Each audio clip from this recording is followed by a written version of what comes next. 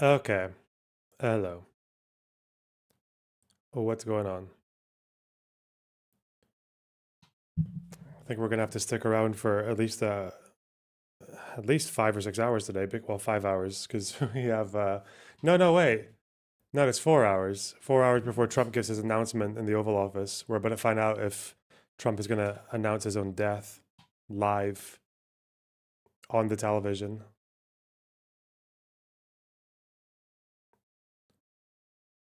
Because he's been away for a little while, hasn't he? And he was spotted in the back of a car looking kind of mogged, but could just be bad lighting, really.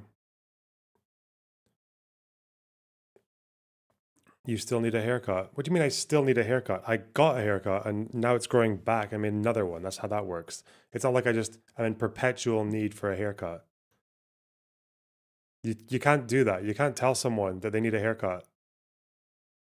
You can't tell someone that they need to eat and then they have food and then like 5 hours later you say, you still need to eat. What? That's not how that works. You will not convince me otherwise.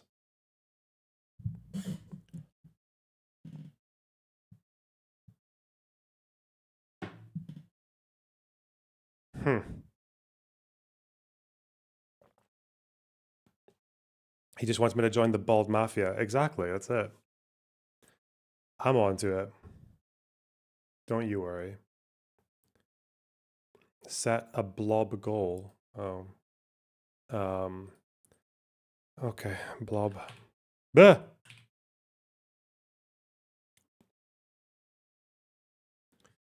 I'm. It's true. It's a.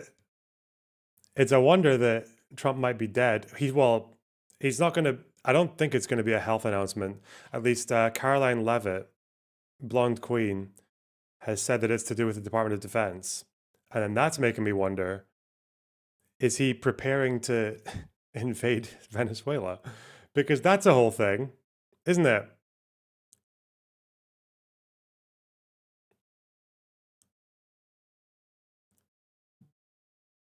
Wait, what is Newsom saying? You know what? I might as well give him some support, because people are accusing him of being a wicked Jewish crook. But We we have know now better. reached the point where a top governor is openly saying Donald Trump has dementia. Who do you think it is? Who do you think saying Trump has dementia? A top governor? I wonder. This started with a simple question from Gavin Newsom to Elon Uh-oh. Musk's Grok AI, which is like a funny little detail, by the way, in response to a clip of Donald Trump repeating once again, we're sending gallons and gallons of water to the ocean. We're just dumping, dumping, dumping. Gavin Newsom posted to his Twitter account a question asked of Grok, the AI run by Twitter and Elon Musk. Do people with dementia repeat false things over and over again? As I told you yesterday, No. That that's such a layup. He practiced this. He practiced this in a different account. He's very clever, Gavin Newsom. Grok's answer was yes. People with dementia can repeat false statements or beliefs, a behavior often linked to memory impairments and cognitive changes. This can manifest as confabulation, where they create or repeat false memories to fill gaps in recollection, or perseveration, where they fixate on a particular idea or statement. Then Gavin Newsom posted the exchange alongside Donald Trump ranting and raving about, water and wildfires and whatever. And Donald Trump, in typical fashion, responded by referring to Gavin Newsom as Gavin Newscum, saying he's got No. No, strange not hand that. action, which is a really weird choice given that Donald Trump's own hands have been the subject of. Wait, is he only he's only going all caps on the governor account, but not his own, not his personal. I mean, as much of a personal as it can be. Huh. He's not committed. Uh-oh. Given that Donald Trump's own hands have been the subject of we've really between Trump's tiny hands as an old topic and now Trump's bruised hands. Trump's hands are the last thing I'd be talking about if I was him. And the reaction was swift. Immediately, Dementia Dawn trended as a hashtag online, and a whole bunch of nicknames were rolled out. Ancient Orange, Trumpelstiltskin, Velveeta, Voldemort. Some went darker, America's fattest pedophile. I would never do stuff like that. I mean, that's just very, very low. Yeah, there are definitely fatter pedophiles, for sure. In America, dude. Low grade stuff, but there were people out there who were saying it, of course, related to Donald Trump's alleged involvement with Jeffrey Epstein. I want to go beneath the humor because I think there's something really significant here. The hypocrisy in MAGA world on this issue isn't a bug. It's really the point.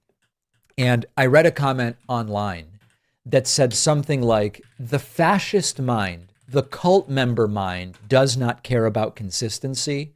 Arguments are just weapons. That's all it is. Well, here's what Would you hear that, Fast? So that's what I say. I say that all the time. Wow. All used to say about Biden, but now you're not applying it to Trump. We think that exposing the double standard matters, but they don't care about it. It doesn't make a difference. It's not useful to them to care about being logically consistent. They'll just come up with what they can come up with to attack someone they don't like. And then if the same thing would apply to a greater degree even to their guy or gal, they don't talk about it. And when their argument stops working, you drop it, you pick up something else, even if it contradicts the last thing. Trump isn't in the Epstein files. And also, he's in there because Hillary Clinton made the Epstein files and put him in there. Wait, so are you in there or aren't you? Both. Pick the one you want. It's like Mad Libs. Where is the video of Fox News hosts getting really angry about Newsom's Twitter? Like, made it. This is a miracle. There is no question that there are problems in this country between police and community. No, it's not this one. I think maybe CNN right, used look. it. For years, we have heard complaints that Democrats would rather keep the... It was a blonde woman. It was a blonde Fox woman. That's Richie Torres. Where's the blonde woman? This is just a CNN panel, but there should be a clip somewhere. Huh. Yeah, his wife needs to tell him to stop. Newsom. His wife needs to tell him to stop.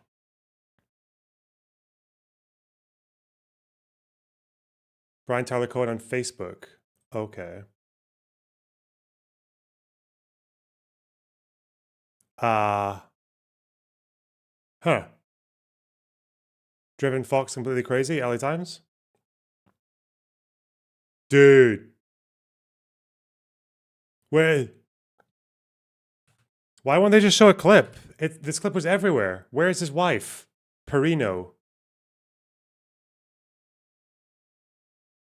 Fucking stupid. Disgusting. Why would it be so difficult to find? Oh, wait. Let me just use... Will this do? Are we going Facebook? Just another day. Just give me the clip. God damn it. Fuck. To do with They're doing stealing things, Rampant. It's this person. scourge on America. But it's not just the topic of redistricting. Now that Newsom is Fox's enemy number one, everything is on the table when it comes to attacking the governor of California. Well, the Golden State is the gold standard in a lot of things. Rampant crime, homelessness, skyrocketing cost of living, and a governor determined to stick it to the president however he can. They're now also the gold standard in unemployment. California's unemployment rate now the highest in the country at 5.5%. Are you fucking kidding me, dude? That just means unemployment in America is kind of like decent numbers all over the country. That's all that means. A staggering 5.5%. Since when in the history of capitalism has 5.5% been an issue for unemployment? Come on. Well, whatever. It's the highest in the country, you know?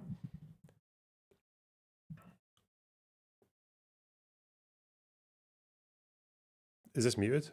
Well, I think we all know that when the jobs numbers are bad, there's only one person to blame.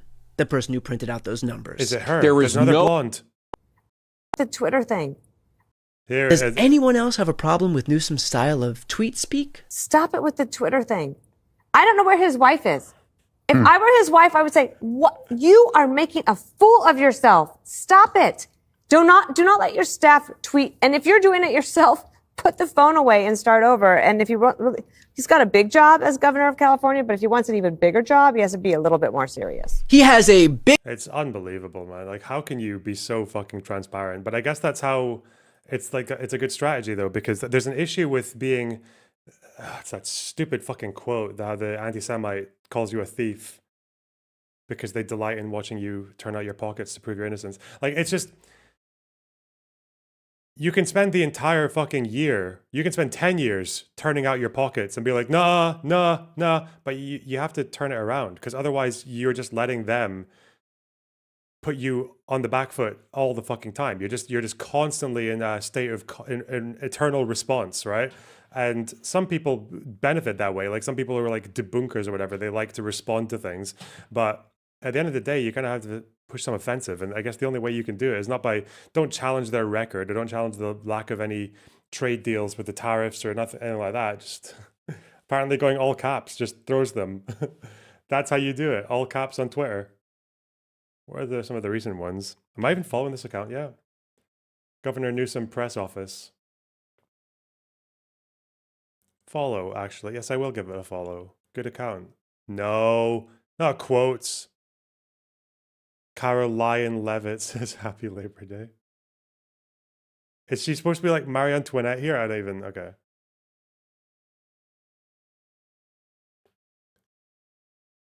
Okay. Happy Labor Day to all, including the scum that is trying to destroy our country with a sick, warped, radical mind. Killing small businesses with crazy tariffs, taking healthcare from children, pardoning J6 thugs, sending the private army to arrest grandma, wrecking our beautiful environment, defunding our schools, and destabilizing long-standing international relationships. Hopefully the United States Supreme Court and other good and compassionate judges throughout the land will save us from the decisions of the monsters who want our country to go to hell. But fear not, we have made great progress in recent weeks, and America will soon be safe and great again. Happy Labor Day, God bless America, GCN. This is like one of the less offensive ones, really. Oh, she's the Hunger Games lady. I don't know popular culture. It's stupid. I've watched that film once, didn't like it that much. Like, the whistling's cool, I guess. Kid Rock. Okay. Or something like that. And this dementia angle is stinging Trump, according to people close to him, because the dementia angle combined with the health angle, the cankles and Donald Trump's bruised hands and his swollen eyes and the entire thing, they can't seem to shake it. And even though corporate and legacy media wasn't talking about it for a while, now they are talking about it. Now, I'm regularly getting emails from people in the audience who say, you know, David, I have or I had an elderly relative with cognitive decline, and they would repeat the same old crap just the way Trump does. They would speak incoherently. What Trump describes as the weave, which is the inability really to stay on topic and to actually sequentially and logically think through a topic. That's what my elderly relative did.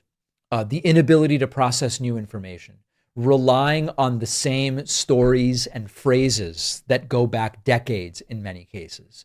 And it's also been pointed out that the cognitive test that Trump brags about, you would only be given such a test if dementia or brain injury were suspected, and that passing it doesn't... Speaking of, we got our weekly blast.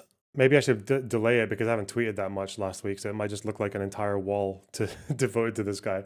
I haven't looked through his Twitter. I need to look through and see if there's anything I need to all caps. Speaking of, actually, dementia, bro, the way this guy talks, charlatan Spencer Gard is harshly criticizing charlatan Andrew Fox opposition to Israel's invasion of Gaza City. The former charlatan, who falsely claims expertise in military history, accuses the latter charlatan. Dude. This guy's insane. Who talks like this? It's like someone told him that repetition is key. And he's just fucking...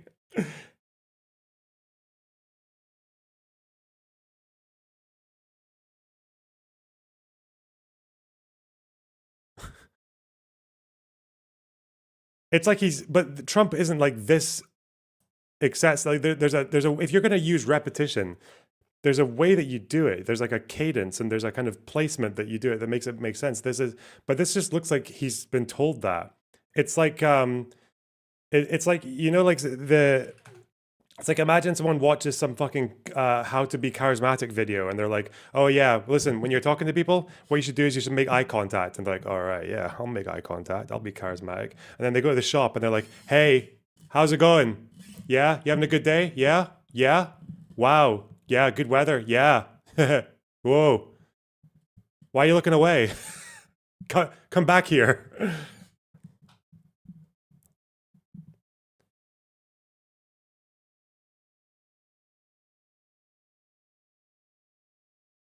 He hasn't spoken about me for like 10 to... Oh, there we go.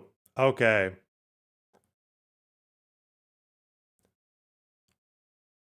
Hasbro streamer.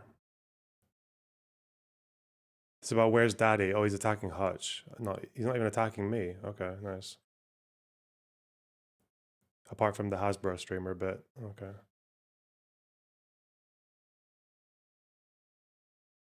He's actually been fairly mute on me for a bit. Oh, he's actually including screen recordings now. Look at him go. Cute. But this isn't even... Trademark smile. A smile which he apparently reserves for people talking about Palestinians raped. Fuck me, dude. Oh, no. Yeah, I never smile otherwise. I don't awkward laugh at, like, everything. Okay. Jesus. So this is about Destiny, not me. What's this clip? You're a lunatic. You're totally crazy. This is nuts. So, okay, I'm going to read more cases. I want to hear you justify it. It's kind of... No, it seems like we don't even agree on the first one, so there's literally no point in going through. No, we're going to go through it. 19-year-old... No, there's no... Oh, this is when he just wanted to go... He wanted to do this fucking... And he got it from Finkelstein, where he just wants to read out all of the human rights reports claims on the March of Return. When it's like one paragraph, and it's like, oh yeah, this guy, fucking Abdul, was 50 meters from the fence. They didn't find him doing any military hostility at the time. Boom. It's like, imagine applying that to... Why would you say for like one at a time with one paragraph in the middle of a fucking like riot when people are attacking a militarized border fence? It doesn't make any sense. It's like if this guy was going for January 6th and they're like, let me see, Ashley Babbitt looked through a window, got shot. Seems very not hostile to me. Like, obviously the context that she's in when she's doing this is kind of important, but okay, whatever. Stardust. Oh no. Pizza Predator. You mean martyr Ashley Babbitt? Yep. There's not really that much. No, there's not really much to go on there. He's been a bit tame the last week. Where are we on 29th now? Whatever.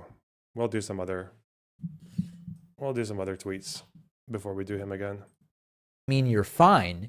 It just means it's not so bad you can't identify a camel in a picture book. And that's not really an accomplishment to write home about. So what I think is kind of brilliant and interesting about a governor starting to talk about this, it's not the insult. Anybody can insult. Trump's being forced into a lose-lose. Because if Trump doesn't respond, we have growing consensus from high-level officials that something's going on with Trump. That's not good for Trump. On the other hand, if Trump does respond and goes, I passed a brain injury test, Gavin Newsom's wrong, it keeps the story in the news cycle. And if Trump ever tries to use it as an excuse to dodge legal trouble in the future, he imagine lawyers said, no, he was cognitively declining, he didn't know right from wrong, then he just looks like a liar. And so Democrats are often allergic to playing hardball. I can't think of many Democrats that are actually fighting right now. Newsom's fighting. Newsom's trying to redistrict in order to get Democrats more seats. Newsom's going right after Trump. Newsom's doing the dementia bomb stuff. And I think a lot of people are kind of tired of the joy and optimism that some Democrats are pushing in the face of an authoritarian movement. This is a movement that thrives on humiliating people and dominating people. And I'm pleased that Gavin Newsom is willing to throw a punch. It's rare in the Democratic Party right now. Now, in the end, whether Trump's decline is only mental I can't believe the liberal, democratic, dark money, progressive people are funding this guy instead of me, the guy who constantly shits on Democrats and doesn't even tell my viewers to vote for them. I can't believe that's happening, dude. Why aren't they reaching out to any of my guys, you know? Why is Denims not on Chorus Media, hey? Why don't we get that Sean the Black guy on? Why is he not on it? What? This is disgraceful. Physical, the culmination of decades of malignant narcissism, it kind of doesn't really matter. What matters here is the emperor has no clothes, no straight line to walk, literally, Trump having trouble walking a straight line, and he doesn't even have coherent thoughts to finish. So I like Democrats pointing this out relentlessly. You can use humor sometimes. You can use bite. You can use... Imagine selling out for the bi-weekly wage of a McDonald's employee. What, $8,000 a month was... $8,000 a month to do to get help and do the thing that you were going to be doing anyway. What? I don't know. It seems like Chorus is a pretty good deal. Seems like they didn't really need to compromise on anything besides the the Taylor Lorenz article. What are you talking about? Maybe talking about me. Oh, me. What, for Progressive Victory? What did I sell out for Progressive Victory? What did I lose by going with Progressive Victory? Is this the new camp now of the people who were calling me like a fucking Zionist since 2022? And then I started doing Progressive Victory stuff in 2024, and they're like, oh, he must have turned into a Zionist because of Progressive Victory. You know, those guys who loved talking about Israel-Palestine, that was definitely their big focus and not, you know, Trump-Harris. Ugh. Absolutely mental. It's a really good racket. The Taylor Lorenz article is such a good racket because it's just so well supported by the fact that no one understands anything about anything. Like, none of these people have actually even worked a regular job, let alone a creator's job where they have to sign contracts, or no one has understood how any of these fucking interactions work. They don't understand how like media works. They don't understand anything. It just works like really, really effectively. Snark, but that is going to make it harder for even Fox News viewers to ignore that it smells like something's rotting. Chad Logic has joined the fray. In what sense? Taylor Lorenz? No way. There's no way he's buying that shit.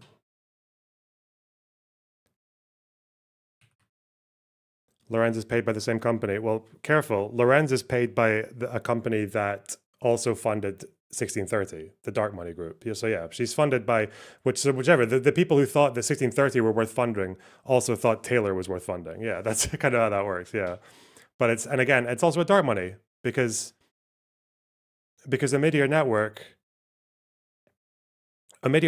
is connected to it's a hybrid structure. So it's got an LLC and a 501c3. The LLC doesn't have to disclose its funding, ergo, it's dark money.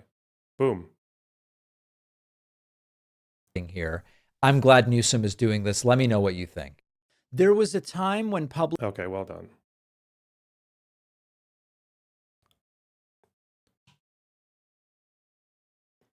All the way around, 1630 funds Omidyar and Chorus. No.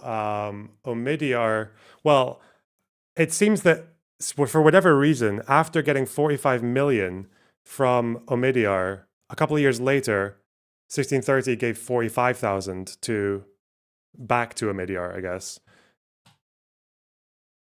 But yeah, it's all intertwined though. It's not even surprising because they all claim to support the same shit, right? They claim to support like media freedom and progressive causes and abortion rights and all that shit. Like, why would you be surprised that some of the same people are throwing money here and there? That's the other thing I don't get. Where is, and this would exist if it were there, okay? I'm guessing it's not there, is what's so bad about anything that 1630 have done? I'm guessing they just fund a few projects that people don't like for some reason, like 1630 projects funded. Because although their their funding sources will be obscured because they are a nonprofit, but the people that they fund will be transparent because that's their entire, they want you to know who they're funding. Does anyone have that? Does anyone have a list of people who were getting funds from 1630? They probably have it on their own website.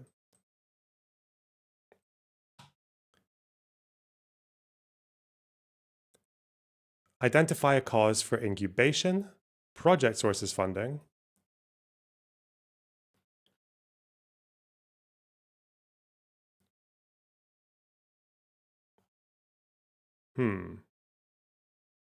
Focus areas. This is just the, yeah, they want affordable healthcare, climate change confronted, or maybe they're actually pro climate change. That's what that means. Wow. Strengthening democracy, progressive values and aspirations. Yeah, what if, surely these guys have supported something that people didn't like. That's probably the issue. It can't just be because of their non-profit structure that they don't have to list every single donor, or because most of their money comes from individual big donors. Drug prices, healthcare, rural victory fund.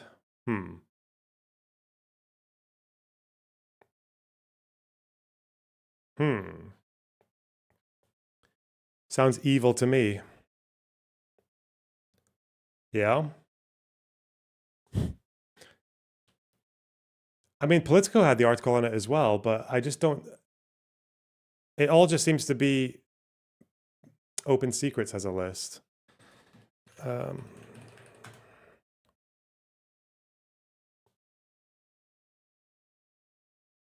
Oh, recipients. Is this it? So they've supported candidates, which you can do at a state level, I believe, not on a federal level. Incumbents. Oh, maybe they supported a particular incumbent. Like, I mean, maybe they supported like Cuomo or something, there'd be an issue. Or Manchin. Or Sinema. Thurman, Richie Torres. There's a few of them that would draw some ire. PAC, Future Forward, Civic Truth, Colorado, Open Democracy.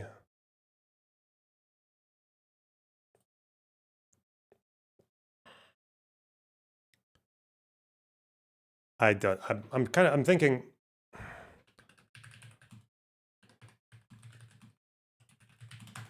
if these guys had actually done something fairly, if these guys had done something bad, I think it would be shown in one of these articles or even in Taylor's. But if it's just, we don't know who their funders are, like, is that inherently an issue, given that why doesn't, like, America has these structures and it seems like a lot of nonprofits use them, like including ones that fund Taylor.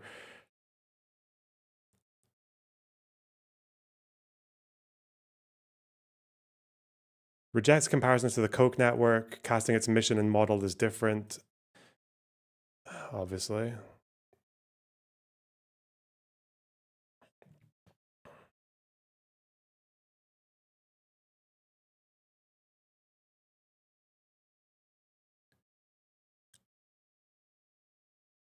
Yeah, I don't know. I think the overuse of the word dark money here, like that term, I think that is probably doing like all the heavy lifting here, because let's say they had funded some cause that was like, oh, they called themselves like a Jewish fund or whatever, like a Jewish outreach fund, and it turned out that it was actually funding like birthright trips or some shit, right? If it was doing something like that, then I think you would know about it. It would get blasted right across the fucking airspace. But there's just like, if they're just saying this is dark money, then even though the projects that they fund are open, so there can't be anything wrong with any of them, or nothing newsworthy at least.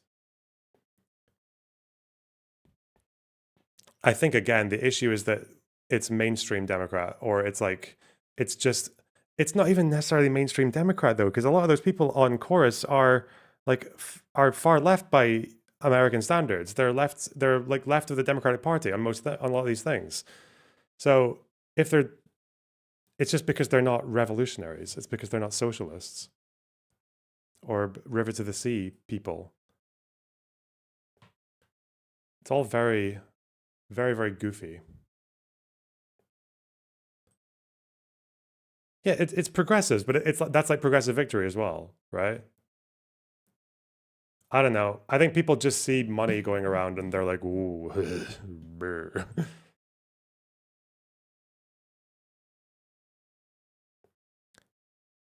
Don't want to dox Pac-Man, but he comes from a wealthy family. There's no way a YouTuber has the money he has. I don't know. If you're pulling in, like, how many views a week does Pac-Man get? Let alone Patreon sponsors and whatever else, and all the ads and everything. David Pac-Man. And he's been doing this for a really long time as well. Really, really long time. He gets 60 million views a month. Bro, this guy is, if you're making 60 million views, if you're getting that many views, I mean, it's watch time that's the more important one, right? But no, fuck off. If you're, dude, if you're getting that many views a month, by contrast, when I get 1 million views in a month, like I can just take the next month off. I mean, I tend to live fairly modestly, but yeah, if I get 1 million views a month, dude, I'm fucking laughing. 60 million views. Maybe my views are worth more per view because of my long form content, like on the streams, but not even that.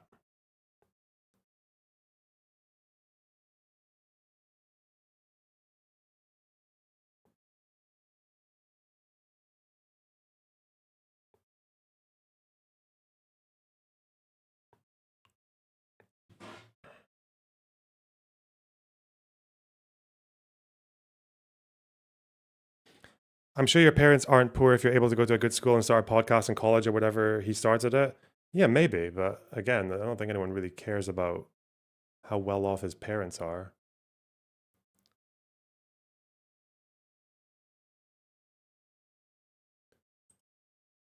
Also, I don't know if that's just like an excuse for fucking burnt out 20-somethings who don't know what they're doing with their lives. I don't know.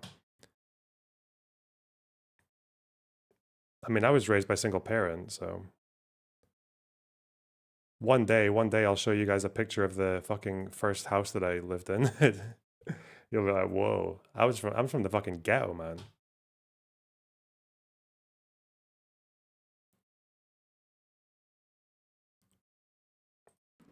Okay.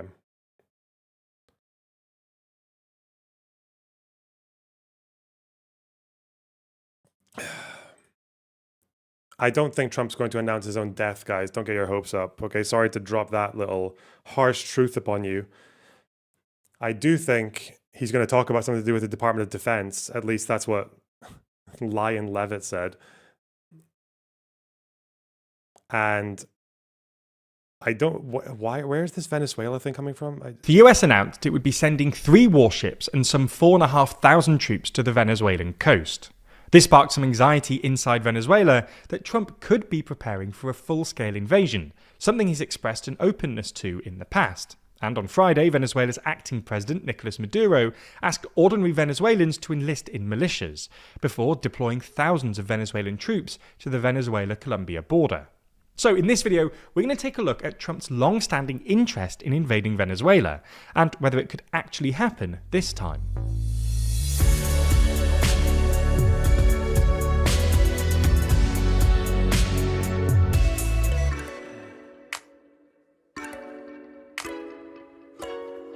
In the latest issue of our magazine, Too Long, we dive deep into the current state of America, discussing our real thoughts on the state of American democracy, soft power, universities, and the countries that could steal their crown, from China to the EU. Find out more about Too Long, the End of the American Order, by clicking the link in the description. So, probably the first thing to say is that Trump has actually threatened to invade Venezuela multiple times in the past. When Trump first took office in 2017, Venezuela was engulfed in crisis.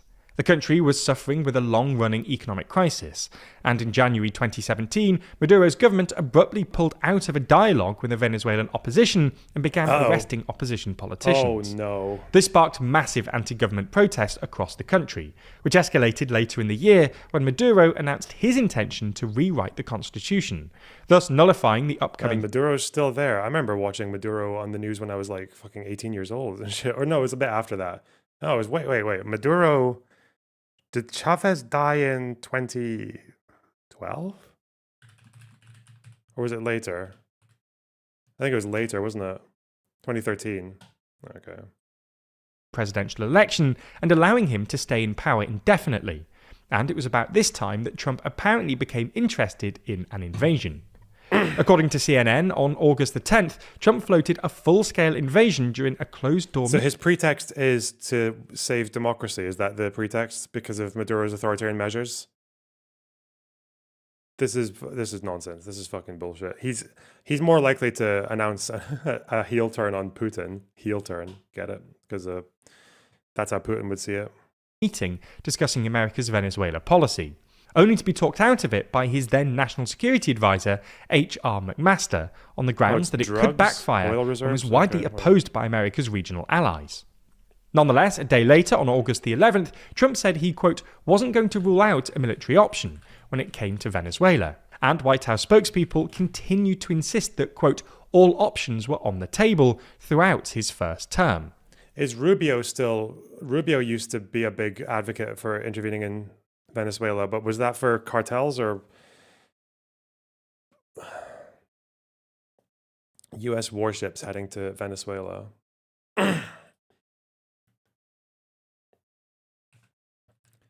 Transnational organized crime. Okay, dude. Obviously, this didn't happen, and the Trump administration instead pursued a policy of so-called maximum pressure, offering a $15 million reward for any information leading to Maduro's arrest, imposing massive sanctions and refusing to recognize Maduro as the legitimate president. This didn't really work, insofar as Maduro didn't step down or make any meaningful concessions, and towards the end of his term, Trump ratcheted up the rhetoric, telling Fox News in May 2020 that, quote, if we ever did anything with Venezuela, I wouldn't send a small little group. No. It would be called an army. During the presidential election campaign later that year, there were reports that Marco Rubio, who was a senator at the time but has since become Trump's Secretary of State, suggested an invasion during at least 2 meetings with senior White House officials. And John Bolton, who was Trump's national security advisor between 2018 and 2019, published a book wherein he claimed Trump said that invading would be, quote, cool, because Venezuela is apparently, in Trump's words, really part of the United States. Oh, okay. At the time, Bolton... I guess when you look at it that way, that's not even an invasion, is it? That's just a security op. The fuck? Bolton's allegations felt somewhat far-fetched, but they feel more plausible in light of Trump's annexationist rhetoric towards Canada and Greenland early in his second term. Once Trump had left office, reports emerged that, in 2019, he'd tried to coordinate an invasion with Argentina's then-president Mauricio Macri, with Argentinian special forces supporting a US-led multinational force. Colombia's president, Gustavo Petro, also claimed that Trump had talked to his predecessor, Ivan Duque, about invading Venezuela via Colombia, and in 2020... Now, I know Colombia and Venezuela have had a fairly rough history with each other, but I don't know if that's still ongoing. Obviously, lots of Venezuelan refugees are in Colombia. What's their relationship like now? Colombia, Venezuela relations.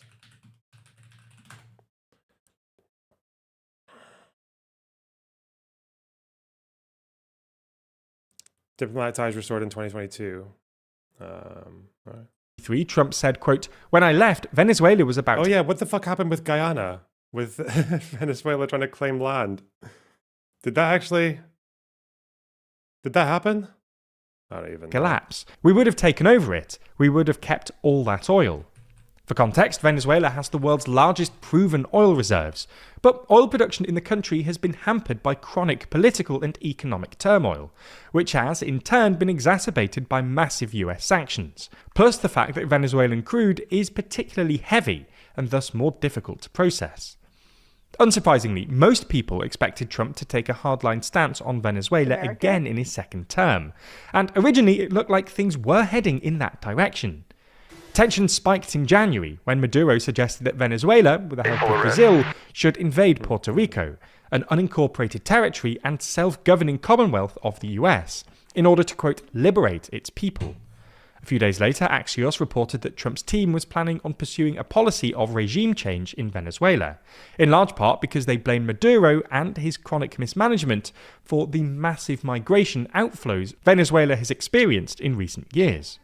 For context, some 8 million people, roughly a quarter of Venezuela's population, have fled Maduro's regime in the past decade, with many of them going to the US. Somewhat surprisingly, though, there was then a period of relative calm, and in July it looked like relations might be on the up after the two countries completed a large-scale prisoner swap with the help of El Salvador, and the Trump administration gave Chevron, an American oil company, the green light to resume oil production inside Venezuela.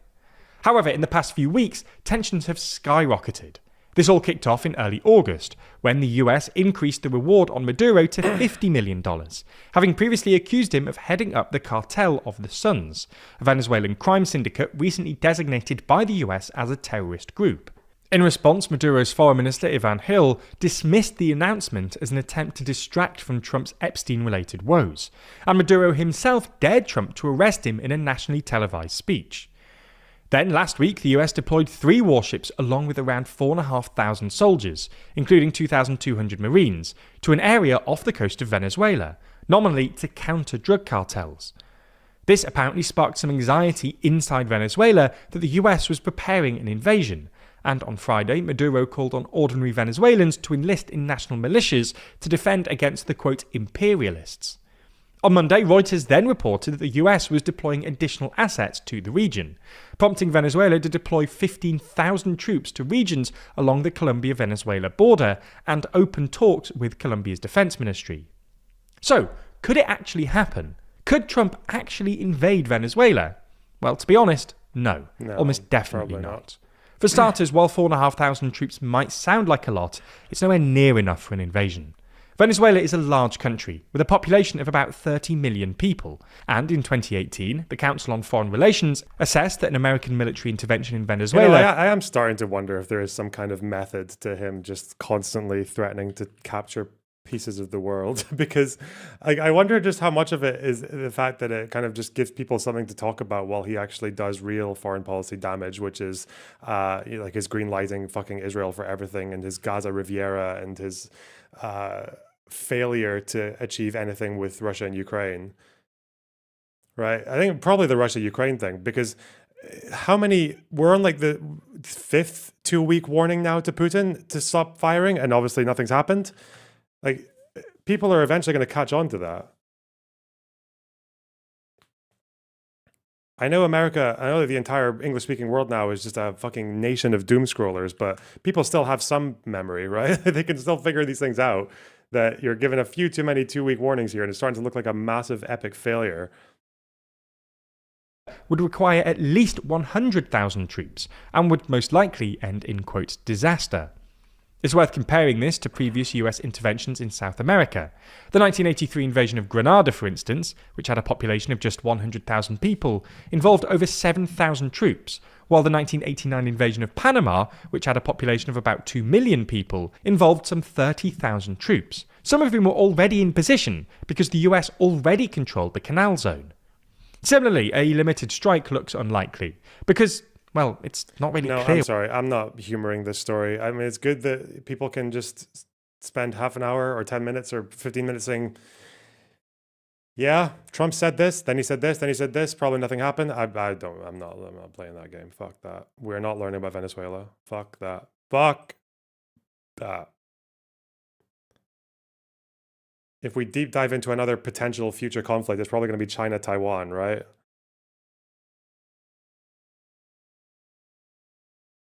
That's more what I'm... There's only so much space in the brain. Please. Fuck Venezuela. Nothing happens, ever. Okay. Every leftist video, ever. Okay, before we start, I just want to point out that I'm not going to name any names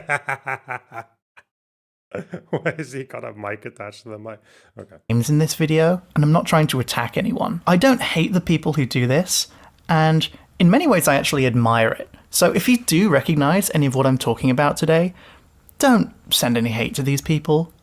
I do not condone that, and there's no way that any of this is worth anyone feeling attacked. Okay, obviously this relates to a lot of dark topics. I suppose that just comes with the territory of talking about politics, especially these days. But you know, I can't personally speak to the full extent of everything going on in the world. I must fully acknowledge that I'm a privileged white guy in a relatively wealthy nation and stable financial situation, and I don't want to give the impression that I'm speaking on behalf of anyone in a more vulnerable or personally affected position than me.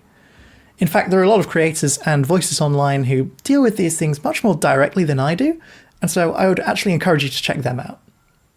Okay, first up, I just want to point out that I'm not an expert in any of this. Sure, I watch a lot of YouTube, but I'm not a media theorist. No. When does a fucking leftist video essayist ever say that? I'm not the expert. They might say that and then go on to say how the actual experts are retarded or something. There's no way. What the fuck? Or a political analyst. I've not done any major research or data sampling to back up the trends that I'm talking about.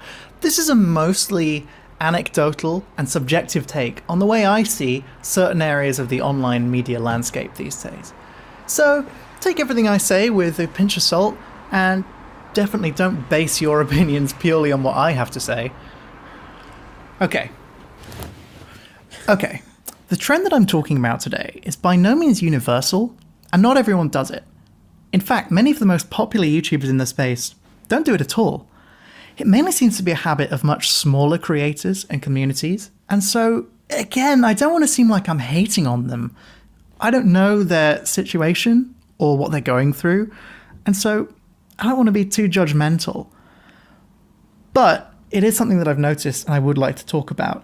I just think there's a risk that pointing it out to specific people could potentially exacerbate the problem. Oh, yeah. Okay, I just want to remind you guys that this is just my opinion. It's okay to disagree with me, but please don't be hateful in the comments. I'm happy to keep discussing the issue, but there's no reason to be mean about it. Otherwise, I'm super keen to hear your constructive criticism, any suggestions for future videos, or anything you think I left out. Thank you so much for watching. Okay, this wasn't as good as I thought it would be. Whatever, dude. Not bad, just not really my thing. Joe Tricky. 1K subscribers. Oh, he's just getting started. Okay. Sound design. What's this guy do? Sound design walkthrough.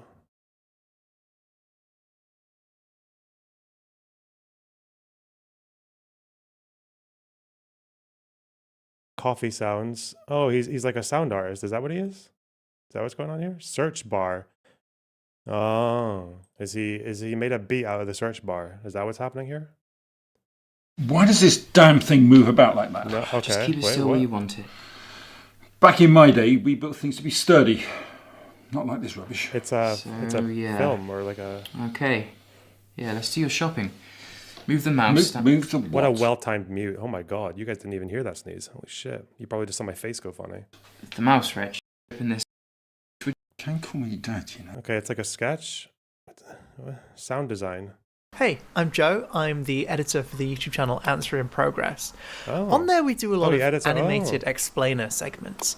Sabrina's the one who does the animations, but he's an editor for a big channel. Mental impacts of trying to keep servers cool. So let's just watch it with the sound design now. Yeah, sound design, let's go. ASMR, 10 minutes. Oh, he just went over it. Wow. Cool. That's so cool. Okay, whatever. Good for him.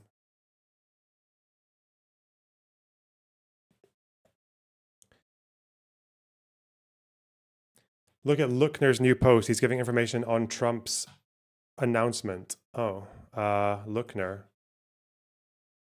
Lookner!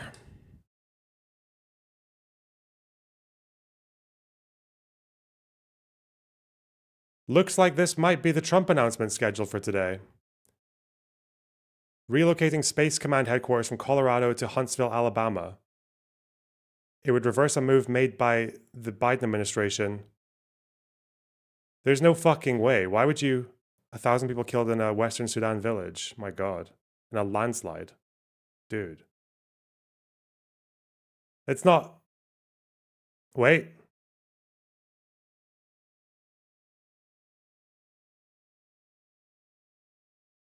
Judge says Trump administration's use of National Guard members and U.S. Marines in Los Angeles violate federal law. Oh, no. Really? What, when they sent the National Guard in and the troops didn't even get in until the violence was on the way down, that it was being quelled? Oh, yeah, you got sent me an article on flood the zone strategy. Yes, well done. We've just discovered that for the first time, yes. What's this? Trump's 11 life lessons from the White House. Why would they give you his 11 life lessons? This just makes it sound like he died. It makes it sound like he's actually going to die. Let me share some of the biggest lessons I've learned from a lifetime spent building dreams. First, if you think that you're too young to do something great, let me tell you that you are wrong. You're not too young. In America, with drive and ambition, young people... I mean, I think most people would worry that they're too old, not too young. What the fuck? Okay. ...can do anything. Second of all, and very importantly, you have to love what you do. I rarely see somebody that's successful that doesn't love what he or she does. Third thing is to think big. You know, you're going to do something, you might as well think big, because it's just as hard to solve a small problem as... He really ham-fisted that one, didn't he? It's going to be the biggest, beautiful, like none you've ever seen. Yeah, he sticks to that one for sure. Big problem, and it's just as much energy and everything else, except the result is going to be a smaller one. So love what you do, but think big. Fourth is work hard. Work hard. Fifth is don't lose your momentum. You just want to keep it going, and you have to know if you are losing it, you have to know when you're losing it, so maybe you stop, and maybe it's time to stop. Number 6, if you want to change the what? Oh God, the way he talks is so funny, man. world, you have to have the courage to be an outsider. In other words, you have to take certain risks and do things a Oh little my God, that's me. I do that. No one likes me. bit differently. Otherwise, if that weren't the case, everybody would Dr. be House. successful. Number 7 is to trust your instincts, common sense. You can go very far in life with common sense. 8th, everybody should believe in the American dream. It's My real. God, it's that's me. I there, do. And it's right before you. 9th, think of yourself as a winner. The power of positive thinking. In Wow, recent years, literally, too many of our young literally. people have Unavoidable. really been taught to think of themselves as victims. But in America, we reject that idea that anyone is born a victim. Our heroes are the ones who take charge of their own destiny despite the odds. And next is to be an original. The all-time greats were people who had Literally. the confidence to be a little different. God only created one of you, so don't try to be someone else. Finally, and most importantly, never, ever give up. I've learned that perseverance is everything, so whatever happens, no matter where you are in life, stay optimistic and just keep pushing forward. Never let anyone tell you that something is impossible. Yeah, that Russian, yeah, that 6th bankruptcy, that Russian bailout money is coming. It's coming any day now. Ever, ever. In America, the impossible is what we all do best. Based. Okay. Wow. I hope you guys are feeling as inspired as I am. Gotta be so funny if he's like dying. I mean, not really. I mean, I'd never. YouTube. No, that's bad. But also, yeah, maybe joke, video game.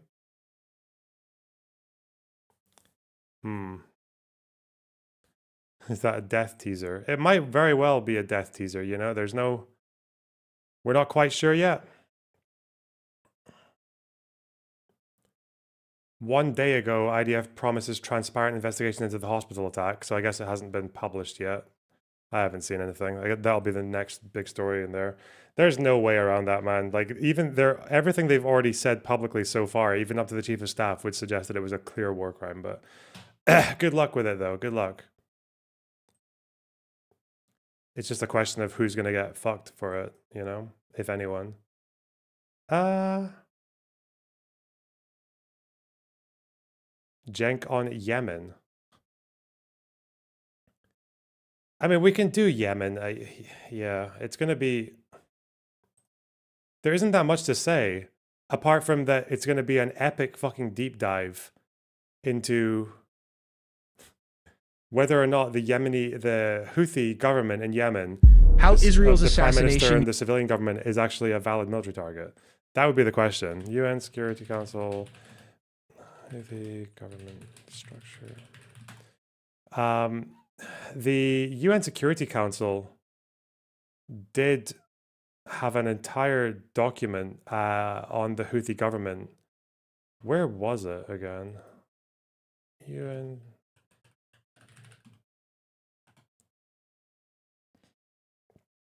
Because their leadership structure would be what determines whether or not they're targetable or not. And I'm wondering where that document is from the Security Council, because they talk quite a lot about it.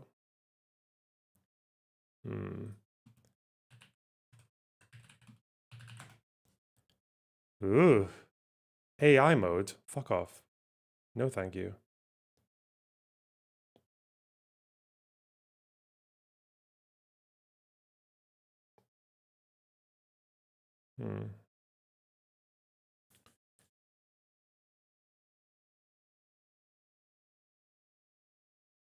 Okay, let's just start watching it. I think I know where I can go from there if we have it.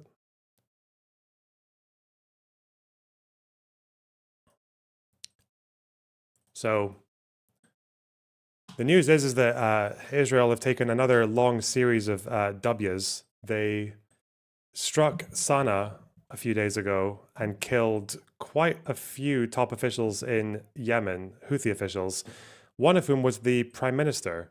And it's obviously prompted a big debate about whether or not Houthis...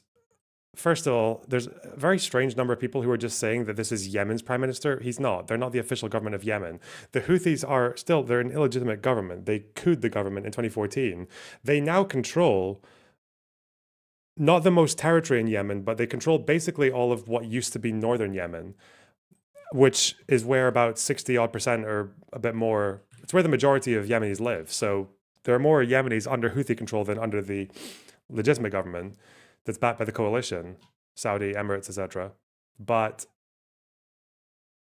that does not mean the Houthis are the legitimate government. Now, whether or not they're a civilian government is the bigger question, because obviously non-state actors, and especially terrorist organizations, especially Axis terrorist organizations, don't really function in the same way as a regular government. It's not like their civilian roles and their militant roles are always as separate. We actually know from the way Hamas and the way Hezbollah works that there is a lot of blur between the civilian and the militant roles, whether it was like the police officers in Cas Led, or whether it's like ambulance drivers sometimes, or whether it's like civilian bodies in Lebanon that have also been involved in intelligence operations. There's a lot going on there. I know a bit about Hezbollah's structure and why. For example, if you ever wonder why Hezbollah gets labeled as a terrorist organization by the Americans, by the British, by the Australians, but the EU tried to separate the political from the military. And they said, we're only going to designate the military organization. And even actually Hezbollah have said things in the past that kind of scoffs at that suggestion, that there actually is a clear boundary between the two.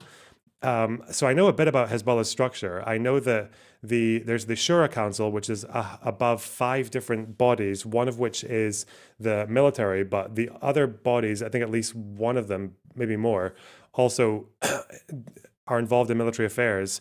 And at the end of the day, they are all down to the executive authority of the Secretary General, like Nasrallah. He's the one who is in charge, or now it's Naim Qassem. So I know with Hezbollah, trying to say that there's a distinct military and civilian wing is kind of foolish. I wonder if I've even got the doc on that. I do.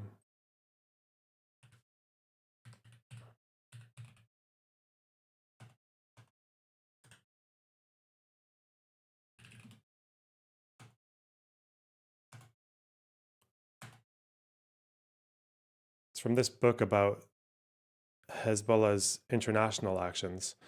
The Secretary General currently, there's a whole bit about it here. Since its founding, the group has developed a sophisticated organizational and leadership structure. The overall governing authority, the Majlis al-Shura Consultative Council, wields all decision-making power and directs several subordinate functional councils. Each functional council reports directly to the Shura Council, which, according to Hezbollah Deputy General Qassem, is in charge of drawing the overall vision and policies, overseeing the general strategies for the party's function, and taking political decisions. US assessments echo Qassem's description. Hezbollah has a unified leadership structure that oversees the organization's complementary, partially compartmentalized elements, according to a Congressional Research Service report. The Secretary General, currently Hasan Nasrallah, presides, formally, I will say, presides over the Shura Council and functions as the group's leader under the authority of the jurist theologian, Iran's Supreme Leader Ali Khamenei. 5 administrative bodies organized around thematic responsibilities run Hezbollah's political, military, jihad, parliamentary, executive, and judicial activities. The Shura Council considers all elements of the group's activities, including its political and military wings, as part of one holistic entity.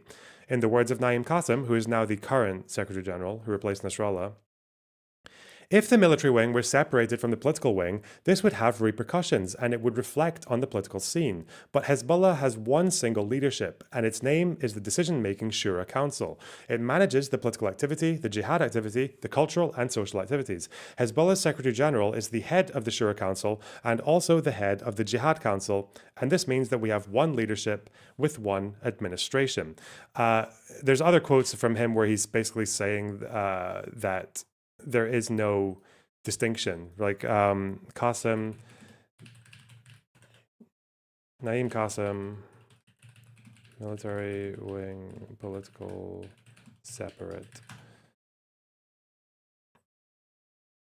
This was in response to the EU trying to distinguish the two when they designated Hezbollah's military wing. And I think Qassem is quoted here. We don't have a military wing and a political one. We don't have Hezbollah on one hand and the Resistance Party on the other. Every element of Hezbollah, from commanders to members, as well as our various capabilities, are in the service of the resistance, and we have nothing but the resistance as a priority. Now, big question mark here is unless you're Norman Finkelstein or the Zionist version of Finkelstein, this is just a quote, okay? This quote should not be taken literally completely on its face 100%. It might be, but we don't know. This could be rhetoric, okay? It could be a rhetorical flourish. This is not him saying that like every single card-carrying Hezbollah member is by definition a militant. It's not really saying that, but he is quite clear that there is overlap, which is why in the United States, you're probably not going to see a doctor who gets a fucking beep on the pager when they're at work and they have to leave and go and fire rockets and then go back to work. You don't really have that, okay? You don't have situations where the military wing and the civilian wing are overlapped that much. Like even if you're a reservist, right? If you're a reservist in a modern or in a democratic state army, you get called up and there's a proper like severance between your civilian life and the military one. It's not like you just get called up and then 3 hours later you're on the battlefield. Like there's a whole process of integration and everything else that separates these two roles. Whereas with Hezbollah, or I'd imagine the Houthis, the gap is a little bit different. The gap is a lot more blurry. So when it comes to Houthis, they're obviously different from Hezbollah, but they have one thing in common, in that they're both trained and built up by the likes of the Axis. So the idea that they'd be completely separate is maybe a little bit silly to me. It just depends on how big the gap actually is and what these guys were part of as the Prime Minister and everyone else when things were going on, when the strikes happened. In 2018, I know that there was a shift where before 2018, the political members of the Houthis, because I think there is actually, with the Houthis, there's Abdul Malik al-Houthi. I think that's his name, right? There is that hierarchy. I wonder if one of these has a graph. There should be a graph here, no? Like a chart. He's in charge of all of it, but there is actually I think there are two categories. One is the jihad organization, and the other one is the political and civilian matters. I wonder where that is, though. Houthi government structure. I think it's this, or we can look at that or that. Let's look at a few of them. I think they're probably going to be similar versions of the same thing, these. Wait, what? What? This is definitely the easiest one to understand.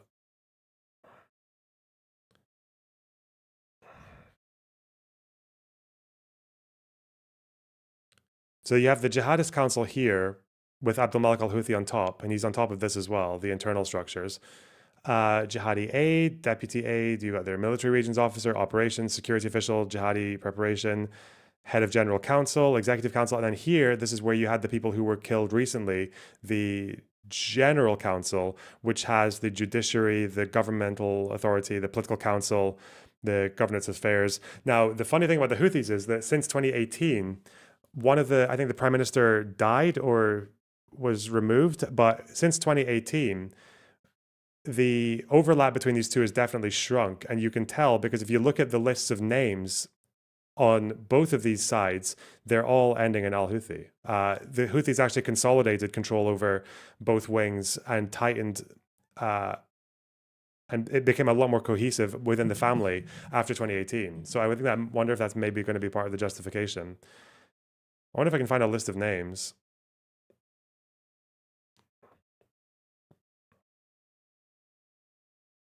If it's post 2018.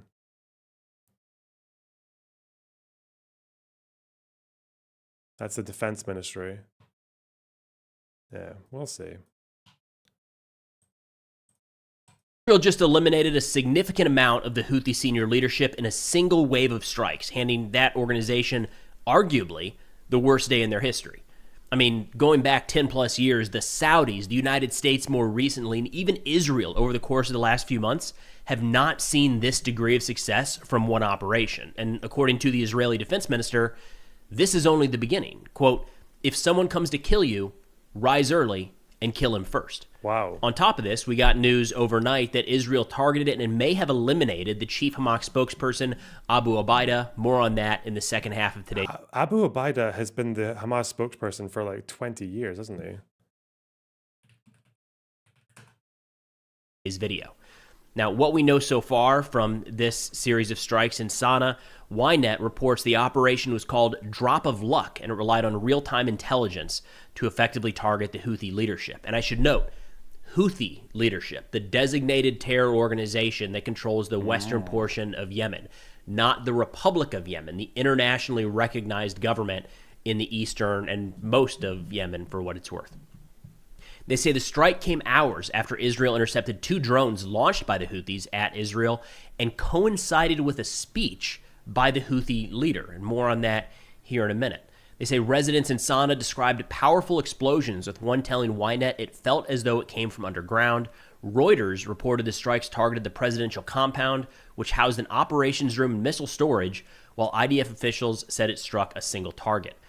What we know as of this point is there are sources in Yemen saying at the very least those eliminated in this strike was the Houthi prime minister, the minister of agriculture, welfare, economy. These are different people. The minister of economy, the minister of justice, information, education, foreign affairs, minister of the interior, and more. The casualty figures I've seen are upwards of 50. You have to assume that when this level of senior leadership is gathered together, they have all of their deputies as well, and their bodyguards, and their entourage, right? The Houthi, albeit a terrorist organization, they operate like a government, so these guys are rolling deep. So it wouldn't be shocking to see a casualty count of 30, 40, 50 coming out as we get more information on this. Actually, this might be interesting to look at because if you go to an old thing from 2024, it'd be interesting to see which one of these guys were sanctioned and which ones weren't.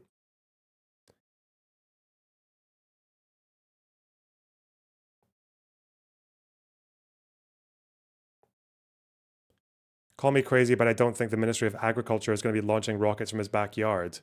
Wait, why do you think is that intentional? That's not the claim. The claim would be that if you're the Ministry of Agriculture, the issue might be the land, which is controlled by the Minister of Agriculture, because again, this is like a very authoritarian regime, might be utilized for military functions. That would be that would be because remember, these guys don't use separate military infrastructure. They use civilian infrastructure, which is why the overlap between the two is a lot more blurry than in a fucking, what do you call it? In a regular state. But okay. But you can see here, well, for this is Deputy Prime Minister, head of the Supreme Committee for Supporting Al-Aqsa. But as far as people who were sanctioned, I don't think all of these guys were sanctioned by the US. So the US clearly didn't have the strictest opinions on a lot of these guys. So this is obviously Abdul Malik al-Houthi. They're not going to, they're definitely going to say this guy is targetable.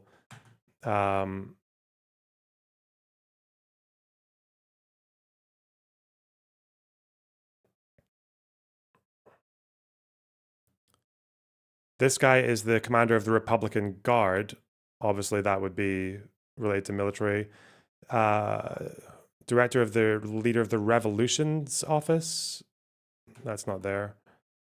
Head of Security and Intelligence. Obviously, that would be military. Okay. Fifth Military Region. Not what we're looking for right now.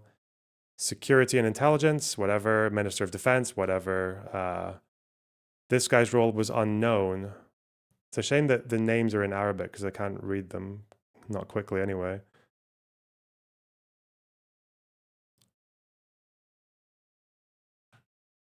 Hang on. Coastal defense. Yeah, this list of sanctioned individuals is all military related, whereas they do have. Wait, really?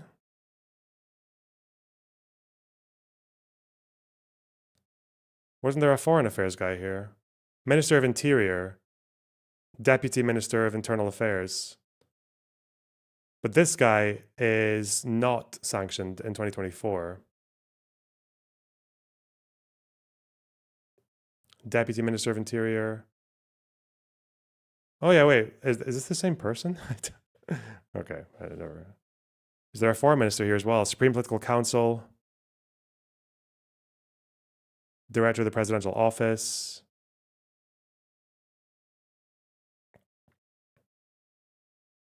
That might be interesting. Obviously, sanctions don't necessarily mean that, like, whether you are or whether you're not targetable, but it might be that the US, they're less interested in these guys, it seems. I don't even know if the agriculture guy is here. Information. Justice. He's not there. Education.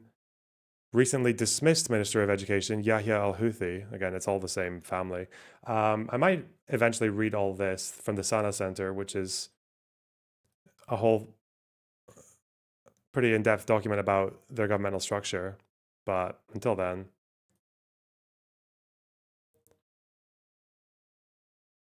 Yeah, I don't know. I don't know exactly how justified this would have been.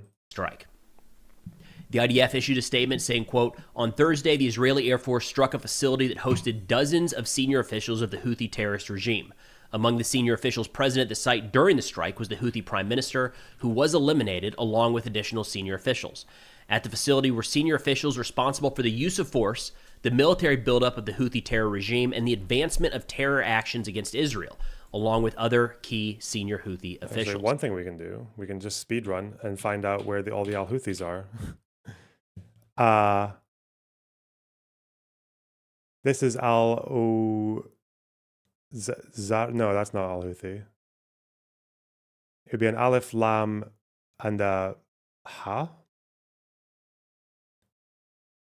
Actually, I don't think, are any of these guys al-Houthi? I don't think they are.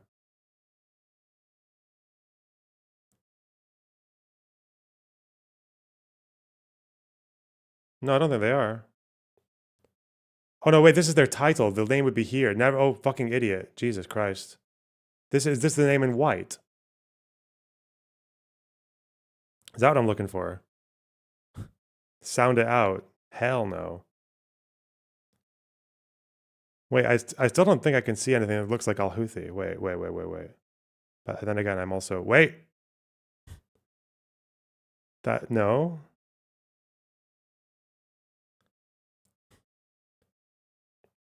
The name is white. Yeah, but none of these look like they say al-Houthi, do they? Wait. Who? No? Because it wouldn't have this in it. It wouldn't have that fucking R. No, there's no Al-Houthi here. Okay. 50 individuals of Easter who was eliminated along with additional senior officials. At the facility were senior officials responsible for the use of force, the military buildup of the Houthi terror regime, and the advancement of terror actions against Israel, along with other key senior Houthi officials. And we should note that the Houthis, really since the beginning of July, so, a month and a half, almost 2 months at this point, have not been carrying out attacks against commercial shipping in the Red Sea and the Gulf of Aden. However, 3-4 times a week, just about every other day in that time period, they are launching missiles and drones at Israeli territory, including last week, the first use of a ballistic missile with a cluster munition warhead that we did see Iran use against Israel during the 12-day war, given that Iran supplies the Houthis, and we've had videos just recently showing some of the shipments from Iran making their way to Houthi-controlled territory. It would not be surprising if Iran sent one of those to Yemen explicitly for this use, or if the Houthis had this sitting around and decided it was time to fire clusters into Israel. Israeli Defense Minister Katz put out a pretty cold statement and suggested that this is just the beginning of what the Houthis and really the Iranian axis of resistance can expect to continue for a period of time. He said, quote, "The day before yesterday, we delivered an unprecedented knockout blow to the top security political leadership of the Houthi terrorist organization in Yemen in a daring and brilliant IDF operation. I warned that after the plague of darkness would come the plague of the firstborn, and now we've carried out that warning. The fate of Yemen is the fate of Tehran, and this is only the beginning. The Houthis will learn the hard way that whoever threatens and harms Israel will be struck sevenfold, and they will not decide when this ends. We will continue to pursue an offensive policy on all fronts with a clear and sharp message. If someone comes to kill you, rise early and kill him first." Israeli Prime Minister Benjamin Netanyahu added some context to these strikes, saying, quote, "For some time now, I've been promising you and the citizens of Israel that the Houthis will pay a very heavy price for their aggression against the state of Israel." The Air Force targeted a gathering of senior members of the terror regime in Sana'a, who at that very moment were watching a speech by the Houthi leader, Abdul Malik al-Houthi. So again, that was reported by Ynet and now again stated by Israeli Prime Minister Netanyahu that that group of senior Houthi officials were gathered together to hear their leader give a speech. That's when the impacts occurred. Netanyahu said in every speech, al-Houthi pledges to strike Israel, to destroy Israel. They even engrave it on their flag. That promise. Wait, were they targeting? They said their leader. Were they targeting Abdul Malik al-Houthi or the prime minister? Because Abdul Malik, I think, is. Wait, hang on, dude. I think he's still alive, isn't he? I don't think they even said that he was maybe dead. This dude, he ain't dead. He avoided the strike? I don't know. Fuck. Never be fulfilled, but our promise to strike the terror regime with even greater force is indeed being fulfilled and in a decisive way. And this is only the beginning of the strike against the senior leadership in Sana'a. We will reach them all. Now, looking at some other responses here, notably the Houthis have We'll reach them all. Okay, well, they're not splitting any hairs, are they? What are the confirmations? We have the prime minister, okay. A number of others wounded. Several military officials and other senior members, did not name them. Oh, so it might have been that the political guys, what, they were collateral? Or, did not make clear whether or not the defense minister was among the casualties.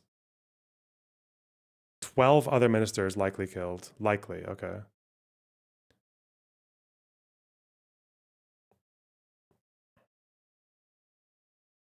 He became prime minister nearly a year ago, Al-Rahui. Okay. Did you see Cenk's tweet about this? What? When he said that it was the he said it was the Houthi government, the Yemeni government. Yes, I did see that. Very goofy. Israel Katz said it's just the beginning. Wow. 2 days ago, we dealt an unprecedented, crushing blow to the senior officials in the military leadership of the Houthi terrorist organization in Yemen in a bold, brilliant action by the IDF. The destiny of Yemen is the destiny of Tehran, and this is just the beginning. The Houthis will learn the hard way that whoever threatens and harms Israel will be harmed sevenfold, and they will not determine when this ends. That's from Israel Katz, okay? Very chest beaty. Big boy, big testosterone. Death to America, death to Israel, curse upon the Jews, okay.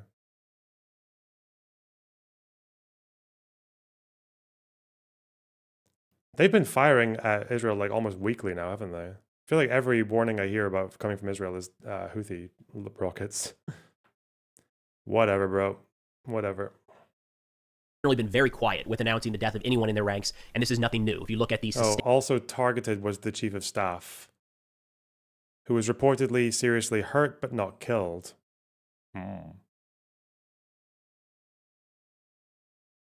U.S. campaign carried out against them during, what was it, February, March time period, like 40 plus days of daily U.S. airstrikes and missile strikes against the Houthis. On multiple occasions, the United States claimed that we took out a senior figure or a senior military official. I don't think a single one of those was confirmed by the Houthis, which could be viewed a couple different ways. One, they're just not confirming it, or two, our intel was not spot on and we didn't actually get them. Nonetheless, it's notable here that the Houthis are confirming that some of these people were killed. The Houthi response, part of the Houthi response, said, quote, "With great pride and honor, mixed with sadness and grief, we mourn the martyrdom of the Prime Minister along with a number of his companions. The treacherous enemy has pained us with this calamity, but we pledge to God, the dear Yemeni people, and the families of the martyrs and wounded, that we will take revenge and create victory from the depths of our wounds." And I should note that as of this recording, we have not seen a Houthi response. I would not be surprised. It's like a fucking rap battle alongside a military conflict. Ballistic missile launch and drones launched against Israel in the next couple hours, certainly days. Al Jazeera reporting on this said, quote, "A Houthi official has vowed vengeance against Israel after the Yemeni group confirmed that an Israeli airstrike earlier this week killed the prime minister of the Houthi government in the capital, Sana'a."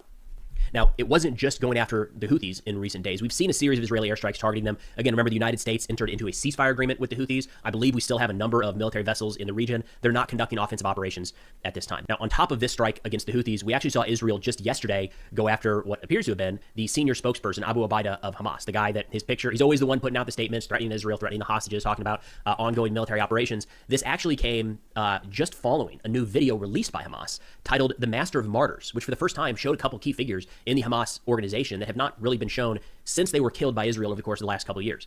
According to the Times of Israel, say the video, which is 3 minutes in length, and I'll have this linked in the description for those interested. Oh yeah, Mehdi Hasan said this as well, but I think he deleted his tweet or he got community noted. Mehdi Hasan, Yemeni government tweet. Or is it here? Oh, no. Wait. Yeah, Israel can apparently wipe out entire governments of Middle Eastern countries, and he has to get communities noted. It's fucking disgraceful, man. Why would he do that? Why?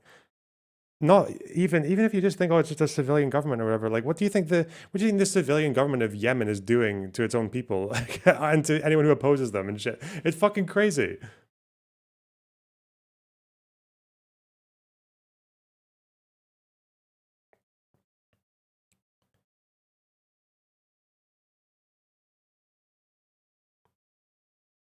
Opens with a clip of the former head of Hamas's military wing, Mohammed Deif, talking about Hamas's fight against the tyrants of Israel with mournful music playing in the background. The music, a song titled "Master of Martyrs," continues throughout as clips of rocket fire on Israel, the October 7th invasion, military parades, and various other snippets of Hamas propaganda footage play out on screen. Among the clips is a brief snippet of what appears to be a meeting between several former Hamas leaders, including Hamas Politburo leader Ismail Haniyeh, Hamas's leader in Gaza, Yahya Sinwar, and the deputy commander of Hamas's military wing, Marwan Issa. The three men were all killed in IDF operations in 2024, as was Deif. So again, very similar to what we are seeing out of the Houthis right now. Not a lot of urgent verification, or rapid verification, or timely verification when these senior figures are eliminated. So it is notable at this point that Hamas decided it was time, and for whatever reason, let's go ahead and start mourning these guys publicly. That happened to come just moments before an Israeli airstrike in Gaza that may have eliminated Abu Ubaidah. Wait, what is this? Oh, may have. This is an old video. What is this? Hearing from sources that Trump will announce today that Taylor Lorenz is a registered Republican who vacations in Israel. The years-long secretive plan to insert a MAGA agent into the far left was called Project Long COVID Ultra, involved in the highest levels of government. Taylor P. Lorenz, voter registration in Connecticut, Republican. Okay, dude, 40. Shut up. Shut up. This is a different Taylor Lorenz. That's not real.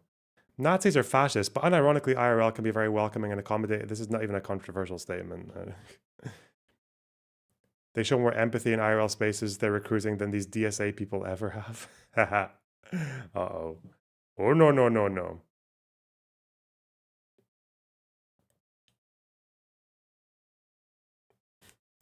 Dark money. Person of Hamas's military wing.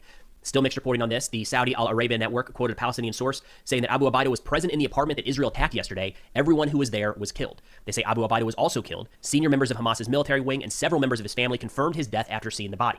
That information has not made it to any other international outlets at this point. I've not seen it officially reported in Israel.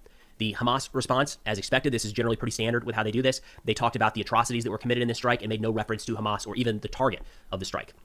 Hamas said, quote, the criminal airstrike carried out by the fascist occupation army on a residential building in the densely populated Al Ramal neighborhood of western Gaza City, resulting in dozens of casualties, including martyrs and wounded, represents a further escalation in the genocide and a brutal targeting of innocent civilians, aiming to terrorize and forcibly displace them from the city. Again, pretty standard Hamas response, even if it's very clearly all militants that were killed.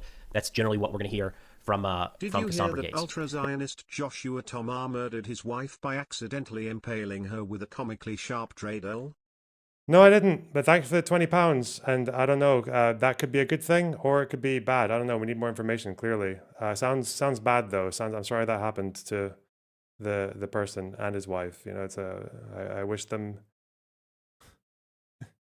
They're a great couple. Thanks. Now, Gaza Now, a Palestinian source with a lot of sources in the Gaza Strip, put out a statement saying, quote, Abu Obaida, the official spokesperson for Al-Qassam brigades, is fine, and the Zionist rumors are not true. A quick note on that of not true rumors. 2 days ago, there was an attack. Israel has resumed military operations in some portions of the Gaza Strip. It appears there was an IED detonated under a vehicle. May have been one Israeli soldier killed. I'm not sure if it lined up exactly, but definitely a handful wounded that were inside of the vehicle. Immediately, stories started coming out on Palestinian media that 4 Israeli soldiers had been captured, kidnapped, abducted by Hamas and drugged underground into the tunnels, that there was an urgent search underway, and Israel had put in force this media blackout. Al Jazeera even stood up like an alert desk, right? Like breaking news. All eyes on this thing. Israeli soldiers are captured and held by Hamas. By all accounts, that was not true and is not true. So Israel did come out and say that's just completely made up. And all of the organizations that were reporting it dropped it entirely. And we've seen no evidence since that incident, that even from Hamas, that they have those soldiers. And in the past, we have seen that, where they release footage pretty quickly to kind of brag and build on what they would view as a success. So that rumor is not true. No one Al really Jazeera mentions it, but ZTO is pretty deranged. They brought on Lawrence as a contributor and seem fine with Bassem Youssef saying some crazy anti-Semitic things fairly regularly. Yeah, but he's like a charming Arab boomer, so we don't care, right? He's funny. It's just that's just what you do, you know. You give the pass. Oh well. Did add to this reporting, again, not saying much here, but sticking with the civilian Thanks for component. They $10. said, quote, strikes maim children as Israel says Qassam spokesperson Abu Obaida targeted. They say video shows injured children in the aftermath of strikes on Gaza City as Israel's military hit multiple apartment buildings in its campaign to force Palestinians out of the area. Israel says it was targeting Qassam brigade spokesperson Abu Obaida from Hamas's armed wing. So again, we'll wait for confirmation on that. I wouldn't expect it anytime soon. What we should expect is some announcement from Israel in the next day or two as to the effects of this strike. We're getting some unofficial reporting, unnamed officials at this point, saying that if he was there. Does Hamas lie about their commanders being killed? Generally, no. I don't know why they don't hide the deaths of more important people. Probably just because they can't. Like, I guess they just get the honor of the announcement like fairly early on and everything, like the martyrdom and all that shit. And they need a replacement. They probably need people across the entire command structure to know that they're taking orders from different people now. Yeah, there's no really. They never admit it.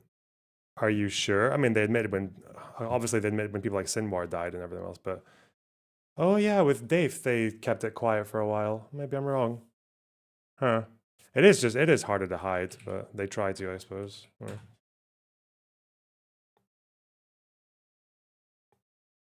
Obviously, for general militant losses, that's very common, right?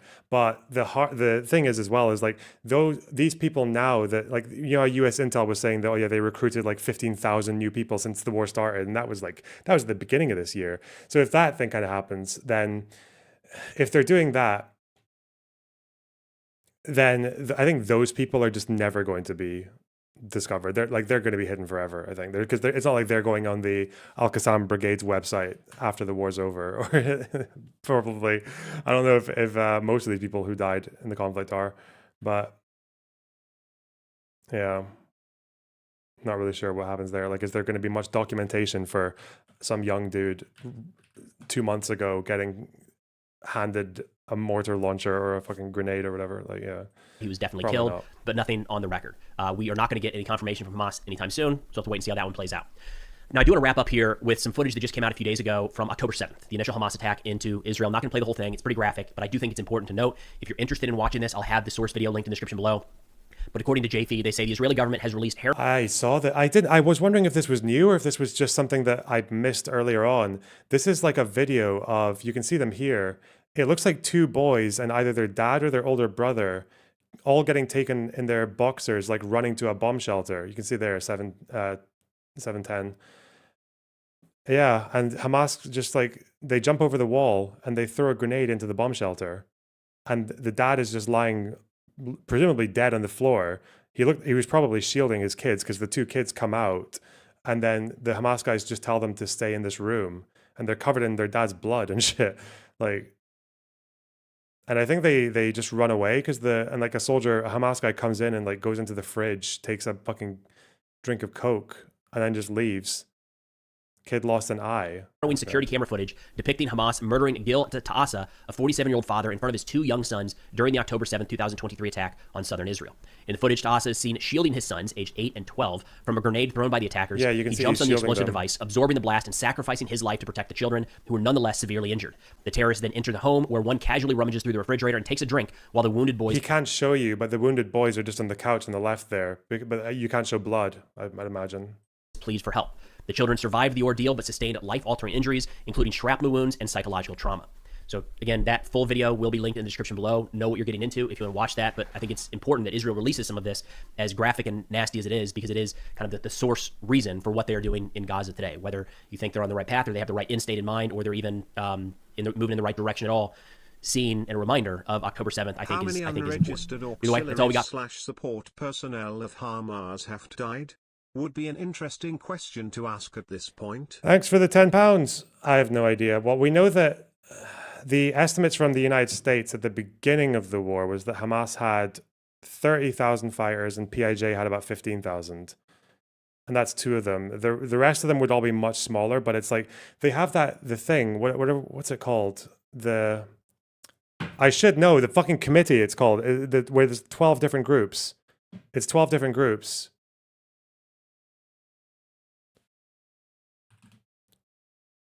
What's it called? Committee? Revolution? No, it's not revolution, is it? 12 Hamas leaders. It came up during the March of Return.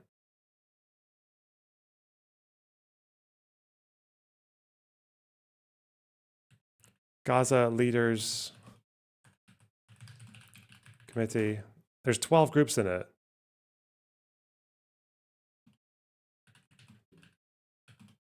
You guys don't know either. Someone would have said something right now, right? It originally excluded the military groups, but then obviously they were utilized during October 7th. It's not the fucking Central Committee. Fuck you. Fuck you.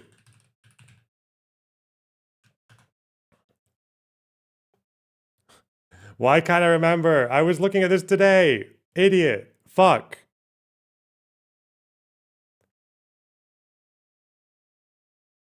The Joint Operations Room. Yes, that fuck. Yeah, so Hamas and PIJ are the big ones. Al-Qassam brigades and the Al-Quds brigades.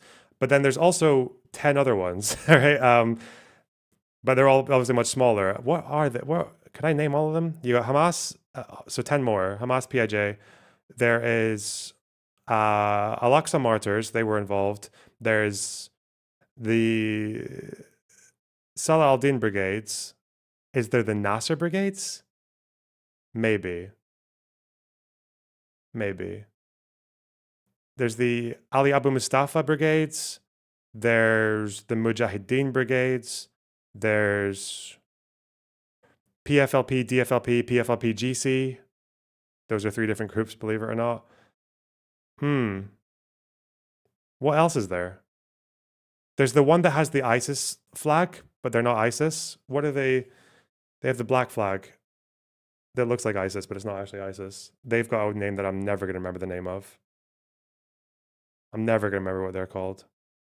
Is there also...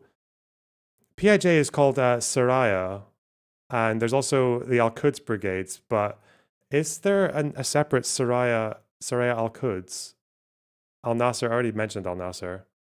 I don't remember the other ones. But yeah, there's like 3 more. But yeah, I don't know how big they are. They're very small. Most of them, anyway. For now, yeah. Thanks for watching, and I'll see you all next time. Thanks for watching. Okay.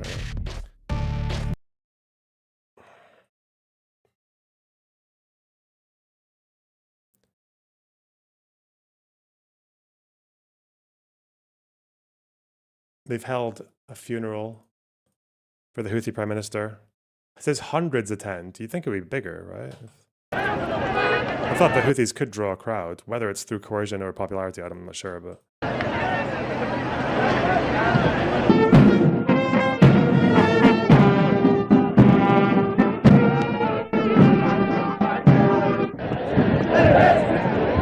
Dude, what are these fucking Lego ass vehicles? Okay. That is busy.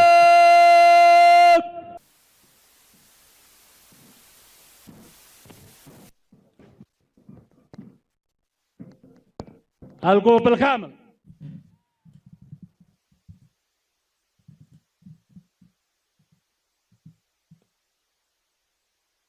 انتبه. سلام سلام.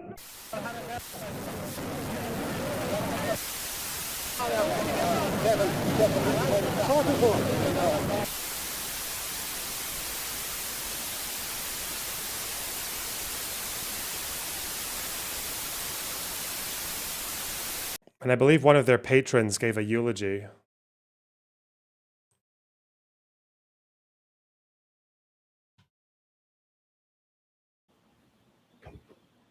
He looks so mad. All right, guys. So Israel just murdered the prime minister of Yemen because they're terrorists. And on top of that, they murdered his entire cabinet. So the two separate bombings, according to Times of Israel.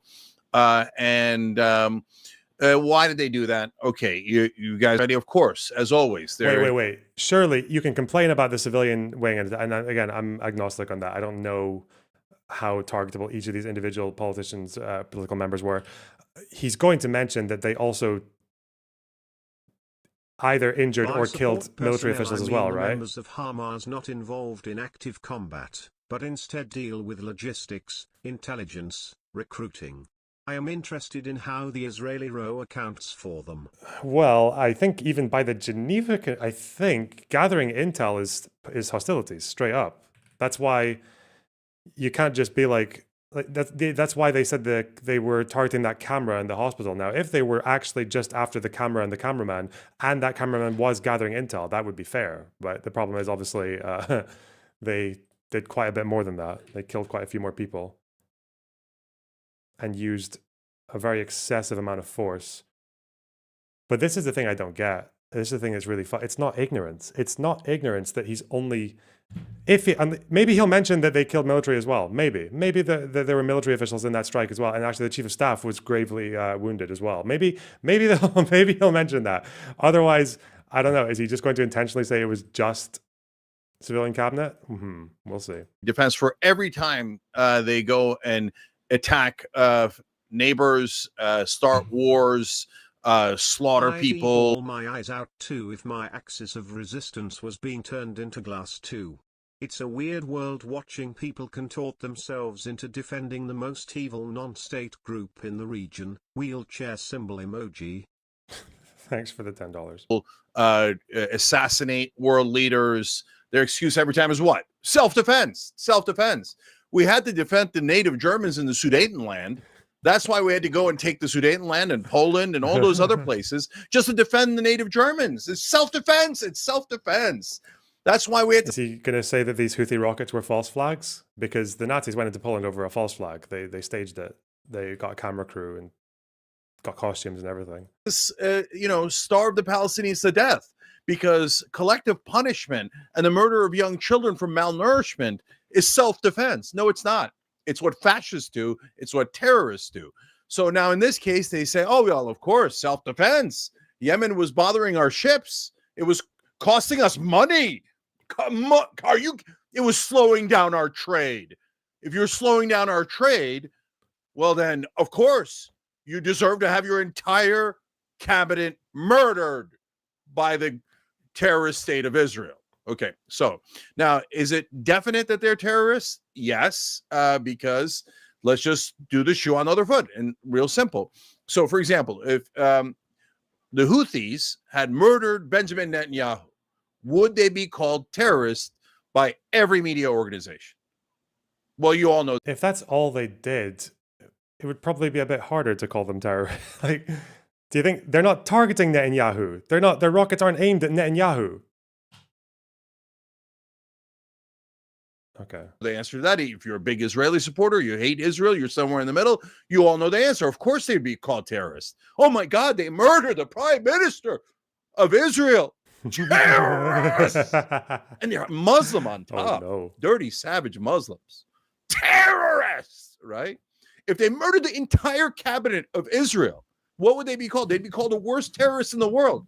Israel does it. They're like, nah, who cares? That's totally fine. No, so we got to send them money. Hey guys, go to work today. Make sure you do a double shift. Because if the PA killed Netanyahu, wouldn't they be called terrorists? I mean, the usual suspects would call them terrorists. If the PA just did like a single, like that was their only contribution to this war, was they assassinate Netanyahu? Dude, you think I'd give a fuck? I wouldn't call them terrorists for that. Shit. Got to send some of that money. Guy's literally taking territory and like, what? Money to Israel to start endless wars with their neighbors, to start a genocide and make us pay for all of it. And by the way, now what's going to happen with Yemen and America? Now, unless we get new leadership and we change direction and we stop being Israel's servants, that all of Yemen's going to hate America forever. Why? Because we paid for the slaughter of their entire government. And all under the rubric of self-defense. Okay, so they say, all right, well, obviously the Palestinians have no right to defend themselves. No, they are to sit there and be occupied for the rest of time because Israel already voted. They were never going to allow a Palestinian state. So as they cry fake tears about, oh, they don't want us to exist. In what hypothetical world? There is no multiverse where Israel is going to get wiped out, even though they have nukes, Iron Dome, and a bigger military than the rest of the Middle East combined. So Israel exists. It is under no threat of not existing. Anyone who thinks that Israel is under an existential threat is a lunatic who is totally deranged. And because of probable bias or it's just it's a really weird situation that you're in, where the reason it doesn't look like Israel's existence is under threat is because they deal with the threats. It's like, but it's such a strange thing. It's like, do you think maybe in some alternate, like what you need is a properly cynical Israeli prime minister to just turn off all the defenses in Israel for like 48 hours and then just watch what the Houthis, Hezbollah, Hamas, and everyone else who has an interest against Israel in that region, and just watch them go at it for like 48 hours and just be like, okay, can we actually like, yeah, so you understand that we're defending ourselves and our right to exist now, yeah? Fuck me. They should have just let October 7th last a bit longer. You know, that would have, obviously there are ethical issues with doing that, you know, people die. But it's where you become like an ironic victim of your own success in a way, that if you manage to stave off your attackers fairly early and you manage to neuter them to a point, then they don't really see the threat that you're dealing with, you know, because you've dealt with it. Like, that's the issue. If you effectively deal with a threat, to an outside observer, you're not going to look like you've dealt with a threat because the threat's been dealt with. Like, where's the threat? Propaganda believes that, oh my God, poor little Israel with all of their nuclear weapons and the only country in the world that has Iron Dome, but we're all about to get murdered any second. No, you're not. Those are paranoid fantasies that are making you go on the offense and brutalize your neighbors and start war after war after war and say, all right, America's servant boys. Okay, he does this for 25 minutes. Where's the... Okay, I want the screaming. I want the screams. Swamp. And so he gets in office, and if you're a MAGA, you see it. Trump, MAGA. Everyone would laugh him out of the room. Who the hell? No, you don't represent all Muslims. Who canceled and arrested? How dare you? Or any other Israeli lobby? That's it. They don't work for us, and I'll never, ever vote for them.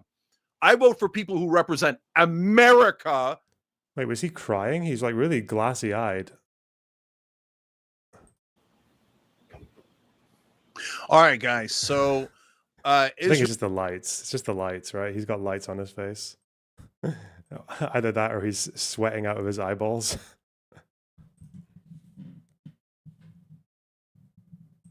Okay.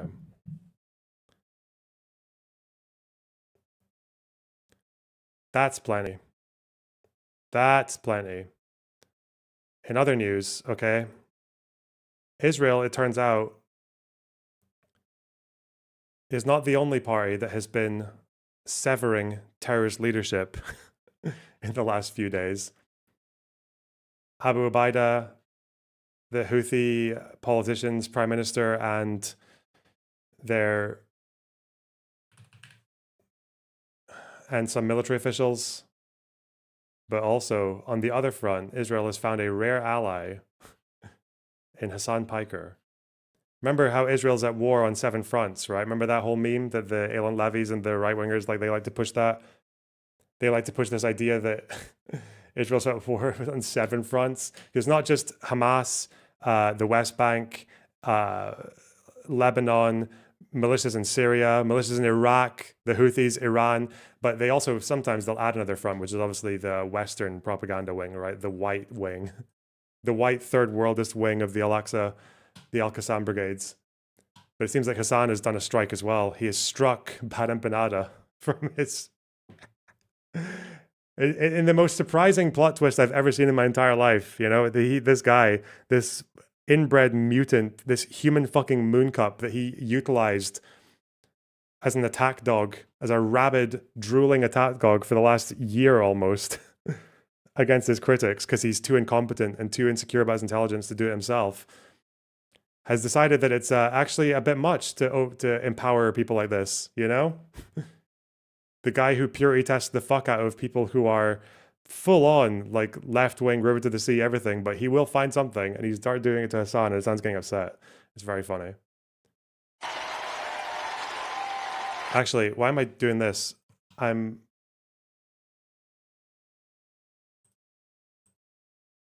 got the full stream. Let's get the context. I don't know how it started. I think, well, obviously, Mr. Empanada has been attacking Hasan for a fair few months now, usually on the angle that he used to attack me with. He would say, oh yeah, you know, you're all one state solution and you hate Israel and all this stuff, but you're a bit too understanding, you're a bit too Mandela on the Israelis, okay? You're a bit too Mandela. We don't want Mandela. We don't want South Africa. We want Algeria. We want all these fucking Israelis, all these whites and the brown Jews. We want them all gone, okay? And if they want to stay, they probably have to get thrown in a re-education camp for like 10 years so they can see the error of their ways, right? That's the Empanada position. So whenever he sees his son talking to like some fucking Bernie Sanders type, or even like fairly like very left wing like B'Tselem types who are about coexistence and democracy for both groups and equal rights for both groups, he doesn't like that. It makes him really upset. Okay, because he doesn't think Israeli Jews are equal to Palestinians. He thinks Palestinians should be in charge. He wants a full, from the river to the sea, an Arab national state. That's what he wants. And the Jews either repent for their sins through second-class citizenship or displacement, or they just die. Any of those would be fine for him. And Hasan is too stupid to deal with those purity tests. He's too stupid to deal with the fact that a lot of his rhetoric primes his audience for that kind of conclusion. If you dehumanize Israelis and shit on the state of Israel as much as Hasan does, then a few people are going to hear that and also hear you talking about, well, we think both groups should share the nation as a 50-50 binational state. Then you're like, wait, why? Why the fuck should these oppressed Palestinians share power 50-50? Because the demographics are 50-50 between the river to the sea, slightly more Arabs. Why the fuck should these guys be sharing power with their oppressors? Isn't the whole left-wing idea about how colonized people should be allowed to live free of their colonizer? You know, like South Africa still has massive social stratification issues. It still has massive discrepancies in wealth and land ownership between whites and blacks. Why don't the whites just leave? Why don't they just get deported? Fuck that. So Hasan's rhetoric primes his audience for this. So he's kind of created a monster, and watching him deal with this is going to be very funny. We have two parties that want the votes of working people, but neither has done anything lately to earn it. And I believe it's because he's watching this Graham Plattner guy, who is a Democrat, but obviously doesn't matter how lefty he is as a Democrat. he's a Democrat. His criticisms of the Democrats' feckless attitude has been getting a lot of play on Twitter and annoying people apparently, which I say good. Must be earned. They'll eat this guy because he's a combat vet. Oh, we can't have that. I get that's also incoherent. It's incoherent for Hasan to say that America is a fucking terrorist state and than to go up and glaze one of the combat terror. It's stupid. Yeah, it's very dumb. He just does this all the time, where he's trying to balance his worldview and his rhetoric with what he wants to be. And the fact that what he wants to be is someone who gets to live in both worlds. He wants to live in both worlds where he's a revolutionary, communist, tanky, Hamas dipshit. But then to the other side, he wants to be mainstream because he likes being a celebrity. And he can't really juggle both these opinions. So yeah, fuck him. Yeah, he deserves this. He deserves this. He absolutely deserves to have this this called out. He's trying to have everything.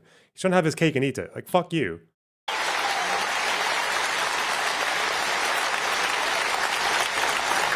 And that will never happen as long as Democrats are part of the same corporate apparatus that the Republicans are.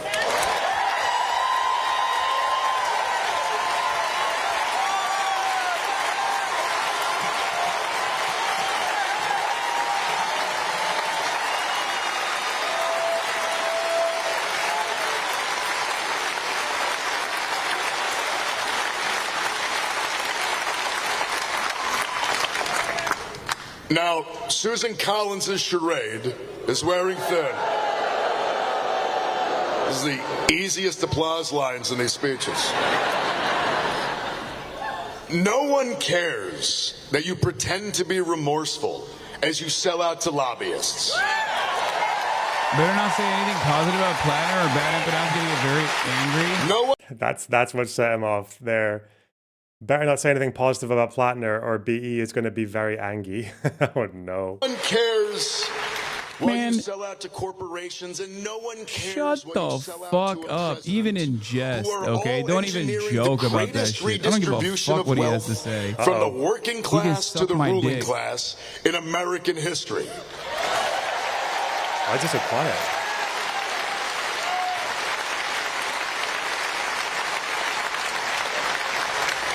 Oh, chat saying fuck him, fuck him, fuck him.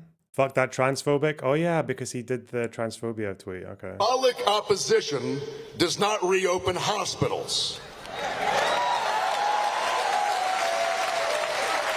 But there are people, he enjoyed war crimes so much he went back to Iraq as a mercenary after multiple tours. Oh no. Oh no. Why do your viewers care so much about BE's approval? Yeah, I wonder why. Weak condemnations do not bring back Roe v. Wade. You're really showing a guy on stream that did 5 Iraq tours? Do you not give a fuck about Arab lives after all you've done? Yeah. No, he doesn't actually. Yeah, he just he wants to do both. He wants to juggle his lust for celebrity status, and that does mean catering to people who are slightly more center left than he is. And he also wants to use all this stupid fucking LARP rhetoric about free Palestine from the root to the sea and glazing Houthis in his... But he wants both. He wants both. Yes, I don't. I don't. That's what it is. That must be it. Yeah. You got me. Damn. Not forgivable. Maoist. A performative politics that enables the destruction of our way of life is disqualifying for the role of United States Senator. The benefit out of viewers are already here pre-mad. I don't know how you do this with so many idiots. I've been doing this my whole fucking career. Who gives a shit?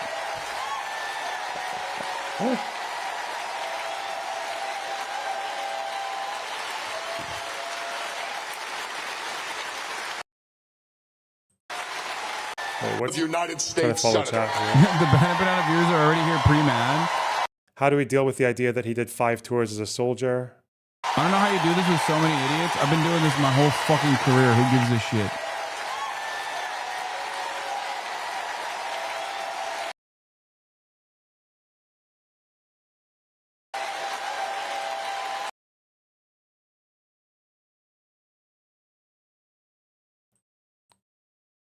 There we go here. Let's go over here. Let's take some space for the chat. I don't trust this motherfucker one bit. I've been burned by so many progressives that say one thing and do the other the single second they get power. Oh no.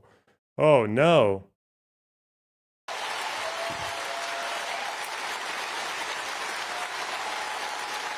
This doesn't mean. Look, I'm looking at what he's saying. Better than Susan Collins. I understand that many of us have been burned before.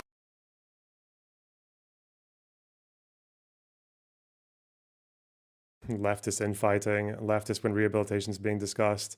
Hating anyone who was served in the army is so silly. Oh no, that's going to be a problem. And Maine deserves an alternative. There's no reason to immediately fucking assume that this is another federal. Again, I'm just saying, if Gaza's a Holocaust, what the fuck was the Iraq War? Iraq didn't do shit to the United States, right? Like Iraq didn't October 7th America.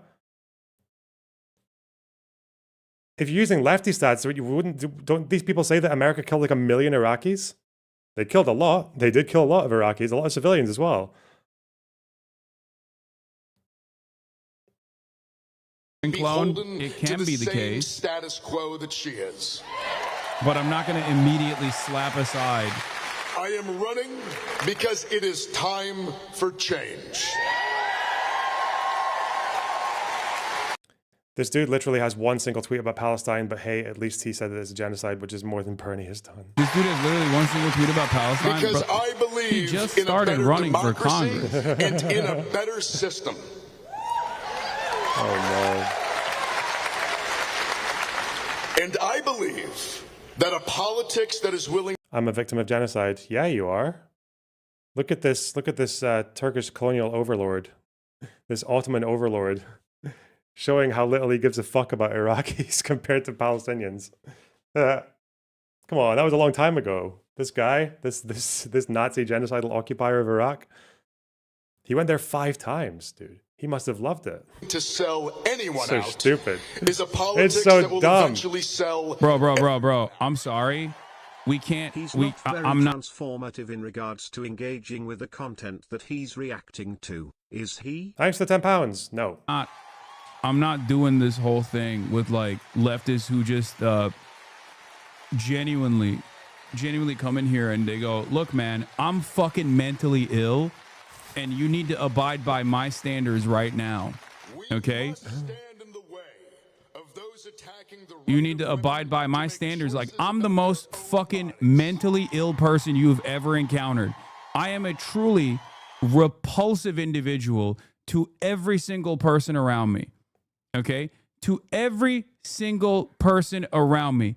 It is unimaginable how much I make people, I revile people. People are, they shudder in disgust. They throw up when they're around me.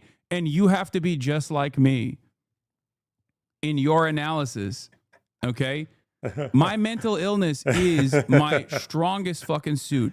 My mental illness and my insanity is what makes me the greatest fucking leftist of all time. And it's so difficult for him as well because he propped this guy up so hard. He propped him up as like an academic fucking overlord.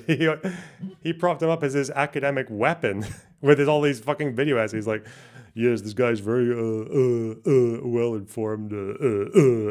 Dude, what?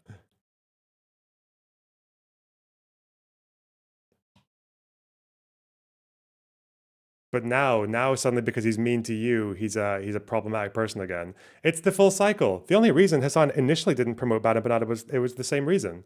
It was because Bana Banada criticized Hasan for the fucking React gate, wasn't it? He called him a React streamer, like thief or whatever. Yeah.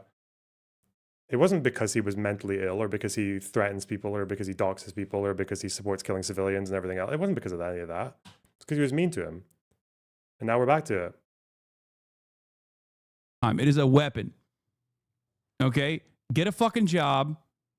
Shut the fuck up. Calm down. Okay? I didn't say that his 5 tours, even his 5 tours is not even the fucking major issue here, even though that is an issue. The actual issue is the fact that he also worked with private contractors. Okay? We'll see. We'll see. We'll see where it goes. Uh-oh. On the opposite side, it's like seemingly there is a movement for more populist left-wing candidates that are running. Yeah, and come on. I will always put crush the dissent. A leftist ass in a seat if I can. Okay? That's it. Mental illness is not a moral wrong. What the fuck? Man, shut the fuck up. You know that's not what I'm talking about. It's not. But when you present your own fucking schizophrenic hallucinations as though it's like the most morally consistent political position, it sets a setback for us, for all of us. Shut up. Please.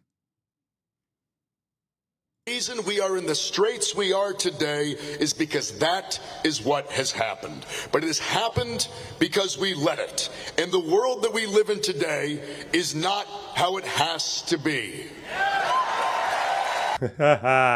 Where's the leftist? Good question. Good question. You know, we purity test the fuck out of absolutely everyone. Hasan still can't seem to reconcile with the fact that Ethan's rhetoric on Israel-Palestine, or his statements and policy positions on Israel-Palestine, have been more left-wing than Bernie Sanders, but he likes one but not the other. He can't reconcile that at all. You're going to purity test that shit? Somebody thinks settlers are military targets, thinks it's a genocide, thinks the Israeli government's a fucking terrorist state. Like, damn. But now you have to defend this guy. Ouch.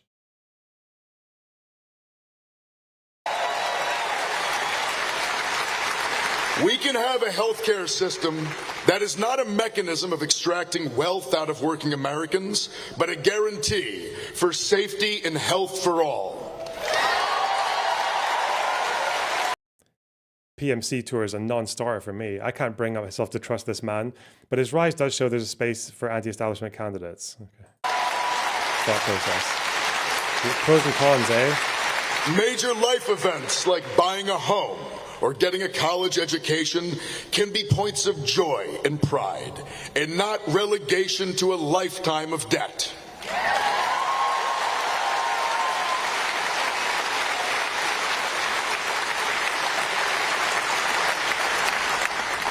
Our taxpayer dollars can build schools and hospitals in America, not bombs to destroy them in Gaza.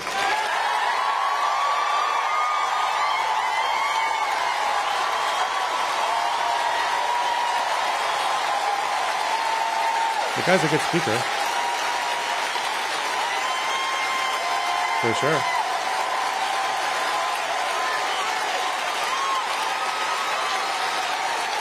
He's just reading chat and getting upset. Oh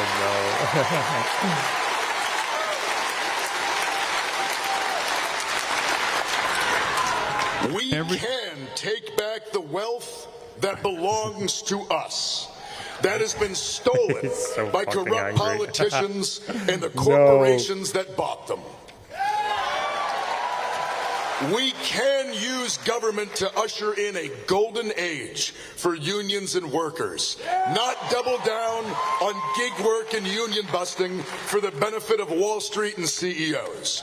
And we can have an economy and a government that works for the 99% and not just for the 1%. Every campaign ad speaks in the genocide. I spoke to him in person. He spoke of it. I talked to the finance director for an hour. We talked about it. They're goated. I met him in person. He spoke on it at an event near where I live. He speaks about how he realized he was conned, that people were killed because of capitalist demands and suffers as a disabled veteran as a result. One that looks out for the most vulnerable, for children, that's what and I've for the seen as elderly. well. Again, where we lift each other up, whether we are trying to start businesses or go to college or buying a home. Where we empower. Bro, I agree with you 99% of the time, but I think you fucked up with Adelita, with Plattner. I don't think you'll become another Fetterman. Leftists ignored Deja too quick for lack of experience debating, even though she had better leftist morals. Workers to fight for fair pay and safe conditions, and where we reap the profits of our hard work.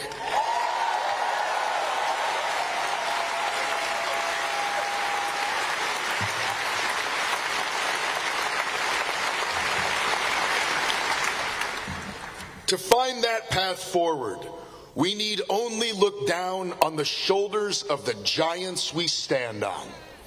The legacy of the labor movement. Oh yeah. Is this a May Day speech? Is that why? Labor movement or Labor Day The speech, legacy of the civil rights movement. Hey, hey. He loves killing Iraqis, by the way. Yeah, that's his And platform. these are legacies if you notice. of not If you notice, he's running on a platform of wanting to kill more Iraqi children. Have you guys noticed that? That's what he keeps saying over and over again. Dude, you need to shut the fuck up. Wasn't he molding at Ehud Olmert, even though Olmert was attacking the Israeli government's position on Gaza? Okay. Dude, I always say But for this. past actions. Some of y'all just need to shut the fuck up. You're getting in your own way, okay? If you're like for real, no, I'm being sarcastic. I'm making fun of the fucking dipshits in the chat. Ancestors organized for it and fought for it.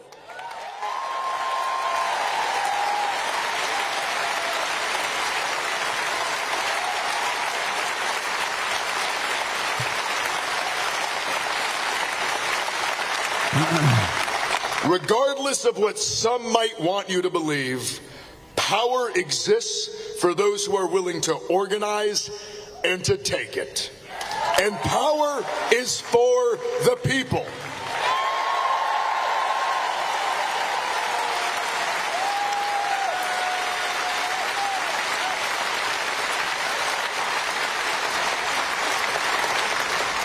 That is what I am asking you to do here today, is to come out and Does it piss me off that everyone is now applauding Gaza genocide talking points after saying you were wrong? Why would that ever piss me off? I don't care about being right. I want others to also see the truth. I will always celebrate people fucking changing their idiotic positions initially. Not even for a brief second do I feel burned or angry or resentful about that I am shit. asking you to show up, to come out, go to events, knock doors, do the hard work, do what is uncomfortable, and that is to connect with your neighbors and help us write a new story not that one. that leads us from this troubling chapter of our history.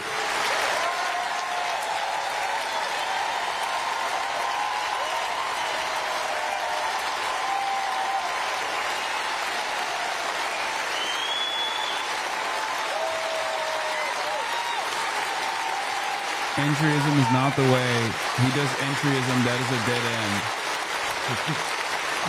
Uh-oh. Entryism. You're right. Uh-oh. Why is Graham Plattner running for Senate instead of just sitting around in my Twitch chat talking about how everyone is actually bad and wrong? Oh, shit. I think we're banning all mentions of bad empanada going forward, by the way. We're banning mods. We should ban all mentions of bad empanada, and we should purge the community of all the fucking bad empanada enjoyers.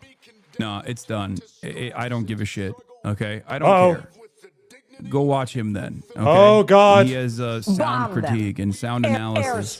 Go watch him, please. Why? Because his fucking loyalists are so unimaginably annoying. And it's really fucking annoying. Not even because it's like, oh, he's saying something truthful. Oh, and that's actually shit. undermining, my liberal perspective or anything. It's annoying because it reminds me of how much of a fucking failure I am and how much of a fucking failure he is, because it shows me that people only listen to whatever figure that they have parasocially invested themselves into, rather than, going on their own journey of learning and developing their own opinions. It's so crazy that he created this audience and now he's scolding them. They're probably confused, LeMayo. Yeah, he does this thing where his rhetoric sets people up to literally have no time for someone like this. The guy who went to Iraq 5 times, dude. Yeah.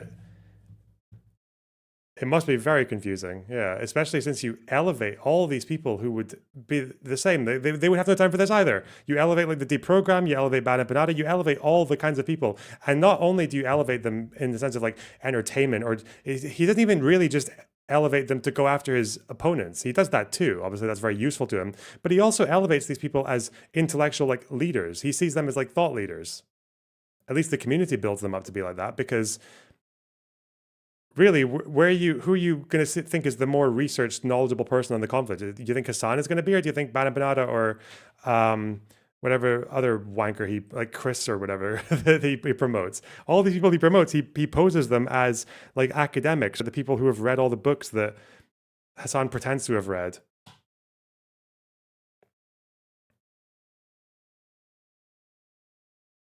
Yeah, you did this. You deserve it.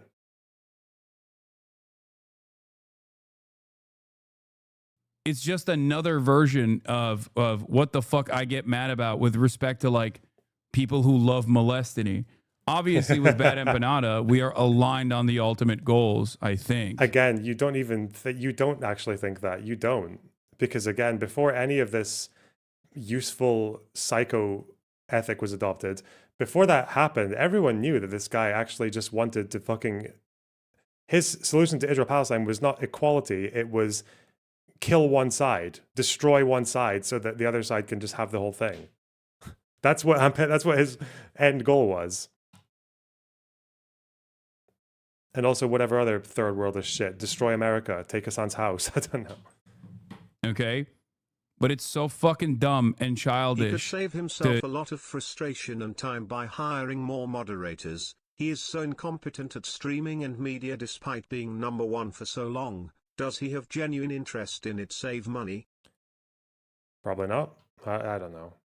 No, I think he's aware of how toxic his community is, but he knows that if you purge that and moderated that, like they'd all be gone. They'd all be gone. It's not like Hasan's chat was normal before the Bad Empanada shit. They've always been insane because they're not the stupid ones. Like he must be sitting there being really frustrated about how like joyless and how vitriolic and how fucking mental and extremist his chat is, but he shouldn't be confused by that at all because he's the one who gives mixed messages. He's the one who gives all this messaging and gives his audience all of this fucking priming and education or whatever you call it, like, or re-education about like Marxist-Leninist politics and supporting the axis of resistance and this like dogmatic thinking. He builds all that shit up, but then he also tries to, support AOC types and Bernie types, but they're not the same. They're not the same. Like, he's the one who's confused. His chat are actually, for the most part, they seem to just be following him to his logical conclusion. That's why he has that rift.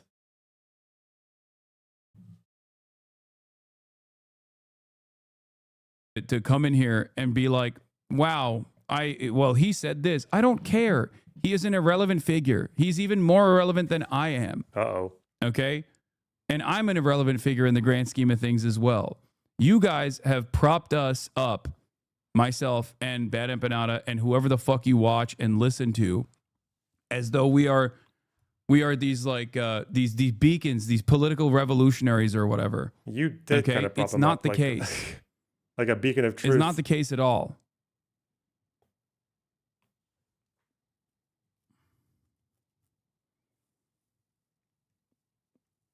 We're cooked. We have no semblance of organizing. We have nothing. We just don't have anything. We don't. He just wants to see the Western world burn. Oh no! And then it's the Hasan chatters where it's Hasan realizing, wait. I live in the West. Wait, I benefit from the West. Wait. Oh no.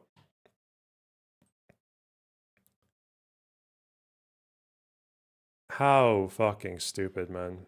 What an absolute moron. I just cannot believe he expected that to go any other way.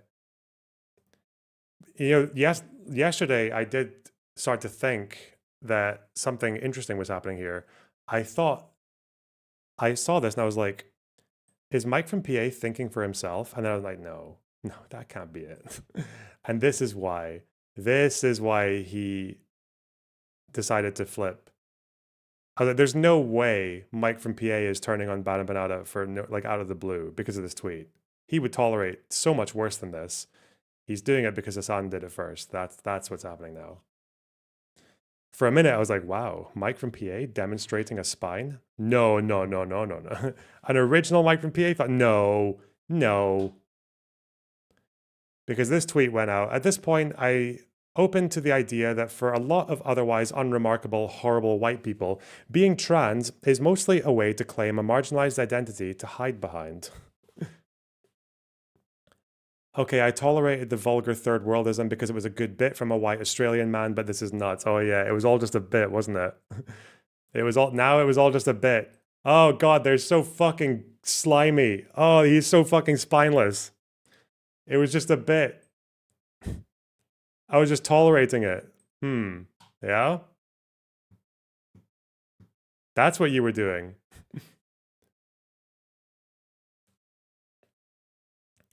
It's a shame because if he had just swapped being trans with River to the Sea, this would have been a lot more on the nose. I guess there would be a lot less projection there if he if he did that.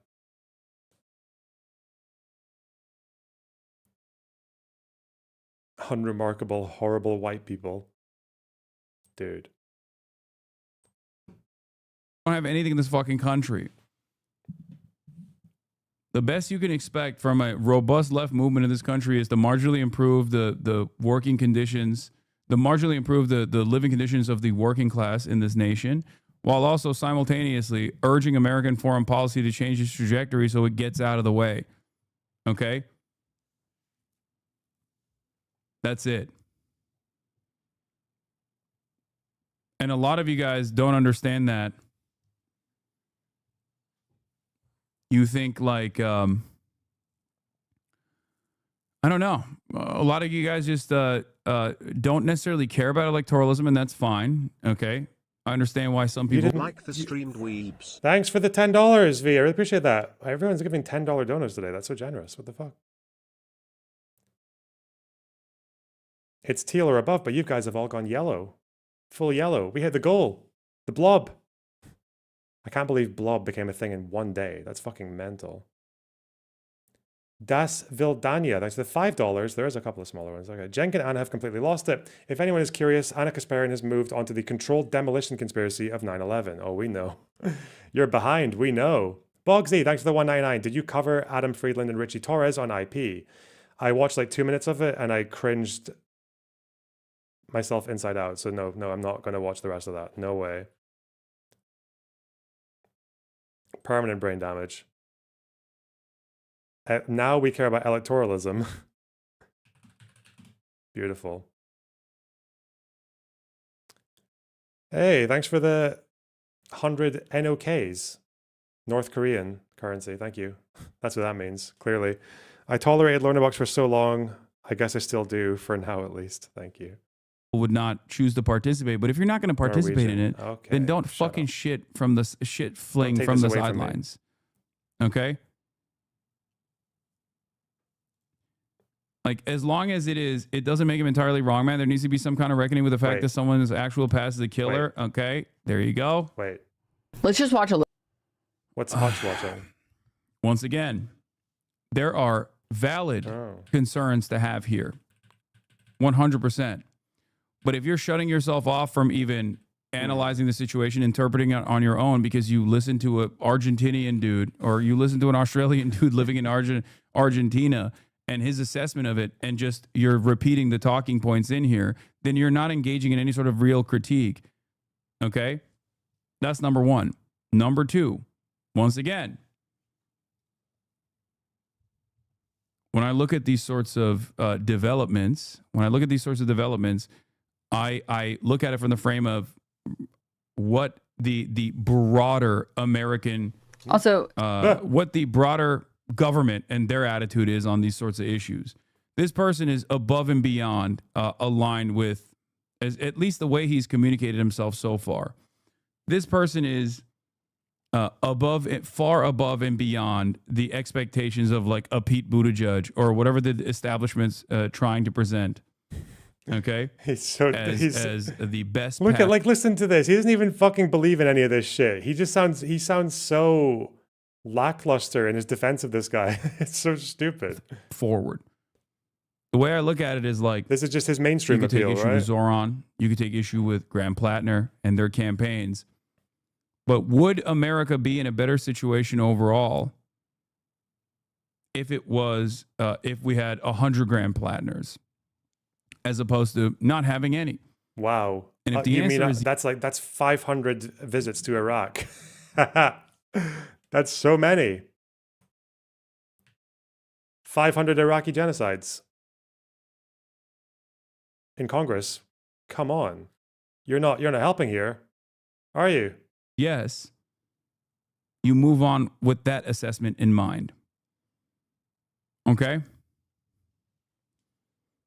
That's it.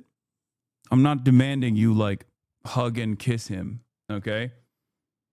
I'm not demanding you idolize him, but I can't even fucking open up the conversation without a bunch of people chirping at me.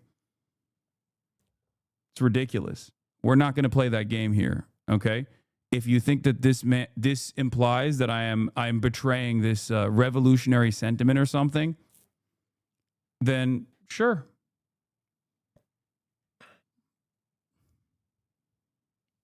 That's it. I make my assessment off of I have a goal in mind, but I make my assessment and moderate my commentary off of like what the broader consciousness looks like, what the broader opinions look like. What the how do people listen to this? What the fuck was that sentence? He's not saying anything. My assessment and moderate my commentary off of like what the broader consciousness looks like, I moderate my content off of what the broader consciousness looks like.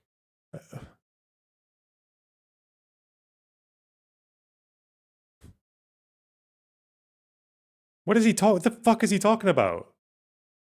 What is this like? What is this just like defeatist, like low energy stream of consciousness? The broader conscious. He's talking like Jordan Peterson.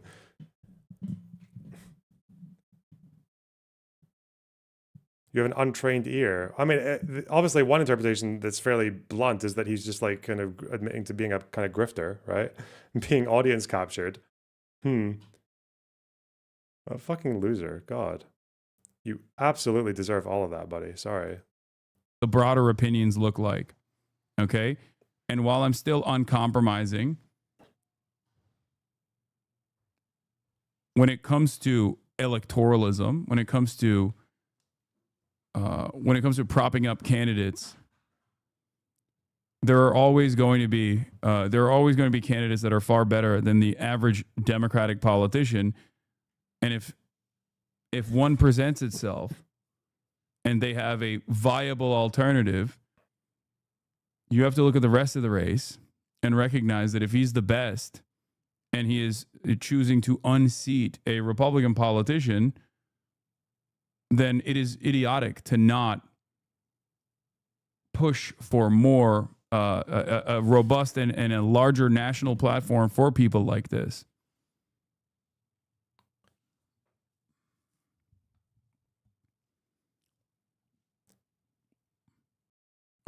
Damn.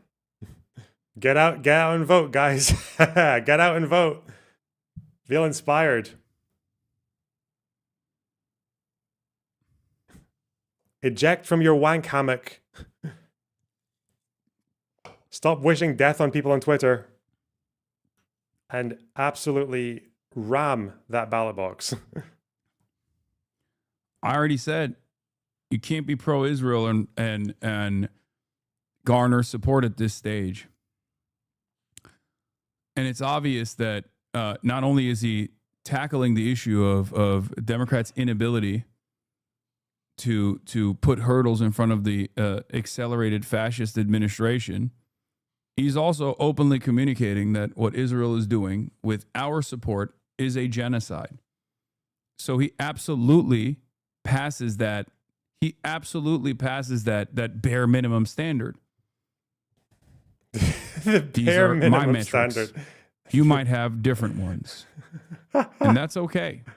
Oh, he's such a pathetic fucking wretch. Thing I won't allow you to do is come in here and just fucking chirp because you watched a fucking YouTuber and you're just trying to... You literally use YouTubers as your means of educating your audience. It's either YouTube or Twitter. What the fuck are you talking about? Oh, now... How can you get away with doing that? Like, oh yeah, watch this YouTuber, you know, he's very well informed. He's going to tell us everything about the Israel-Palestine conflict. Oh, that same YouTuber is criticizing me? Oh, what? You're going to take your opinions from a YouTuber? As opposed to what? A fucking Twitch streamer, you fucking retard. What the fuck are you talking? How can you get away with that? It's like someone criticizing me and I'm like, oh yeah, you're going to take an opinion from what? Some random streamer? Bro, what? Who the fuck do you think you are? Oh yeah, I'm sorry. You're mainstream. You're Zoomer NPR. I see. Relitigate his anger in here because it makes me feel like you don't have any fucking stake in this at all. And for you, praxis or political action and political engagement is simply yelling in a fucking Twitch chat. And that's morally repugnant. Okay? It's disgusting. Well, now we're an electoralist. Okay. Beautiful.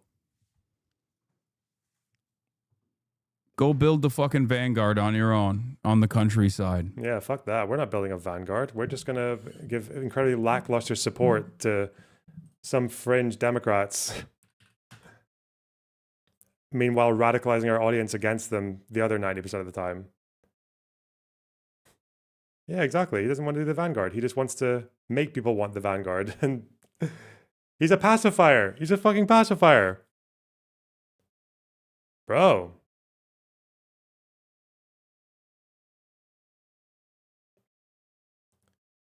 Well done, son. Very, very well earned. Bada Panada responds. Uh-oh. Uh-oh. Hasan will do anything to avoid dealing with the substance of my criticisms of him. In this clip, rather than addressing the fact that the guy he's watching approvingly is a US military mass murderer, he just complains that I talked about the fact without rebutting it. That's very true. There's no getting around that. No getting around it. That's a reasonable that's a reasonable statement. What are you gonna do about it? Fuck. Go make the vanguard, guys. Don't you understand? We're just here to make money and to occasionally one day we will get that AOC Among Us gameplay again. I can't believe Hasan would ignore criticism. It's okay. He's just going to find an attack dog to attack Pana Banana now. If he can even get one.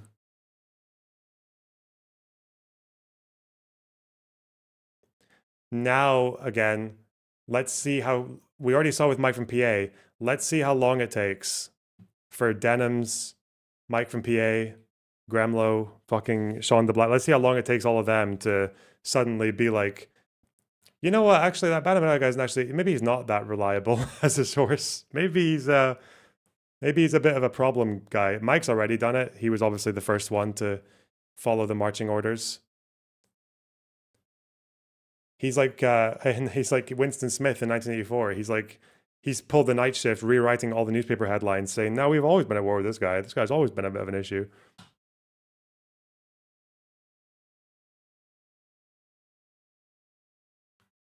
Noah would probably stay out of it.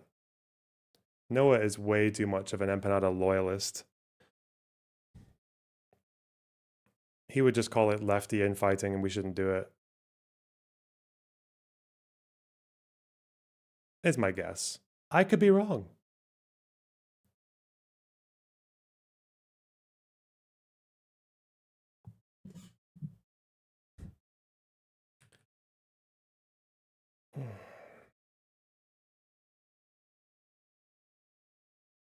Yeah, I think other people are probably just not going to want to talk about it. They're going to... Noah looks up to be... Yeah, Badavanada is like Noah Samson's fucking guru. He's like his replacement father figure or something. Yeah, it's very strange.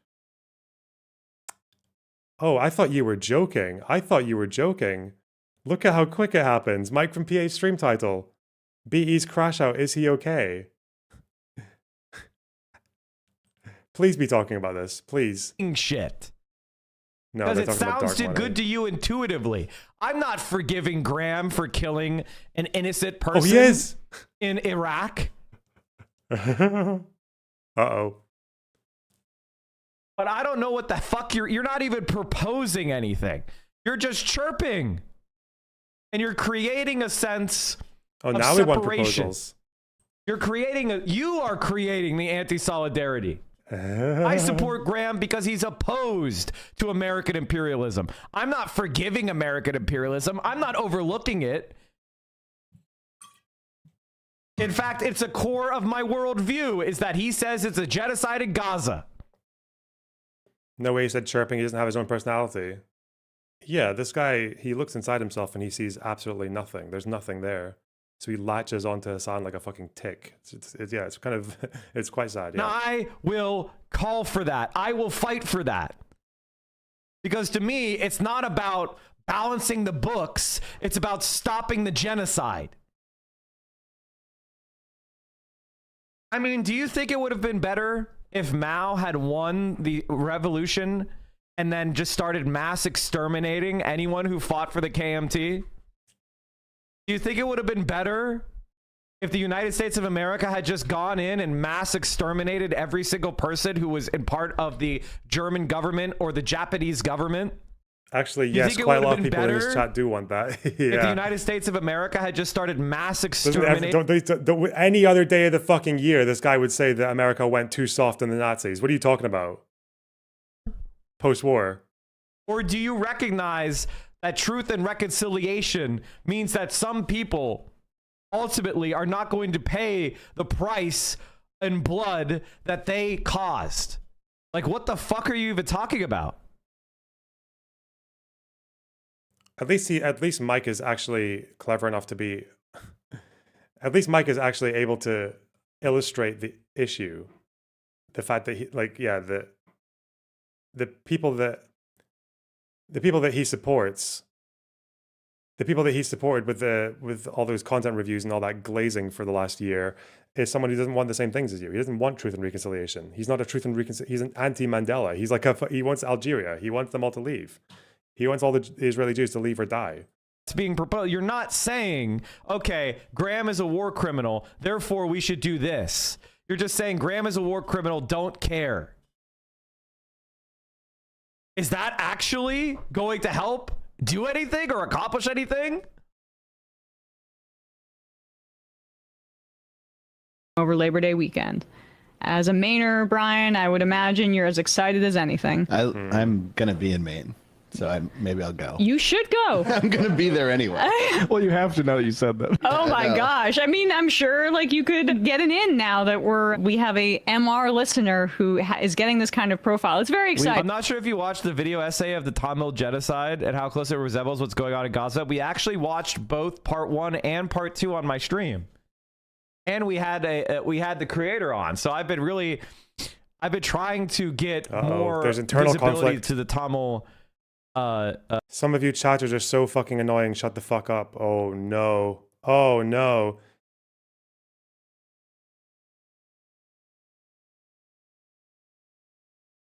Oh shit. That's not good. We've texted a little bit. Oh, God. All right. Okay, flex. Flex on him. Yeah, Mr. Celebrity over here.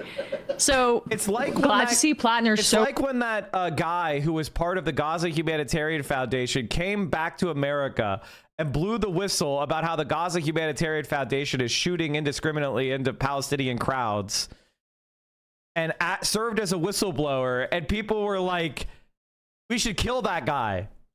It's like, we should kill the guy who's actually coming out and whistleblowing and giving us propaganda and evidence that we were right about the guy. Giving us propaganda. I love how on the nose it is. Like, these guys use propaganda like it's a good thing. Obviously, if it's for them. There's your orthodox Marxism right there. Bam, bam. But did this Graham Plattner guy actually do whistleblowing? Is that what he did during the Iraq War? Because it seems like what he's trying to do is enrich himself. He's trying to run for office. Aju yesterday. Thank you very much for having me this morning. No problem. Democratic leaders here in Washington, they're desperate, really, to beat Susan Collins in their quest for the majority. But they're looking at your state's Democratic governor, Janet Mills. They think she would be the best candidate if she runs. So why shouldn't the party consolidate around a battle-tested two-term governor who has proven repeatedly she can win statewide? It was battle-tested. How old is she?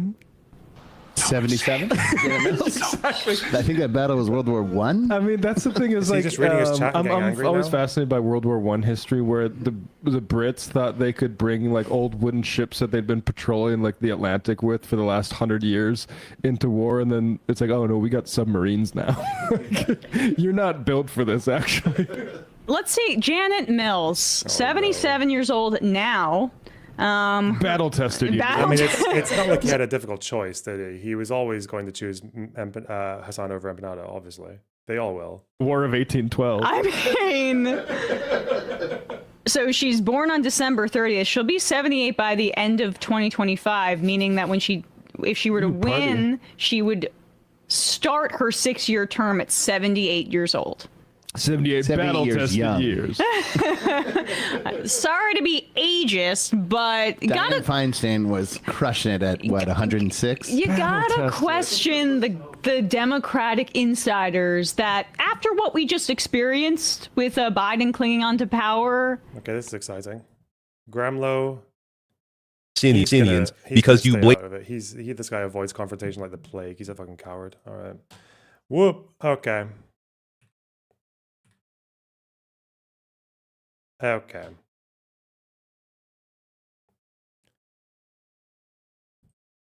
Damn, these guys. Ouch.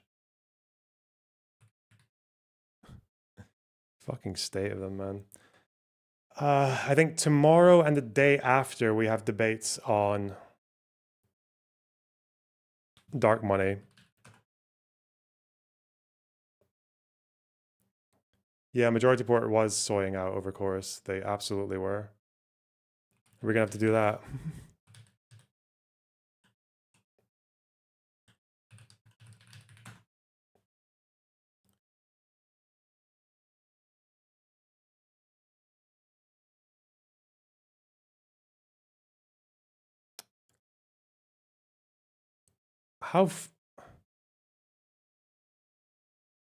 How long ago was this? Where's their segment? They upload a lot, I guess.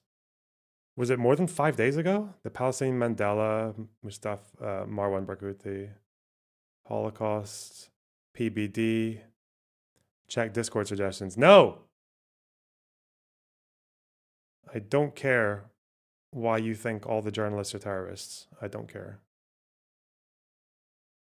Graham Plattner exposed that the DNC's losing. Oh, no. The lightning rod of lefty division. Wait, where is did they make a segment here? Am I blind? Hang on. Dark. Oh, dark money funding Dem influencers exposed. Okay, 18 minutes. Not bad. Okay, I need to get some fucking food and bathroom break. Okay. Be right back, guys. Be right back. A little bit with the slopes. Far away, there's like tower. Yeah. That's a Maronite town called Anibel. And nearby another town called Dibel. So there are 3 Maronite towns here in this region, Dibel, Anibel, and Ermesh, who are surrounded by a Shia Hezbollah stronghold that using them as a human shield, firing missiles from their towns toward North Israel communities, asking for response of IDF in order to destroy Christian homes and churches and get Israel in troubles by saying that they are attacking Christians. People of the world should know these atrocities by Hezbollah by terrorizing Christians and using them as a human shield. And they will do it more and more during the war. They already infiltrated Mount Lebanon.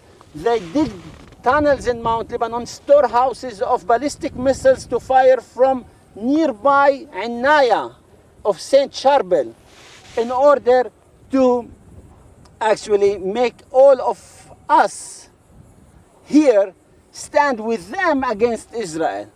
If you don't, as Maronite, get rid of this threat in your area, in Mount Lebanon, your area will be hit also. I ask my Maronite brothers to act now before it's too late. There is here another town called Avivim. And there is the Hermon Mountain in front of you. You maybe see the peak of it. That's the Hermon Mountain. Syria front start there. So all this region, from the west to the east, all of it together about 72 kilometer distance or long. And this is what we call the northern front. Iran, Hezbollah, and Syrian, like Iranian Syrian proxies, Shia proxies are in Syria. They call it what we call Ring of Fire and One Front Iran. Today, you think we are bordering with Lebanon. I don't see it Lebanon. I see Iran here. I see Hezbollah, which is Iran. There's no difference. So it's all Iranian who are planning that. And I hope if people of the world want peace and the Arabs want peace and the Arabs are threatened by Iran too, they should stand with Israel in order to defeat Iranian evil regime and make peace in the Middle East. That's what we should act and how we should act in the future. If you have questions, let me know in this front and I will explain it. The question is, you said we're exposed to Lebanon. Yeah, Lebanon is in front of you. This mountain, all this front is Lebanon. When you say exposed, all the barren land is Lebanon. The green is Israel, the barren land, the brown is Lebanon. This is a really stupid question. When you say exposed, can people see us with Yes, like? they see you and they now asking themselves who this guy. Yeah. Is it the Maronite who ran away in the 80s? He's wanted or not? You know. They're not the first people to say that, right? Binj Jabal's where they fought that really hard battle in 2006, right? Binj Jabal, yeah. Yeah. You see, all these homes are serving Hezbollah as intelligence bases, deceiving people, saying like they gave money from 2006 war, after 2006, to build these homes in the slopes close to the border in order to collect intelligence on our side, under civilian cover. All those homes were not there before 2006. So, just for you to know. Okay, last week all this region was on fire. I think it's better to... Yeah. That was my other question is, can we go down? Oh, God. Let's go now before it's too dangerous for us. Because the other lady we spoke to, she was showing us pictures of guys with binoculars. Yes. In those areas. God.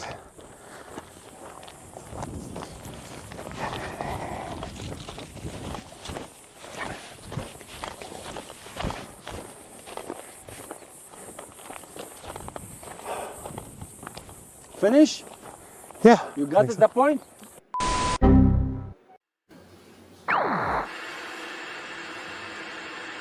What's with the big ass cup though? What's with the cup? It stores more water, and I need water. Part time. All right. Okay, what's your thoughts on the debate yesterday?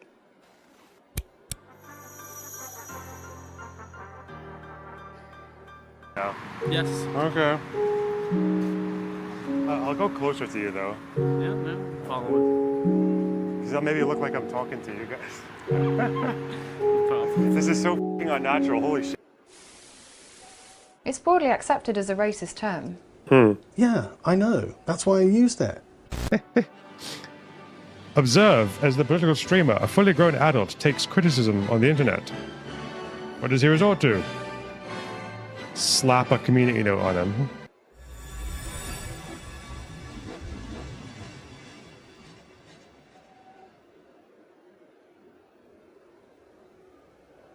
I don't watch Doctor Who, but I know that Wiz's takes are shit.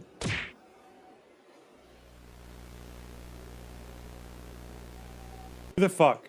Look at the kind of fucks who respond to me. Oh, these critiques are pretty good. Fuck you! What can I do with this? All right.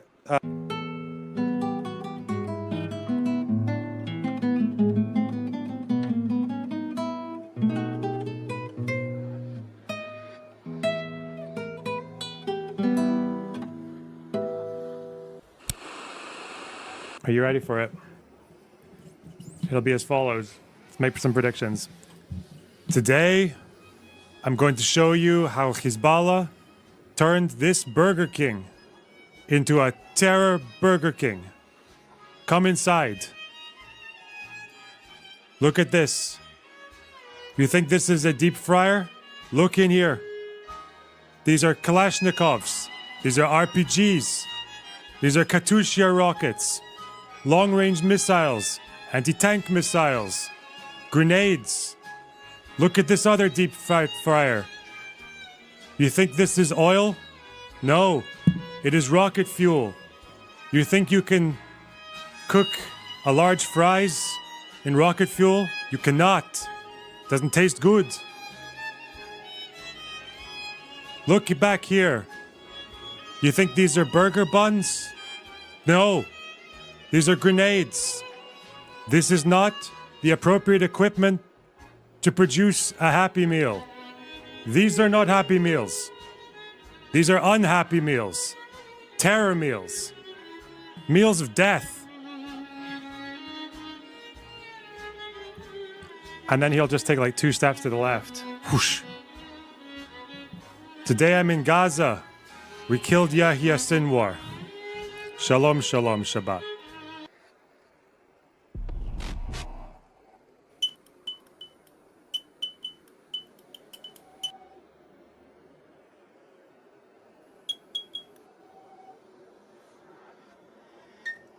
Yeah, Churchill knew. Churchill was like, hey, stop giving this guy shit.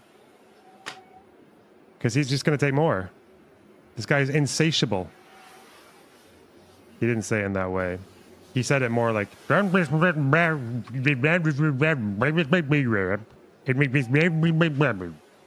what he said. And the British fucking...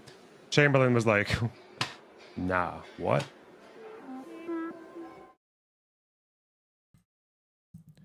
Okay. Churchill was like, hey, oh, is that because of my screen? Whatever. Show me the money. Ew, thanks for the $4.99 twice. 10, 1 toes down, toe hold established. Interesting. Bogsy, thanks for the $1.99. Join the Vanguard, turn off your ad card. Nice one. Barabbas, thanks for the $5. We must stand against the Lorenzian Agit Slop campaign. And Stikaz Norsk, thanks for the 50, sorry, Norwegian. We need a bigger cup. Do we? Okay.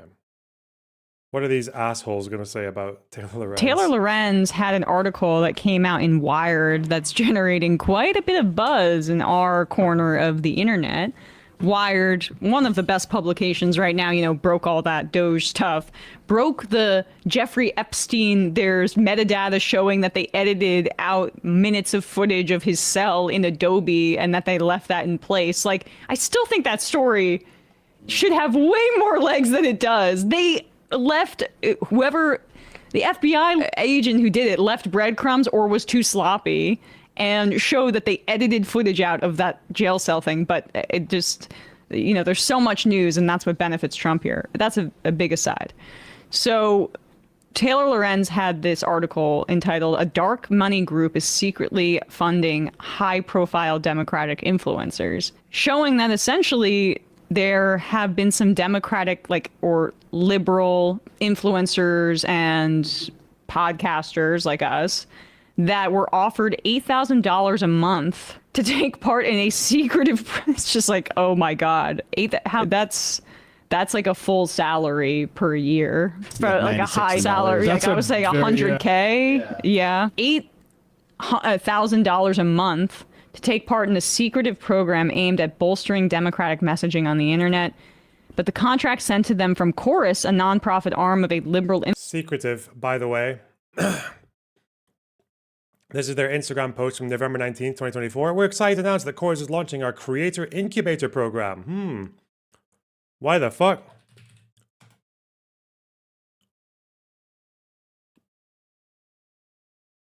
Very secretive. The Incubator is a learning community for pro-democracy creators. We host weekly technical trainings to help creators navigate growth on different platforms. Provide creators the opportunity to learn from guest speakers about topical news and issues. Provide them with technical tools and equipment to help them level up their production process. Dude. On behalf of What's Chorus this? Oh. Media. Chorus Media. DNC Chair Forum. There's Brian Tyler Cohen. There's a bunch of other creators. Look at all of them. Look at all of them go. There's Marianne Williamson. There's Booker Squared mentioned in Taylor's article. Very secretive. Okay, you were saying? Good start. Influencer marketing platform came with some strings. Among other issues, it mandated extensive secrecy about disclosing their payments and had restrictions on what sort of political content the creators could produce. I wonder if Palestine is like a little bit of a do not go there kind of You wonder that. You could fucking check. Why are you so fucking lazy? You're like a big political creator. You're a big name. You've got this fucking studio space. You got everything. You got loads of viewers. You got time? Just check. Were they not supposed to talk about Gaza? I wonder. Okay. Let's just have a look.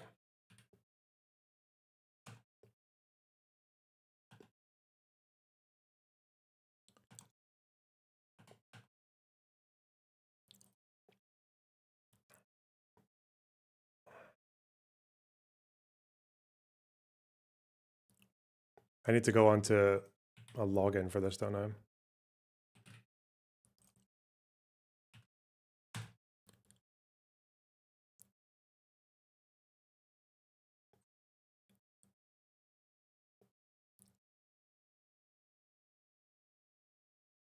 Seems like we have a couple of Gaza things here.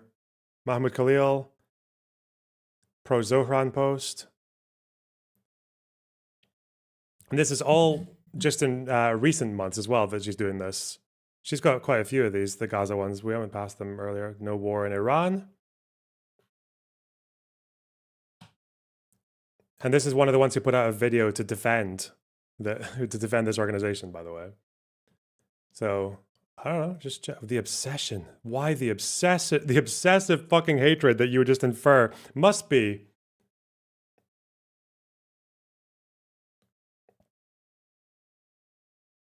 because of my special interest from the last 2 years. Deal. You're going to see me with a really nice watch, and I'm going to be like, I won't endorse Zoran until I have a constructive conversation with him. And community-based constructive conversation. The folks that were, I guess, in this kind of group of influencers that this thing called the Chorus Creator Incubator Program, funded by a powerful liberal dark money group called the 1630 Fund. They included I don't know what that means. The program kicked off last month, and creators involved were told by Chorus that over 90 influencers were set to take part.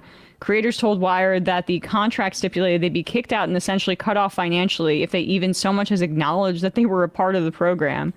Some creators also raised concerns about a slew of restrictions. So what does that mean? Now that all these creators have come out and said, yes, I worked with Chorus, why have they all just violated their contract? Are they all in trouble now? Or did they very quickly change the contract and change the terms as part of a damage control operation? Again, no one who has actually worked with Chorus has confirmed any of these like nefarious claims that Lorenz is making. All these claims that she's got from her article are based on the interpretation of a contract from people who chose not to work with Chorus. Clauses in the contract. Influencers included in communication about the program, and in some cases on an onboarding session for those receiving payments from the 1630 Fund, included Olivia Juliana, the centrist Gen Z influencer who spoke at the 2024 Democratic National Convention, Lauren Peretra, a former Playboy executive, I've never heard of her, hosts the Occupy Democrats podcast. At least it has Democrats in the title where you kind of know what you're getting. Who's listening? I don't know. Occupied by Democrats? Barrett Adair, a content creator who runs an American Girl doll themed pro DNC meme account. Here's $8,000 a month. Seems made up. God, I mean, and for a fraction of the reach that like I can't imagine that they're getting great bang for their buck there. I haven't heard of most of these people. What do you mean bang for their buck? It's not like an investment. They're not trying to build a media empire or anything, or like, I guess in a sense they are, but it's a non-profit. It's a political project. They're trying to, this is like, Even private industries do this. Even companies that do intend to make a profit do this. Like newspapers will lose money just to push a political agenda. It's an incubator program. Yes, they're offering money because they want to build up creators to make them independent. And some of these creators are not like, they're not tiny. At least on TikTok, they get quite a bit of views and likes and everything. They're just not in your sphere. They're not trying to make a profit or get bang for their buck. They're trying to, like they say from the beginning, like David Pakman said, I guess in his very secretive, maybe that's why we missed it, because it was so secretive. His announcements for Chorus. Plan to do exactly that with Chorus. Chorus is a new creator-led initiative of some of the most powerful online voices on the left, coming together to drive the conversation and take power back from the far right. And the whole point here is coordinate, get people watching. Chorus is going to help with production support for newer creators, editing, equipment, booking. Chorus will coordinate on messaging and streamline access to research and data. Chorus will find new talent to grow the ecosystem even more. We lost an election. There's no reason to lose the country. Check out davidpakman.com/chorus to learn more.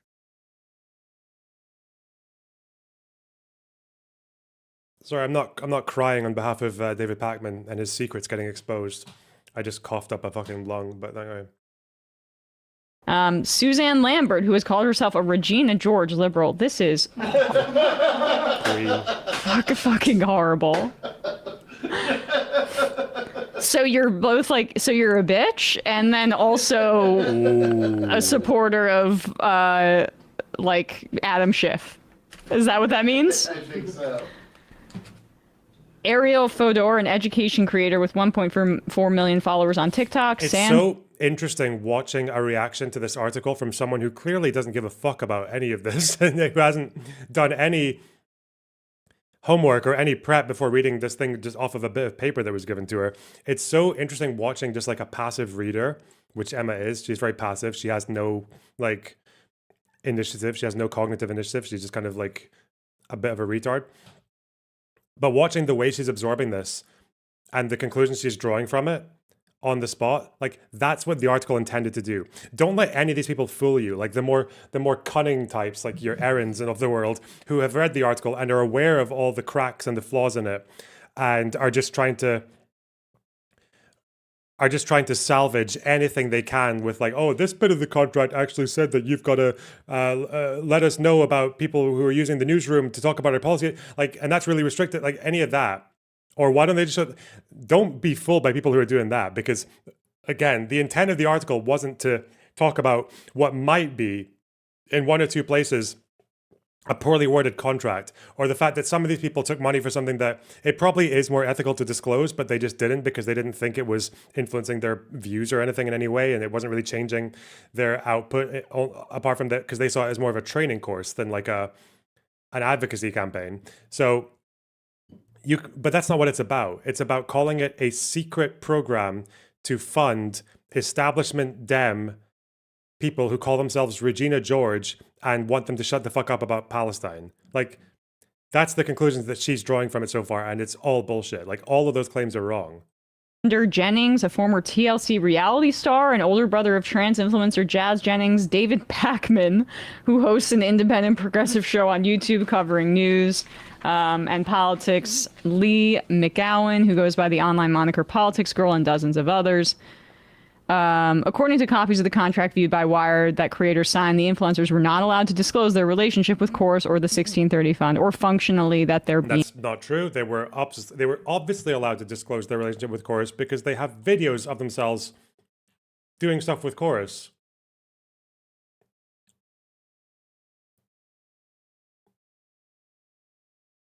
We saw this one. This was on... She mentioned that person, Politics Girl. On behalf of Chorus. This is on her YouTube channel, Politics Girl, from 7 months ago.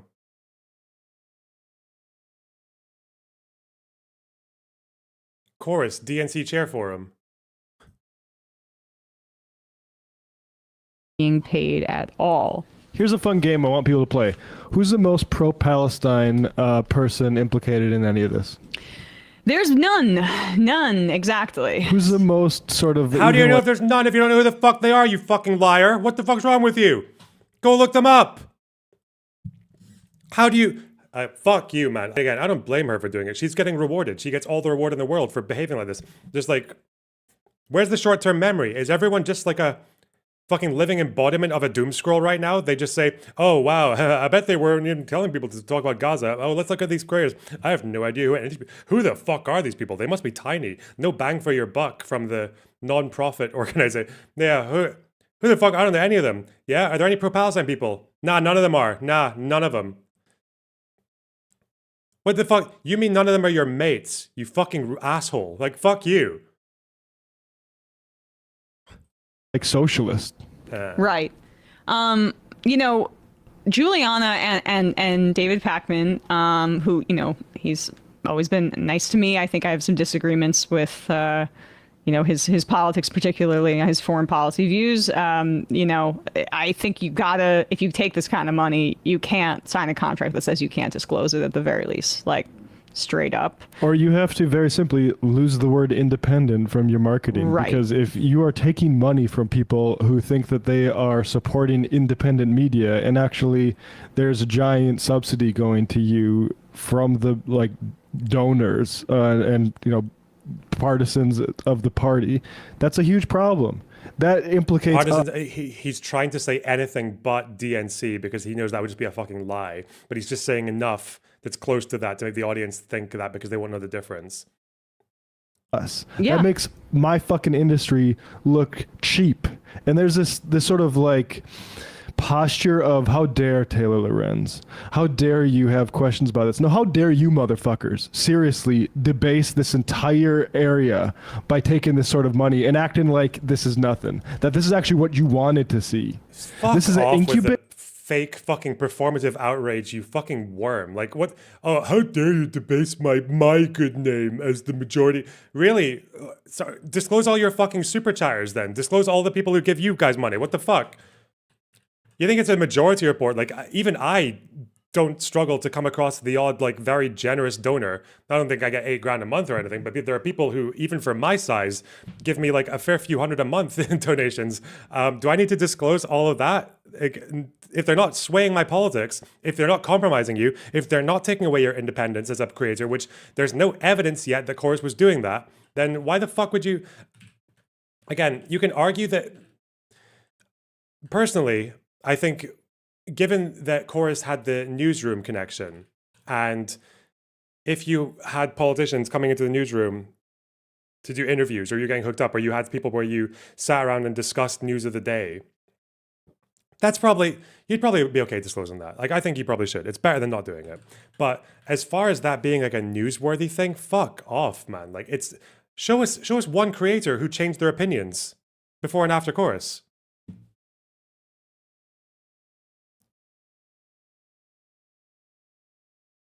Speaking of which, Tash Gordon, thanks for the 20 gifted subs. Do you know who I got the money from Tash Gordon, but do you guys know where Tash got the money from? I don't know. Looks like dark money to me. You're incubating David Pakman? I think he's fucking incubated.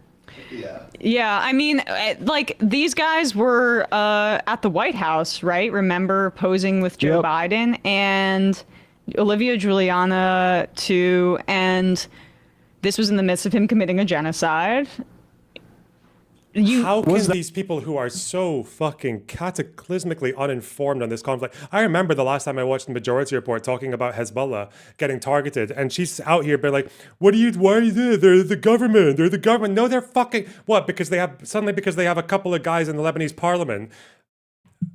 That means you just ignore the fact that there's also a non-state military state within a state group that is not legitimate, controlling the fucking country. And even then, even despite them having a few politicians, it's not the couple of politicians that they have in parliament that allowed them to block the presidency from getting taken for the last 2 years. That wasn't why they were able to do that. They did that through fucking strong-arming, through cynical means. What, the guys who couped the government in Lebanon in 2008? Like, really, them? Marching through fucking Beirut with guns. Being like, hey, fuck you. You want to investigate us for the murder of politicians or for the fucking port explosion? Nah, not allowed. Not allowed. Why are you pretending to care this much about the Middle East? Like, you don't give a fuck.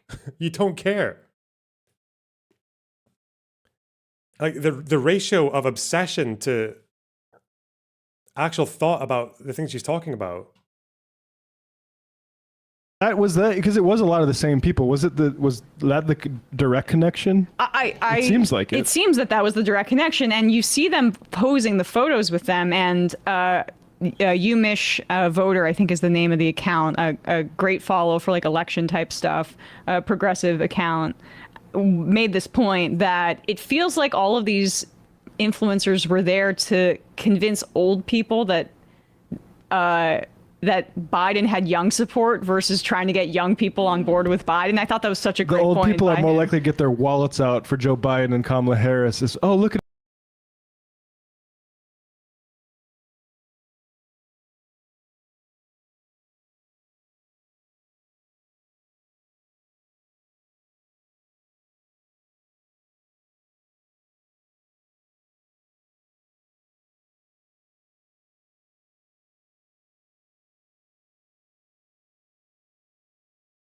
Sorry, I'm muted. I'm sorry. This is the person who's out here being like, where's your content on Gaza? Not even that, without even fucking looking for it. Two-state solution equals apartheid.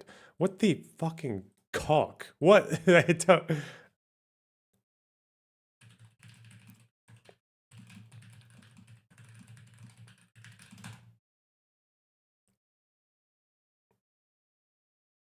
What's the most recent PSR on this one?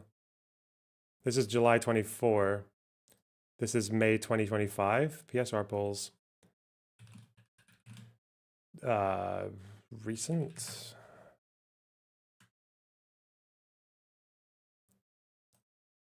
Well, June 2024. I guess that's around the same time as her saying that. Oh, here we go. 2024. Is this it? Yeah, July.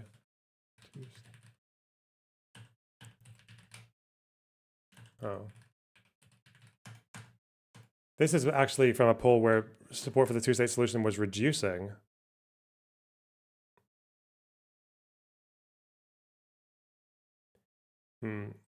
Lots of liberals upset about racial integration in Greater Israel, SMH. What? It wouldn't be Greater Israel. Why are you calling it Greater Israel? It would be Israel and Palestine. The two-state solution. Look at all these libs. Look at all these lib fucks. This is actually when two-state solution support was dropping. From 2024, I mean, it was down a few points in recent years, not since 2022. 40% support a two-state solution, a 7-point rise compared to 2022. More support this than those who support either a single Palestinian state with limited rights to Jews, 33, or a single democratic state with equal rights for all, 25. Why, again, why is the least popular option amongst Palestinians the one that you want? And the one that you think people who reject it are upset about racial integration. They would rather a single state with limited rights for Jews. You fucking tool.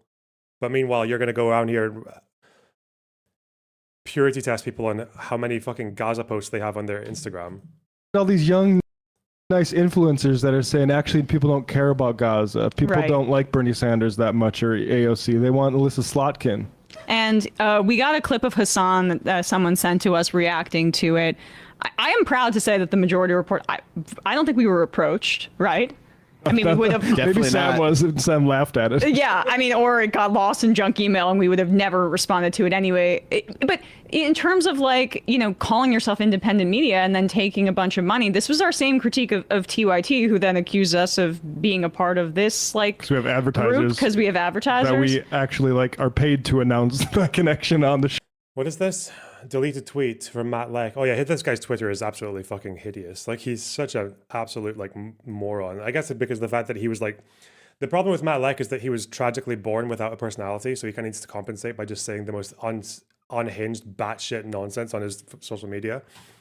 Matt Leck deleted criticize Hasan, fascist simp. The streamers that criticize Hasan are in fact fascist collaborators. Interesting.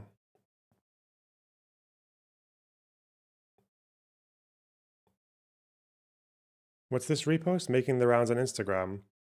Blockade to stop the genocide in Gaza. They're not terrorists and they're not crazy. They made a simple demand acting in line with the Geneva Convention. It's so stupid, man. You do not get to target civilians just because you've deemed that something happening 1,000 miles away from you is a genocide. That is not in the Geneva Convention. Stop fucking lying. Whatever. Show Yeah. as a part of the advertisement. Right. And like, but that was their kind of branding of independent is undercut by the Peter Thiel money from both like these exploitative Medicare Advantage things and also Poly Market. So, but that's even somehow still more independent than taking money like directly from a Democratic firm and then saying you can't disclose it too, because it's one thing to read an ad for Medicare Advantage and like, all right, people can look into it and see how shady this plan is, but you're reading the ad. This is just a subsidy that really affects your coverage that you're literally not allowed to disclose. It's actually taking creators. They were allowed to disclose it.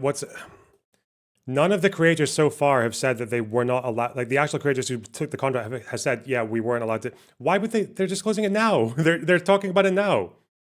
Unless you think that they just said, oh, fuck, damage control. Okay, guys, disclose. Say you're allowed to disclose $8,000. Again, Taylor's article would be so much stronger, given that these guys can make something out of nothing anyway, if she had one person who actually worked with Chorus, took the deal, and then got fucked over by them in some way.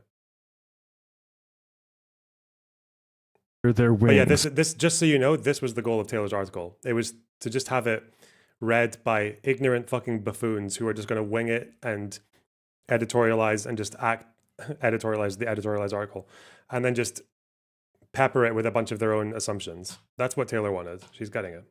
So they know how to properly post thumbnails and descriptions that are going to get engagement. This is just about best practices. And I would love somebody to give me an $8,000 a month retainer to teach me about how to do thumbnails. Please, as long as you don't have You're to say boring. like, No one likes you. What the fuck? What? Also, why are you so surprised that this organization wouldn't approach you guys, or any of you, or anyone else around this sphere? Why didn't they approach Denims or Gremlo or fucking Mike and PA? Because you guys don't want Democrats to win. You don't give a fuck about them. Why do they assume everyone's getting 8K? Again, because they're that's how the article was intended to be read. Let's have a look at how it's written.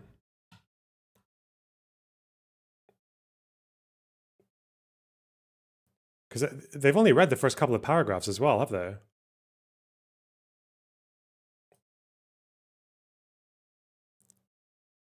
We're not far off of just headline riffing.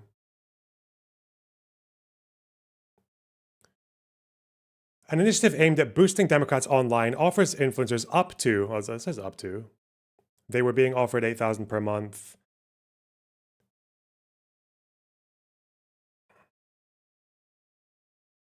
Dozens of influencers, they were being offered $8,000. Like this first paragraph, I guess, if you didn't read this bit or if you forgot about the up to, this sentence is not very well worded. oh yeah, actually, it's all the people who supported Palestine who are responsible for what's going on now. So Hasan reacted to this. Here's his take.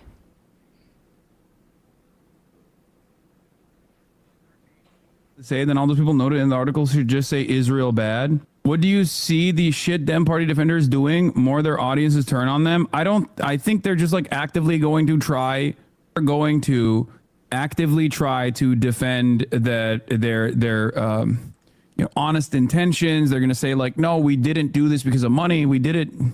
They just gave us money for free, and you're stupid. And so I'm aware of Because remember, that. a lot of this stuff is just like parasocial. But it doesn't matter because Again, I want to. It's a non-profit. It's not really for free. What they're getting is what they said they want. They want an ecosystem of alt media creators on places like TikTok and Instagram and YouTube and everything else who want the Democrats to win and want to counter the wave of new media coming from the Republicans. That's what they want.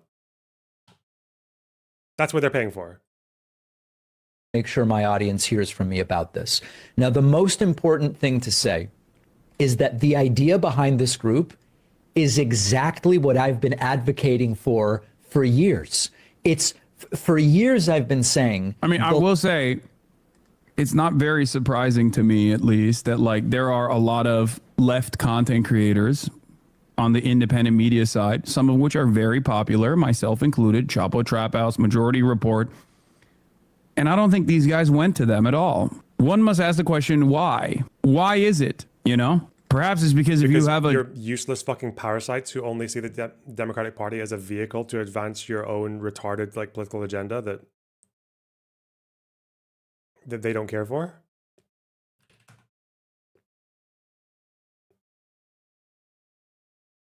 Maybe. Truly anti-establishment opinion. It's not just like marketing. They are also already established. Yeah, it's not like Hasan needs any help with his fucking thumbnails. What?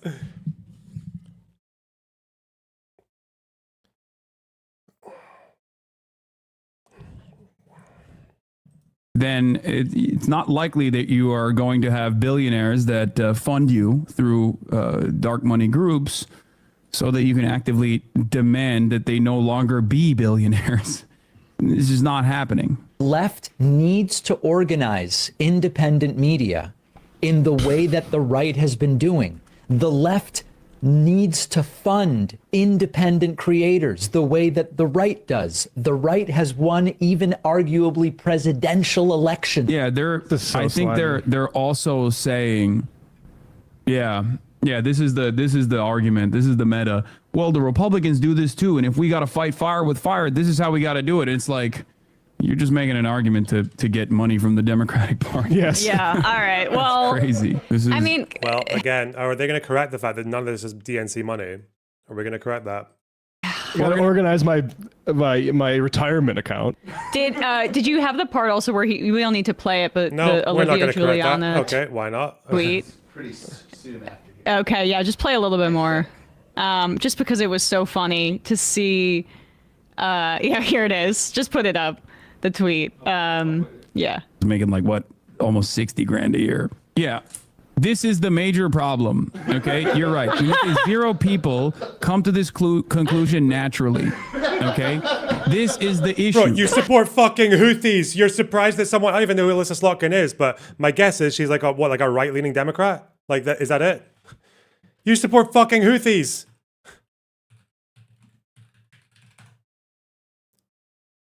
But you're surprised that people like this person. Wait, do I know this person?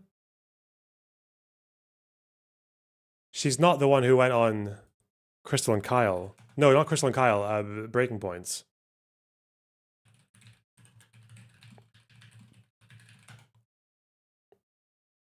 It totally is. That's her, right? Aid to this country. Much about him until he won, but because I think this issue is motivating people in a very visceral and personal way. Yeah. But it's not the only issue that my voters in Michigan care about. Of course. And the online... Of course. If you are still supporting a genocide in Gaza. Where does it start? Democratic primary in the state of Michigan for the Senate seat that's up, that's who I will endorse, regardless of who it is. All right, that was my last question. Yeah. So By the way, make sure- she answered every question here again, like fairly thoughtfully, like with her talking about the starvation policy and the GHF and saying that they need to get more aid in and that it's a requirement by the Geneva Conventions. You can't just block aid because you think you're going to hurt your enemy enough, even if it means the entire civilian population goes without food. She was saying all this, but then Crystal just said like, but you do understand that it's a genocide, right? Like, where was the bit about aid? Hang on. I think she even said starvation policy. Do you accept that Israel has a policy of enforced famine and starvation in the Gaza Strip? I think I literally put my name on a letter yesterday or last night that says like a policy of starvation, people are starting to starve. And in general, I mean, I served in places like Ramadi and Fallujah. I watched in 2004 and 2005, Al-Qaeda terrorists drag American citizens behind a vehicle until they died. Right? Like horrible, and then string them up like a lynching. Okay. We still had a responsibility to get aid into Fallujah, despite the fact that we were fighting Al-Qaeda cells in Fallujah. And I have been clear about that. So this is a crime against humanity. Forced It's against the- starvation is do you see how like she's trying to talk about the issue and talk about the obligations, talk about what has to happen, and then Crystal's like, so you understand that it's a genocide, crime against humanity, white supremacy, like. This is not a political discussion. It's just a purity test. It's so fucking stupid, really. Okay, so you're surprised, Mr. fucking Hezbollah Houthi glazer, that this person likes Alyssa Slotkin. Fucking hell. If the people that are getting paid by the Dems are saying shit like, Elisa Slotkin is becoming one of my favorite Democrats, like, you are just taking money from the Dems to spit back.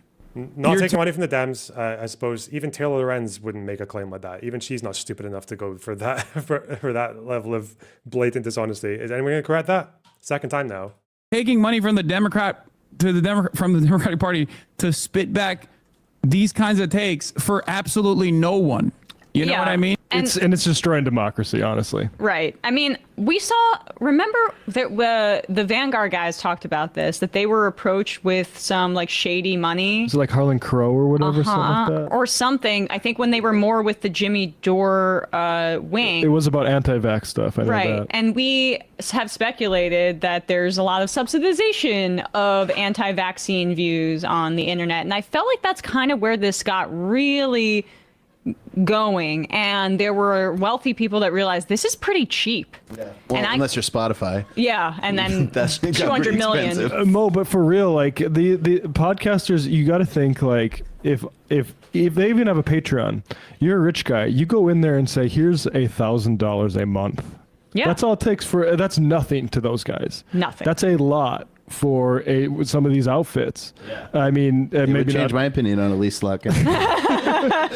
But the other thing is it's not just, and Hasan made the point, like, yeah, we weren't approached for this incubation service. I would see the email. Those emails go right to Yeah, we weren't approached to this because they don't actually want to just organize the left. Yeah. They want to elevate certain voices who they like what they say, Right. and that's why it's not actually still a problem if, for instance, David Pakman would have programmed the exact same.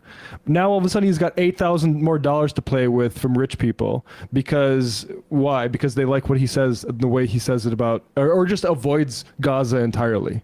I'm just not going to talk about it. No evidence that they were ever told to avoid Gaza. The reason that most of the creators probably don't talk about Gaza nearly as much as you guys do is because they're normal fucking people who live in the United States, and that Gaza is not like a top priority for American voters. Like that's what it never was. It never was a very high priority for American voters. It's a high priority for this very niche, self-fucking aggrandizing shithead community on the internet that doesn't even know or care that much about the Israel-Palestine conflict. They just like it now because it's a very good excuse for them to tug themselves off about how fucking moral they are on the international stage as white colonizer Americans.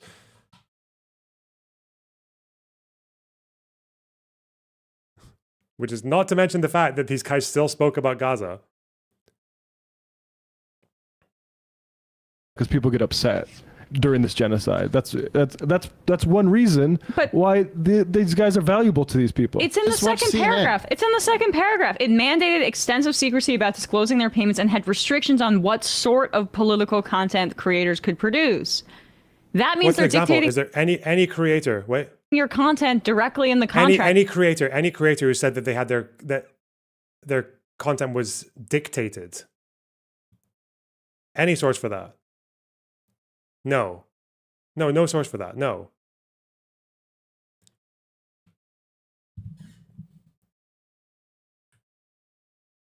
And that is really bad. But the worst element of it too is that it required your secrecy about the payments.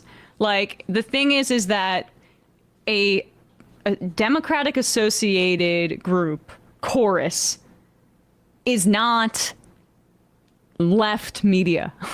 This is not like a well-meaning leftist, like rich person, maybe they're a comedian or something, or an artist, or an athlete. That's basically how non-sociopaths get rich, giving a bunch of money to outlets that they like to get their coverage more of a boost. That in theory could happen, although it really doesn't happen much.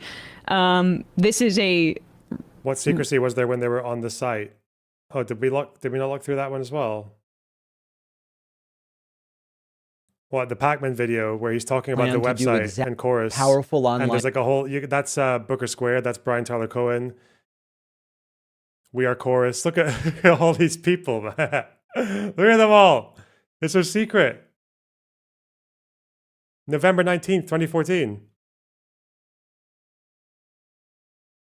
Secretive financial arrangement with a group that's associated with the Democratic Party that has veto power over certain things that you can and cannot say. It's a problem. It's a rot, and it hurts all of our credibility when our colleagues engage in this kind of thing. I do believe that. I feel indignant about it, and this Yeah. whole thing that Brian Tyler Cohen's going on about, that it is With an eye. It is a. It's a what is Are it? you It's covering the Trump announcement? Yeah, it's in like 30 minutes, isn't it? education. David Packman's education. How long has he been doing this? Yeah, no. Well, It's- isn't David Packman's role is different. He's not getting taught how to make thumbnails. David Packman was supposed to be like mentoring or helping people. I thought that's what he was doing. Yeah.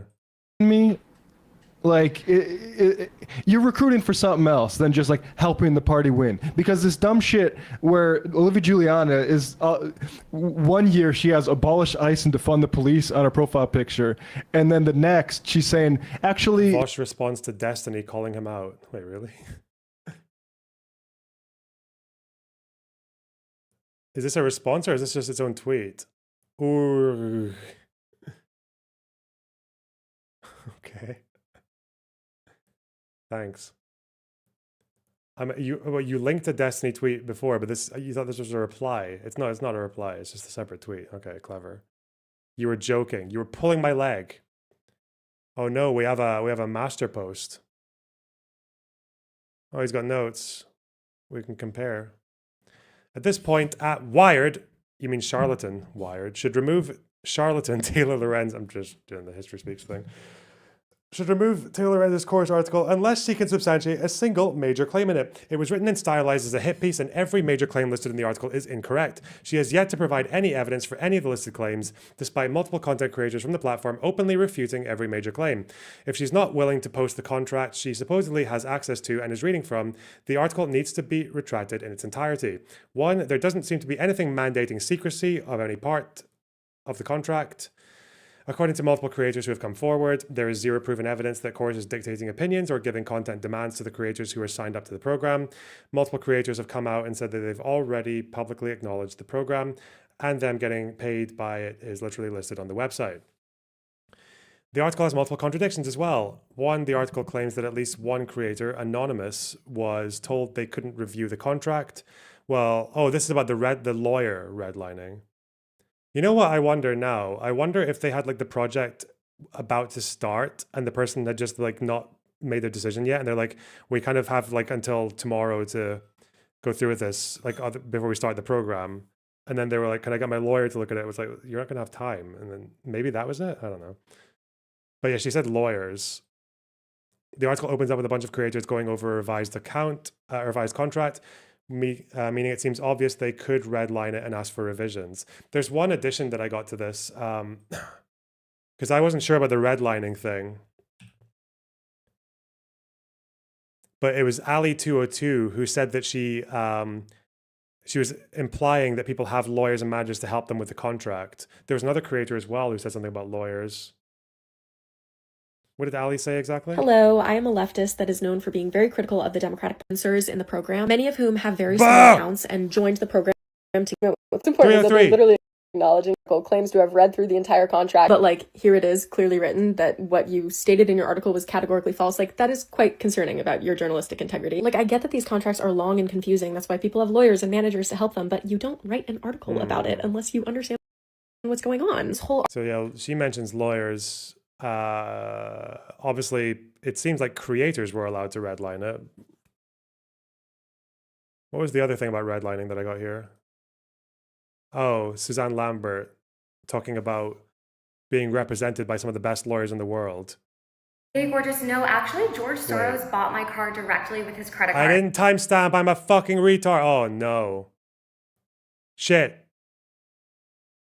which was so We just have nice to of watch him, the whole and I thing want to again. be We'll go from here. YouTube thumbnails more visually appealing. And Taylor acknowledged this herself later on. So if some of y'all pretend that your issue is disclosures and then it turns out that we didn't break any rules about disclosures, what you were actually mad at, and I need you to be honest about this, is that creators are making money. That you don't think that we should get paid for the work that we do. And I will never apologize for making money. Best wishes and high fives don't pay my bills. When did I take a vow of poverty? I am not a Jesuit priest or a monk. What about me told you that I didn't care about money? Because now I'm getting all these comments, oh, you switched up, oh, you're such a sellout. Let me ask you something. What did I switch up about? What did I used to say that I am not saying anymore? What position did I drastically change? I've always been an entertainment-first comedian who talks about, amongst other things, making fun of MAGA politicians, making fun of MAGA, and making fun of the far left. If you genuinely think the problem is content creators making money and not all the atrocities being committed in this world, then congratulations. The propaganda worked on you too, and you are an incredibly useful idiot. Let me ask you something else. Do you Lorenz might go and live and learn. Really? Oh, hey.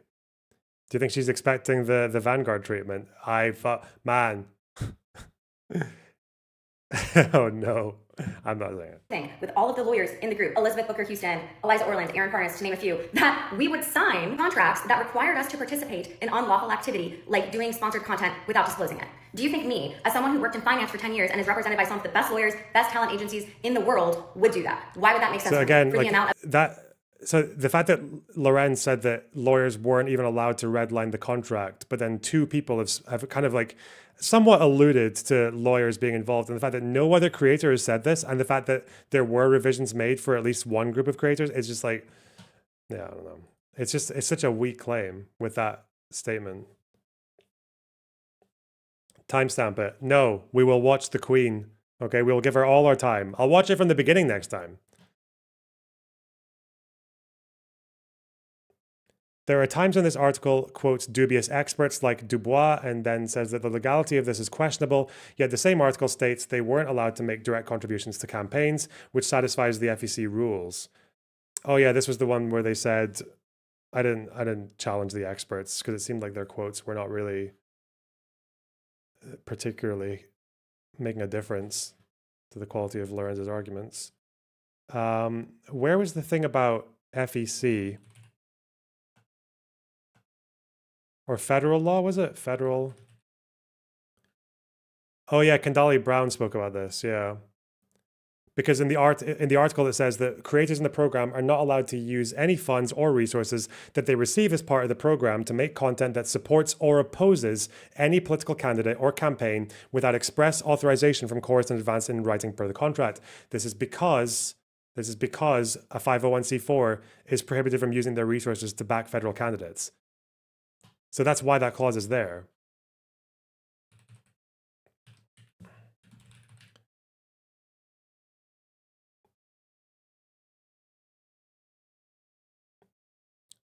Depends on election law, prohibited for federal candidates, permissible in some states. That's why, that's a 501c4.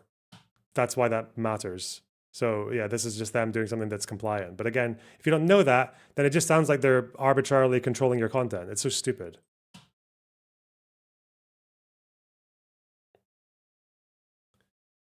The article claims that influencers weren't allowed to organize their own independent events, but also said they had to notify Chorus when they did organize their own events. Wait, what?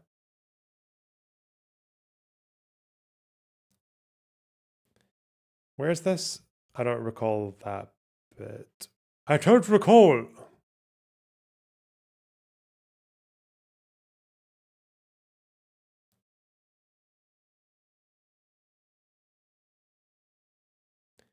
What's the claim there? I saw a couple of contradictions, but I didn't write them down. Dumb fuck. Independent events.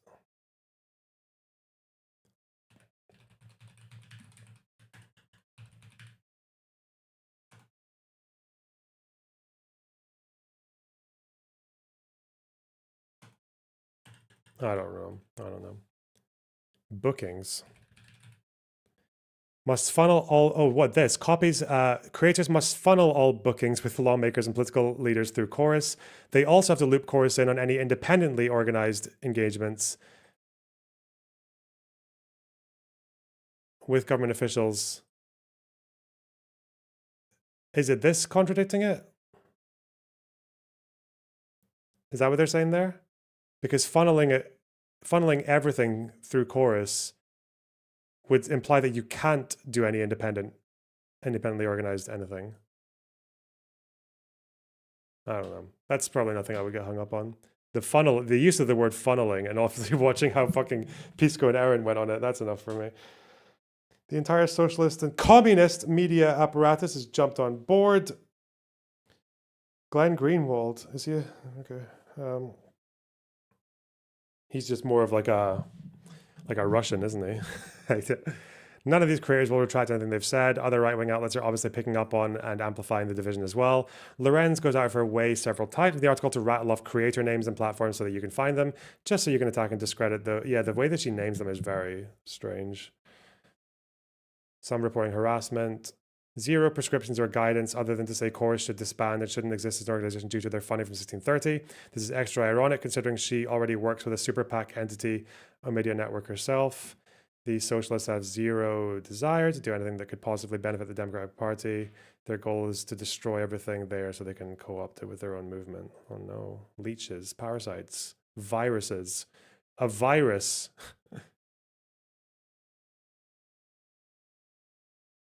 Claims. False, secretive, okay. Restrictions. Yeah, this is clearly, if it is, it's not for the party line, but okay. Receiving payments. Huh? Oh, publicly stating, yeah, okay. Now, one thing I couldn't find was any of these creators saying they were saying they were paid by Chorus before it, even though it was public on the Chorus website. So I don't know if that's like a thing where they should have said something, but that's like, if that were the issue, that would not be a news story. That would just be like you should have done this. Like, it would have been more moral if you did this, even though you weren't like legally obligated or whatever.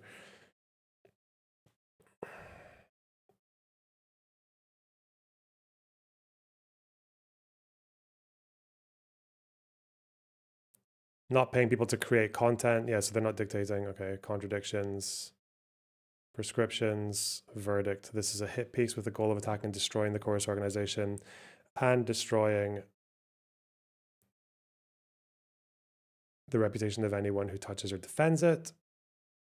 Sending a signal and message that anyone involved with it in the future will be similarly targeted. It's not even clear from reading this article what Chorus is. Do they pay content creators to make content? Do they try to synchronize messaging? Do they dictate to creators the subject matter or what creators are even being compensated for? Okay. Attacking core. Oh my God.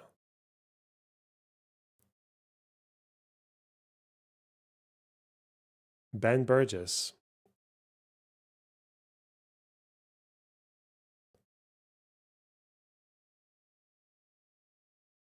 He hasn't really taken that many notes on individual claims from these people, right? The fact that Hasan said it was DNC funding, now that's really bad. And no one pushes back. No one pushes back. Hang on. I'm going to put that one in. I'm going to put that one in right now. Out Mike from PA. My boy. Majority Report.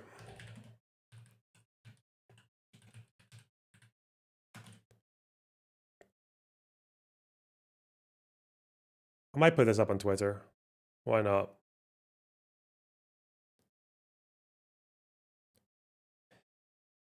Okay. Report on YT.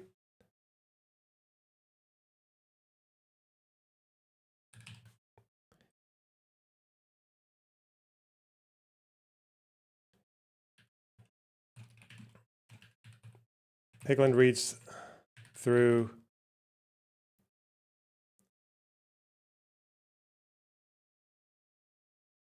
the names of creators. Okay, well, hang on. She says Palestine in the beginning, doesn't she? Let's get timestamps. Content, the create.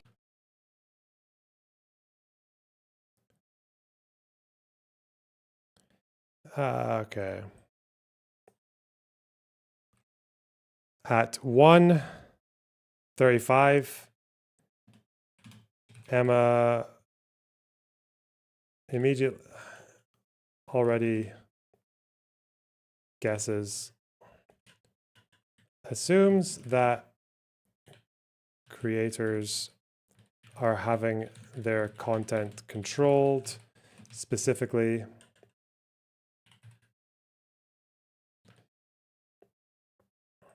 creators. Oh, having their content restricted. Did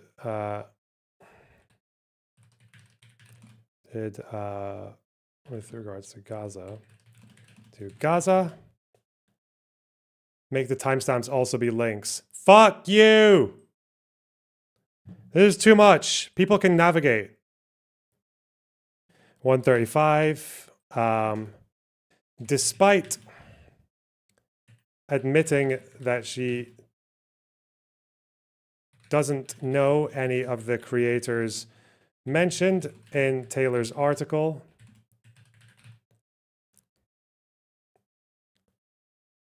The program kicked off last month. Regina. Regina George, liberal. This is. Where is it when she says, I don't know any of these people? Where's that? Barrett Adair, a content creator. Olivia Juliana, the centrist Gen Z influencer who spoke at the 2024 Democratic National Convention. Lauren Peretra, a former Playboy executive.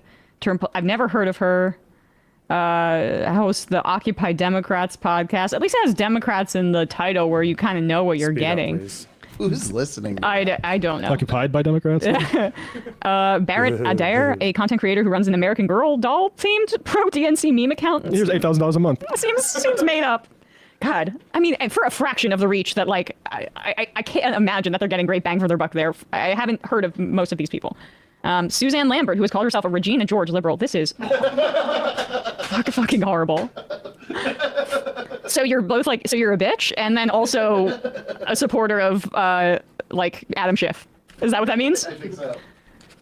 Ariel Fodor, an education creator with 1.4 million followers on TikTok. Sander Jennings, a former TLC reality star, an older brother of trans influencer Jazz Jennings. David Pakman, who hosts an independent progressive show on YouTube covering news. Wait, where did she say she doesn't know who the people are? What the fuck?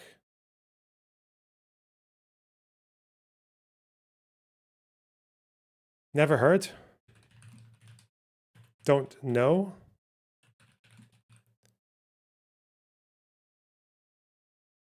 You passed it like 20 seconds. What? Like 20 what? Like 120, 220? What the fuck? We've gone through several minutes. What? Hang on. But the contract sent to them from Chorus, a nonprofit arm of a liberal influencer marketing platform, came with some strings. Among other issues, it mandated extensive secrecy. She said there was one person that she didn't know, but I thought she said she didn't know who any of them were. Who? Would you say like who are?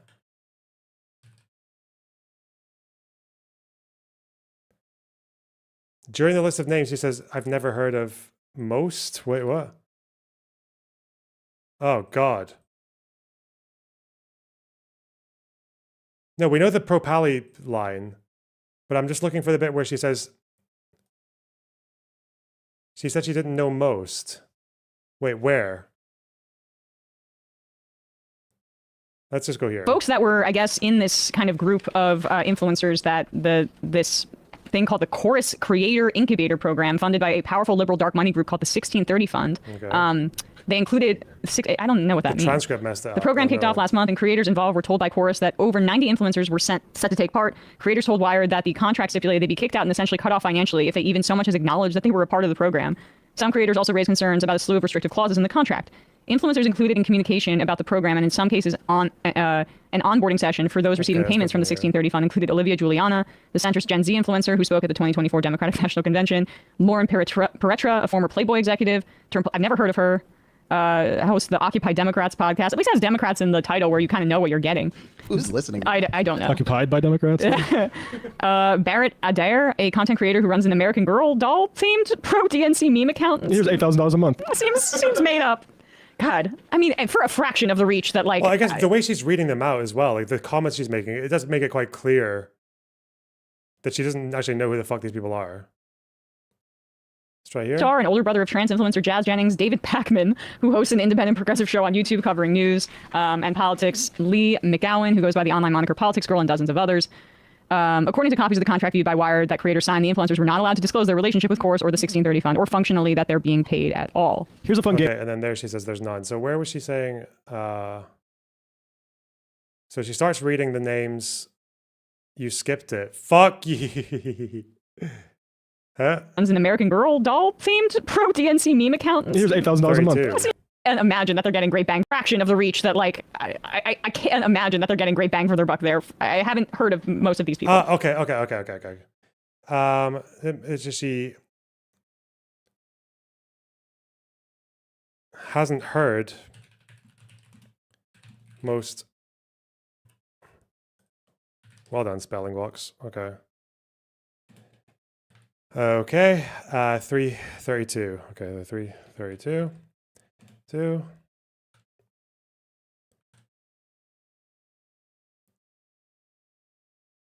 Emma simply assumes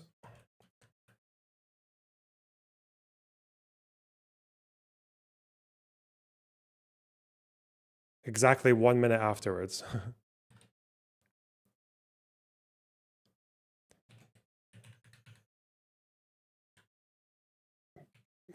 Exactly a minute after, admitting that she hasn't heard the most of the queries mentioned in Taylor's article, Emma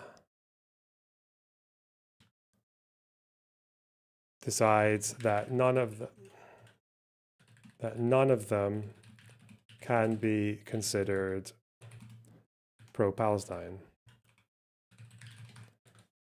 Paid at all. Here's a fun game I want people to play. Who's the most pro-Palestine person implicated in any of this?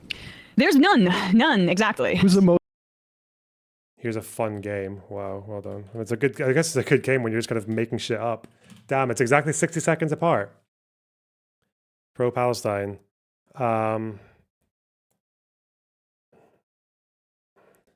As mentioned elsewhere, as already mentioned, at least one creator has attacked the DNC several times over their positions on Gaza.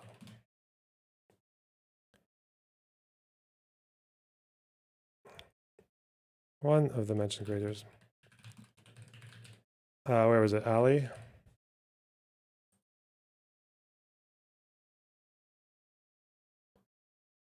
Where's her Instagram? I'll just get one of the things from the rally. Copy. Okay.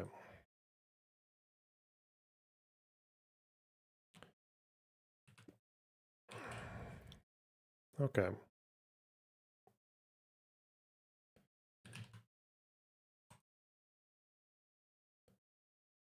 Uh, 332 and 431. 431. Feel like I'm writing video essays again.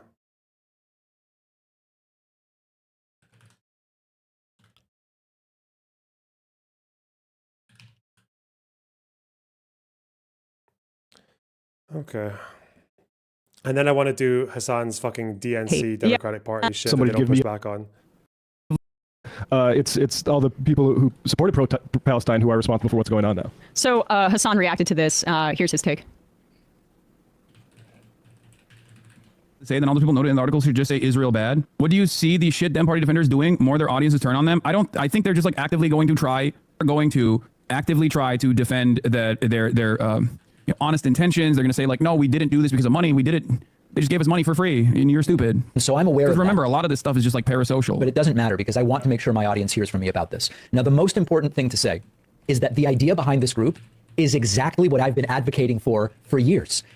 For years I've been saying. I mean, I will say, it's not very surprising to me, at least, that like there are a lot of left content creators on the independent media side, some of which are very popular, myself included, Chapo Trap House, Majority Report. And I don't think these guys went to them at all. One must ask the question, why? Why is it, you know? Perhaps it's because if you have a truly anti-establishment opinion, it's not just like marketing, then it's not likely that you are going to have billionaires that fund you through dark money groups so that you can actively demand that they no longer be billionaires. This is not happening. Left needs to organize. Democratic Party. I do it. It's like, you're just making an argument to get money. I do it. It's like. Okay, so 1041.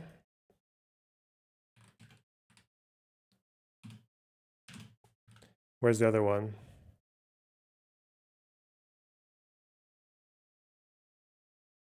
Dems are saying shit like Elisa Slotkin is becoming one of Democrats. Like, you are 1128.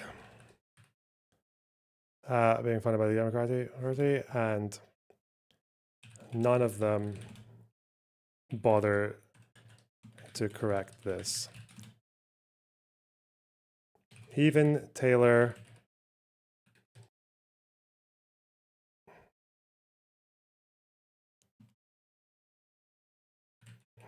herself hasn't accused anyone of doing this.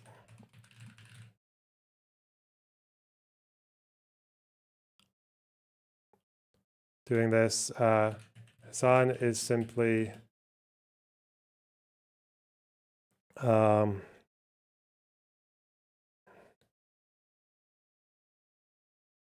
inferring it because he is stupid.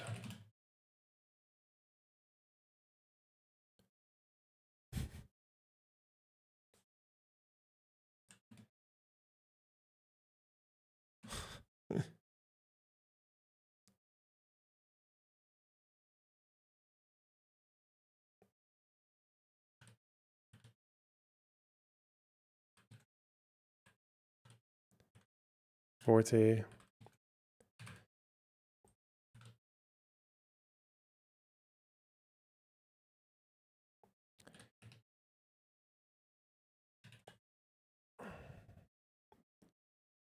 $28.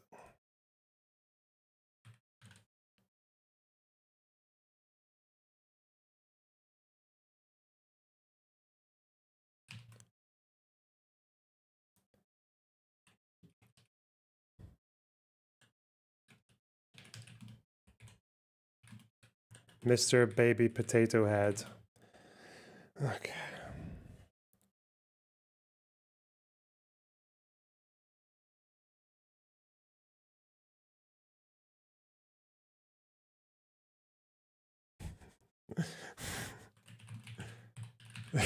I'm sorry.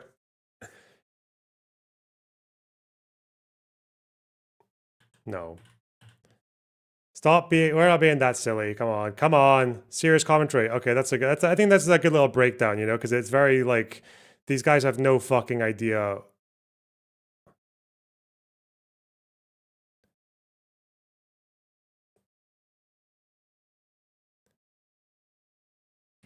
It is clear she has just read. She is just reading the article.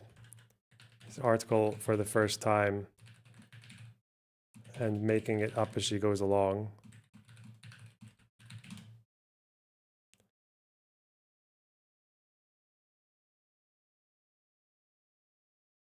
Okay. I think I can put this on Twitter now.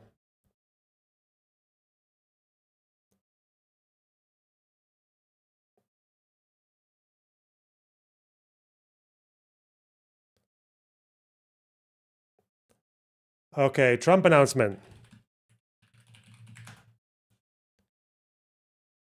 Where's the fucking live feed? Hey! Oh, it's just about fucking Space Command. Do I care? Yes, I do. Come on. Come on.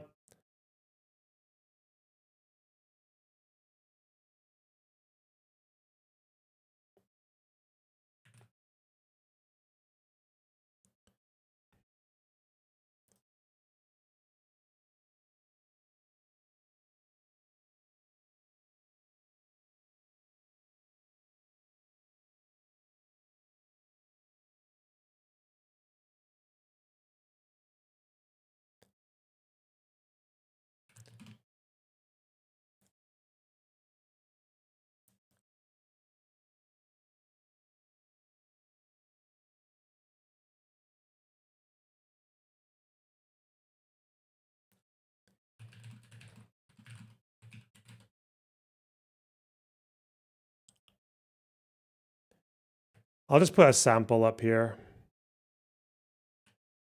Okay, if I've republished this, what are like a couple of good sections in it?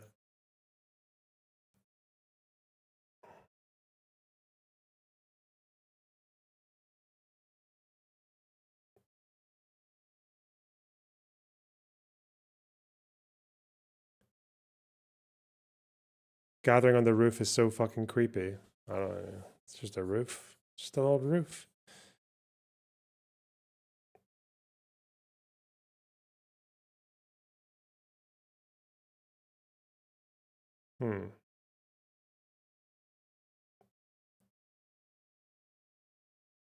Why does it do that with the indents? It's so annoying. I think maybe this bit, the claim of secrecy.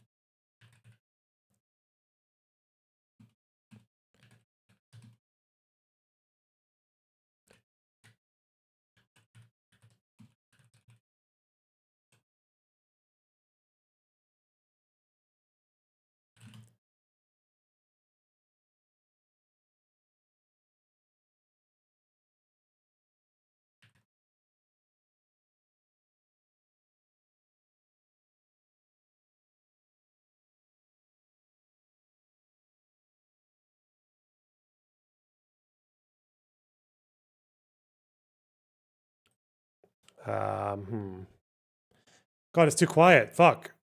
Hang on. Let's just go back to this. Are just taking money from the no, wait, Dems. we already saw this. We just had to go to the start again. Where was I? What was I looking at? No, I don't think I even finished that video, did I?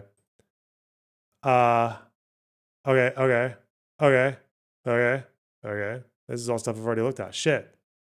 Ben Burgess. Whatever. Okay. I'll see your super chats, okay? Don't worry. How Israel uses deception and distraction against the prime minister in Yemen. Wow. Use deception and distraction. I don't buy any of that. How do these guys even know what the fuck happened? Like this, like these animations of the fucking strikes. How do they know? Lull the Houthis' leadership into a false sense of security.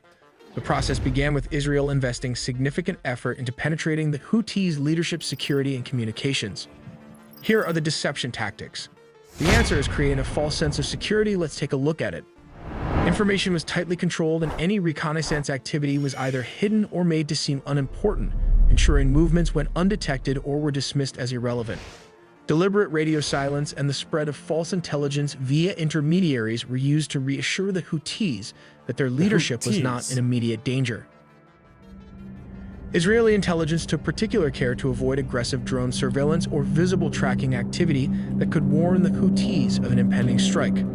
Surveillance flights and operational patterns were minimized or kept unchanged, allowing Houthis officials to feel secure enough to assemble openly. Wow. Then comes exploiting behavioral patterns of the opposition army. Israeli operatives noticed that Houthis leaders tended to gather during symbolic events, most notably during broadcasts by Abdul Malik al-Houthis. Matching this intelligence with movement data, Israel could predict precisely when and where the leadership would congregate.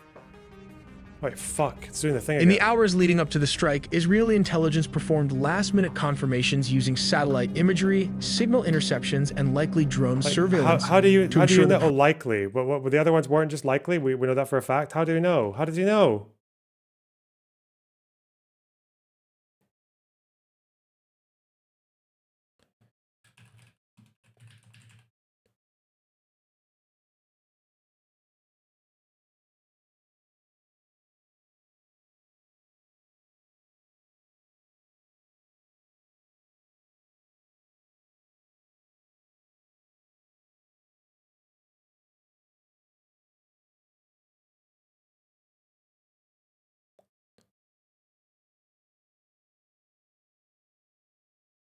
prime minister and senior ministers were gathered at a villa in Beit Boz near Sana'a in sufficient numbers for a surgical attack.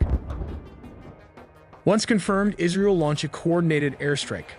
The jets departed from Israel, traversing the Red Sea at low altitude to evade radar and used aerial refueling, primarily with Boeing KC-707 or KC-46 tanker aircraft, to extend their range for the round trip.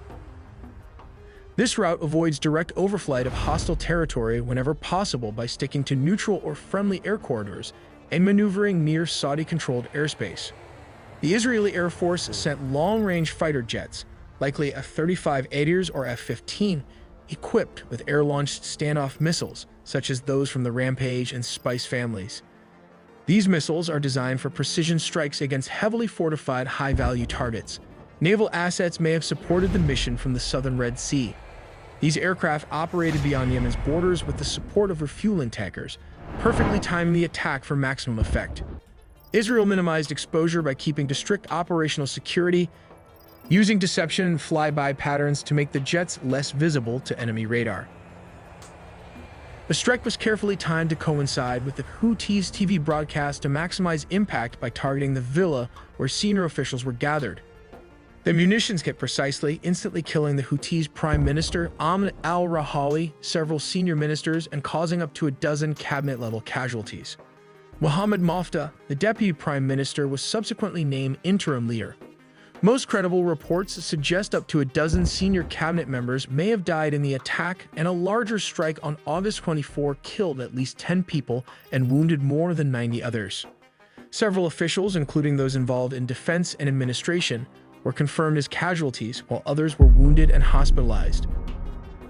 Let's take a look at Israel's strategy in launching a major long-range airstrike against Houthi-controlled targets in Yemen, marking one of the most extensive Israeli military operations in the region in recent years.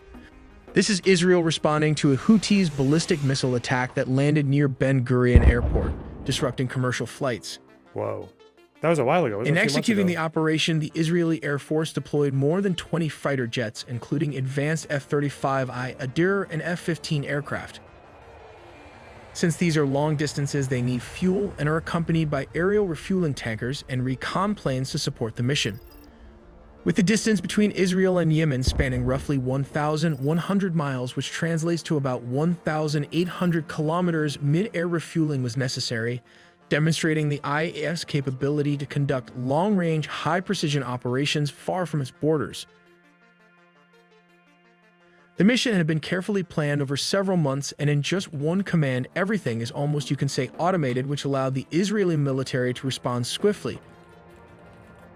Within just 24 hours of the missile attack with predetermined GPS codes.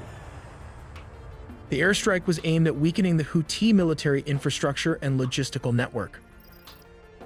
Among the primary targets were the ports of Hodeidah and Ras Isa, which play a key role in the importation of goods and are suspected of being entry points for alleged Iranian weaponry.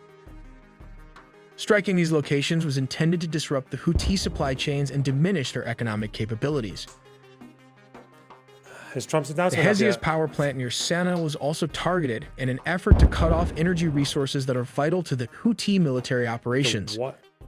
Houthi media and local reports indicated that the strikes extended beyond infrastructure to include Hodeidah port and urban districts such as Al-Salakana and Al-Hawak. These attacks reportedly caused damage to cargo handling facilities in several privately owned... None of this is real. I don't know. There's no way this person has this much fucking intel. Right? So stupid. They just tell AI to make it up.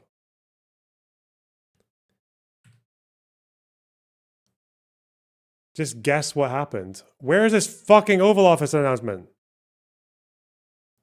First time in 6 days. Dude. Still waiting for your regularly scheduled fuck. Okay, hang on.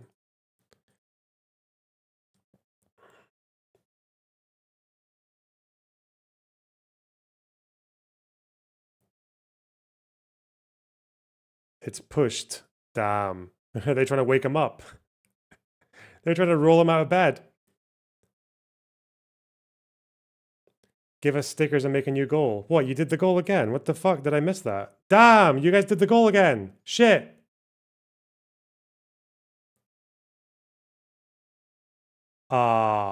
Swarm, thanks for the tier 1 sub. Bert, thanks for the $5. Convinced that the keystone of leftism isn't anti-capitalism, it's envy. Love your vids, keep up the good work. Wow. Jacob, thanks for the tier 1 sub. Audience capture is clearly worse than chorus. Yeah, well.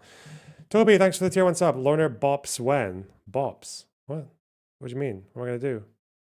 To Tim, thanks for the $2. Do you play games? If yes, do you play Helldivers 2? Nah, I don't play games. Fuck that. Drums only and other stuff. Thanks for $4.99. Hey, I just wanted to voice my support for your content. One of the most underrated political streamers. Love from Cali. Thank you so much. Hope you enjoy your drums and stuff. Barbas, thanks for the $5. Does PF Young have a plan yet? Like he said he would. What plan? Probably not. Doc Bond, thanks for the $5. This is dark money. It's very dark. It's dark as hell. You're going to watch Voss's video. More notes again?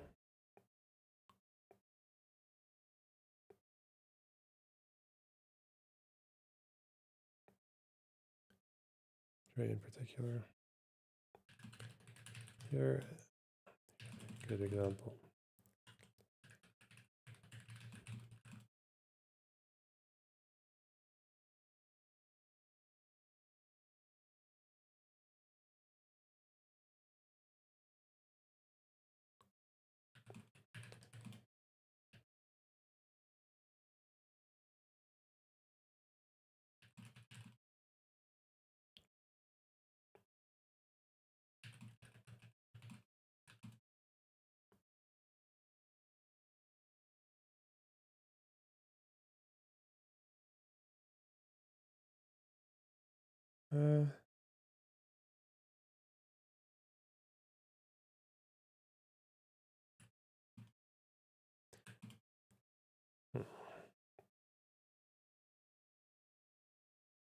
Especially good memes.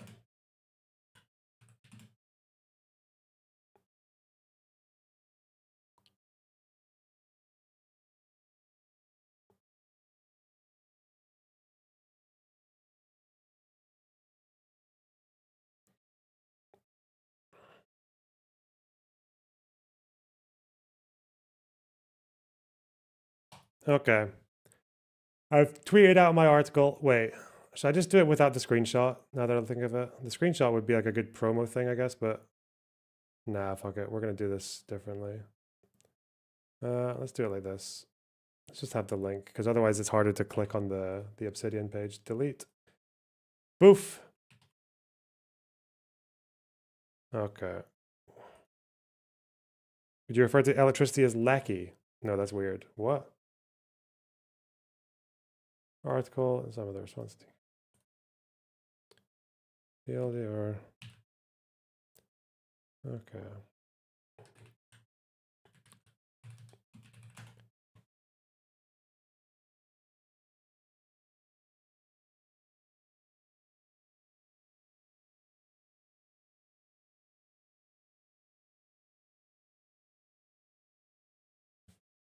TLDR.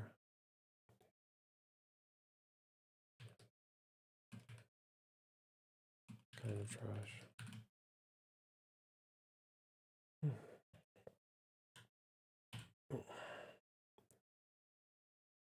Okay, now it's up. There we go. Okay.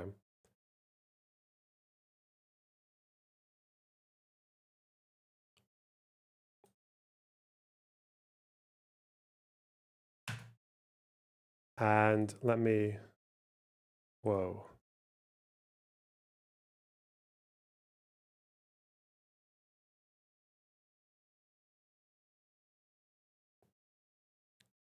Look at the chat.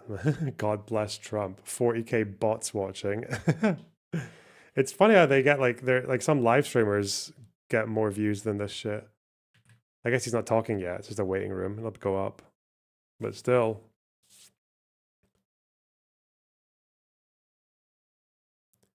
Excuse me. I don't know why I'm sneezing so much today. What the fuck? Did my flat just... Was there a dust storm yesterday that blew into this house? Oh, God. This is a story.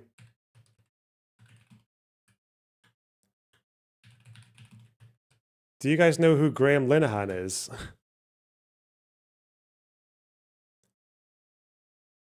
You guys heard of this guy? Irish dude. This guy used to be a fairly reasonably successful TV writer. Wrote for like Father Ted, co-created Father Ted. He wrote for Black Books as well. IT Crowd. And I think what started with a bad trans joke in one of his TV shows and just escalated over the last 10 odd years into him becoming the ultimate turf transphobe lunatic. Like, he lost his wife. He has posted, when I last checked about 5 years ago, he had tweeted like over 200,000 times, just spends all day on Twitter fighting with fucking trans people, going to protests and trying to organize against trans people. He's an absolute lunatic. Apparently he was arrested at Heathrow today, and he claims it was over 3 tweets. He also said that a nurse had to check on him because his blood pressure went so high that he was apparently approaching stroke territory.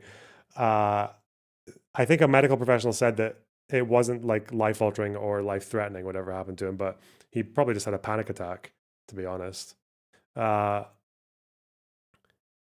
and now there's this whole thing about him again. There's always this song and dance where people will get in trouble with the authorities, and then they will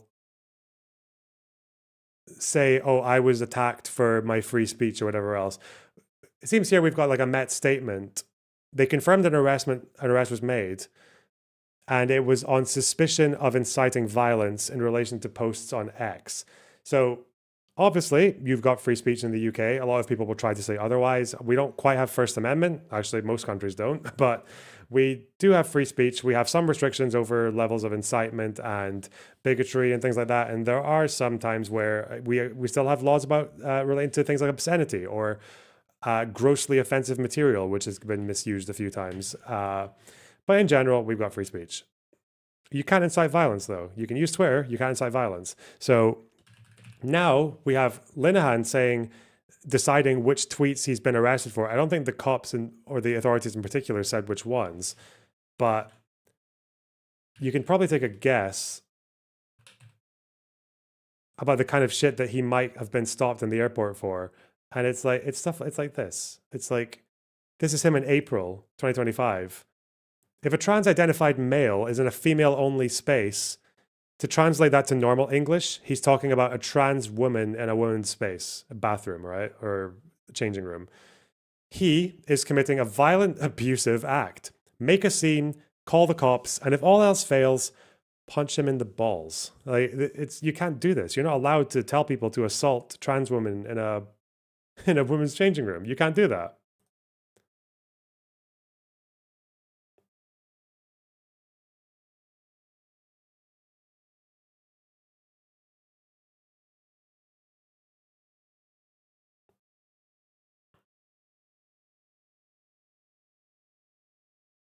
Like, you can't do that. You're not allowed to. What the fuck? But he'll say that he was just censored for having opinions or being gender critical or whatever else. It's so stupid. This guy's a fucking lunatic. I wish I had more of a compilation of all the crazy shit this guy says on Twitter. I've used him in videos before where he was baited into giving a perfect definition of a chair because of the what is a woman thing. And he obviously gave a definition of a chair that could include like a horse or any animal with 4 legs and a back. The lawyer for your program openly discussed thwarting FEC regulations, part in a secret program, and signed a contract that bound you to secrecy. You can't identity politics your way out of unethical conduct. Oh, it's Booker squared. Now, I wonder what would stop Taylor from releasing the contract. Is there a law or like a journalistic ethics guideline around her actually showing the contract? Because at least some creators have posted the contract and shown and said that they don't identify with the way that it's being interpreted by Taylor or specifically by the people who are mentioned in Taylor's article. But I don't know.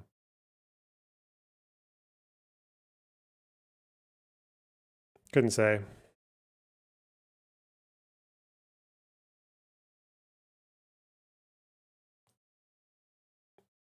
Something to do with Wired.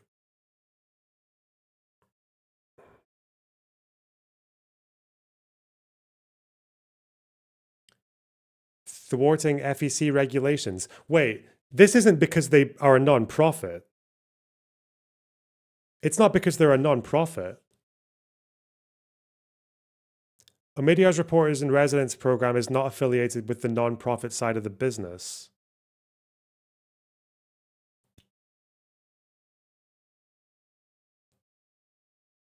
Wait, I thought it was LLC though, wasn't it? Hang on.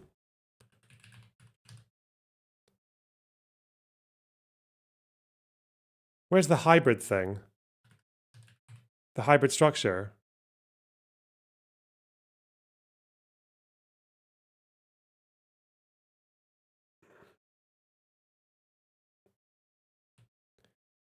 The programmatic work is supported via our foundation and LLC. If it's an LLC, wouldn't that meet the definition of dark money though?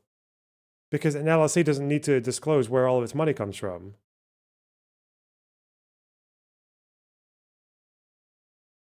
Huh?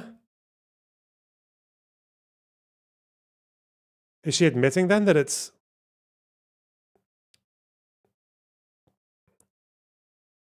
Taylor can't help but point out people's race, ethnicity, or religion in a debate. Wow.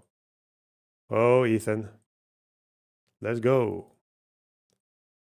And she deserves it. She deserves all of the fucking backlash that she gets for behaving like that. Fucking hell. What a dishonest cunt. And also, yeah, just like naming everyone. Putting targets on people's backs. Ugh. I haven't even looked into... I haven't even looked into the fucking... I thought it was a 501c3. No, it's hybrid. Omidyar is hybrid. It's 501c3 and LLC. I haven't even gone into her apparently doing an ad for phones for kids and then lying about... Shit. Do I want to do that? That just seems like a whole other deep dive that is just not worth...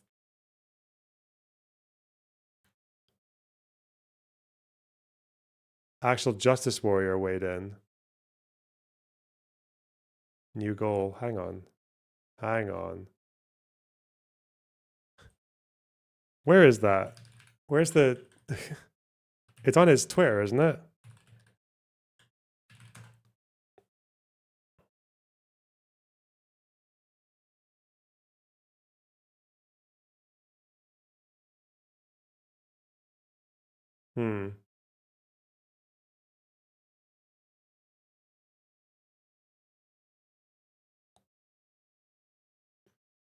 Rachel Cohen Booth. Who are you? Who is Rachel Cohen Booth? Journalist, Vox, Penguin, Substack. Haha, okay, this is all insane, but just to set the record straight, because she's now deleted her TikTok video, exclamation mark, uh-oh. Uh-oh, purging the evidence. We need legal mindset. Yeah, we do. Please guide us. Taylor posted a video on her account that she labeled as #ad in her caption. She said in the video she's proud to partner with Bark. She explicitly advised parents on this phone software to purchase for little kids, and her Instagram also featured a link to the company, also now deleted. I don't know or really care if she earned a cent. That's an advertisement by any measure of basic journalistic ethics. This is not an edge case. This is not a confusing case. Reporters don't do this, especially for companies we report on. For the record, Taylor never reached out publicly or privately. In fact, she blocked me immediately. And now 6 days later, she's tagging my employer, calling me a liar, using the logic that she's not promoting phones. She's just promoting a company that sells pre-installed software on phones. That Bark also sells.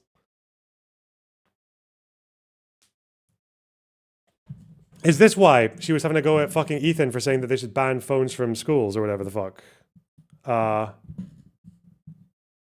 They fought over that, didn't they? because she said it was about trying to stop people from learning about Gaza on their phones in school. Oh, she's fucking mental. So what? Bark, this is on her Instagram, now deleted.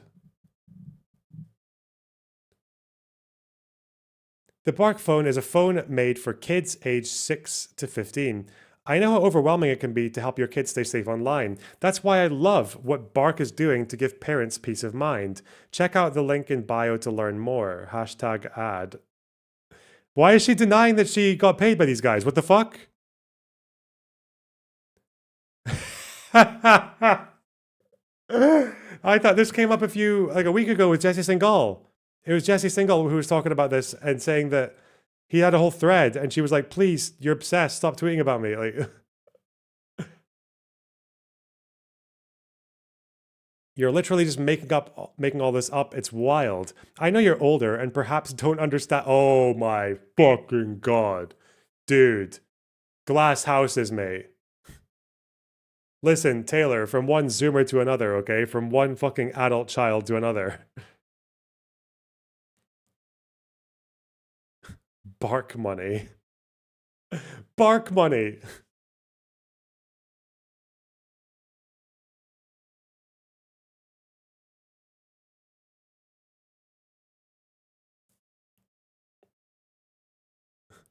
I know you're older and perhaps don't understand how these platforms work, but the fact remains I was not paid by Bark, and Bark is not a phone company. They make child safety software and sell a phone with it pre-installed.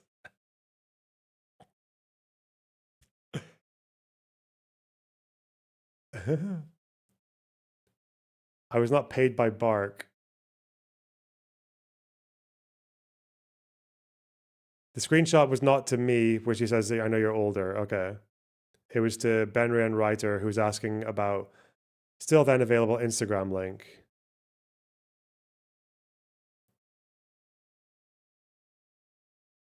If anyone knows any lawyers who can help me with this, please let me know. I don't know how else to get RCO booth to stop. She's actually insane. She's a mentally ill woman trying to stay young, and it's like freaking her out. I don't know. She's losing her shit. She's fucking insane. What the fuck's going on?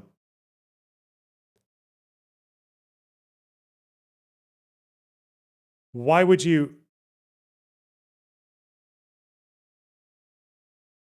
Is this photoshopped? What's she even claiming? What's the counterclaim?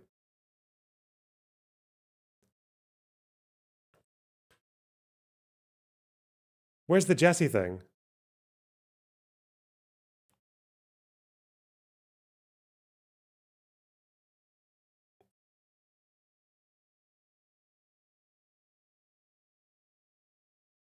What is this? What's going on here?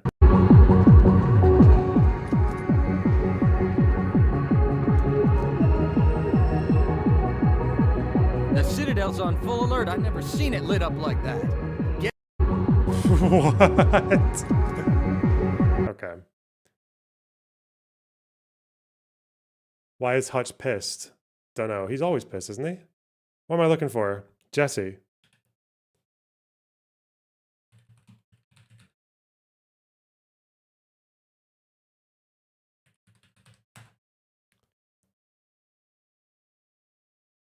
He wrote like a whole ass super thread about this, didn't he?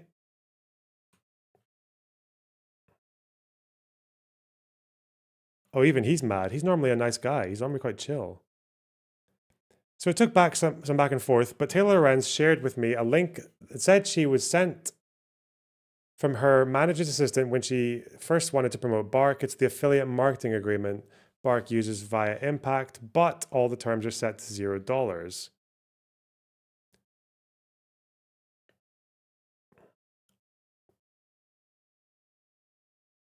Is affiliate marketing where you just sell the shit and with a link and you get money from that?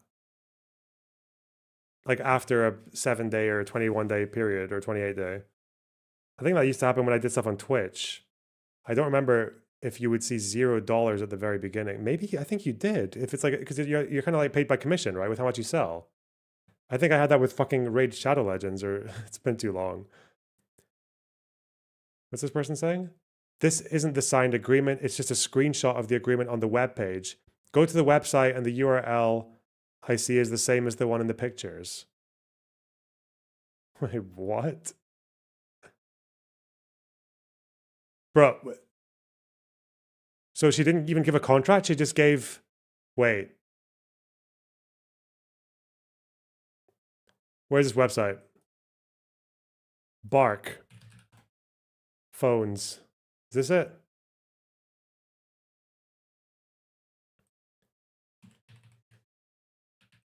Bark affiliate marketing? Would that be what that is?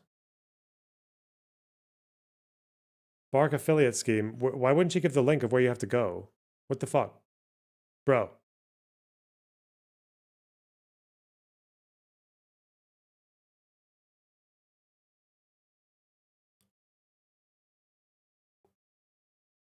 I don't care. I'm not trying this. All right.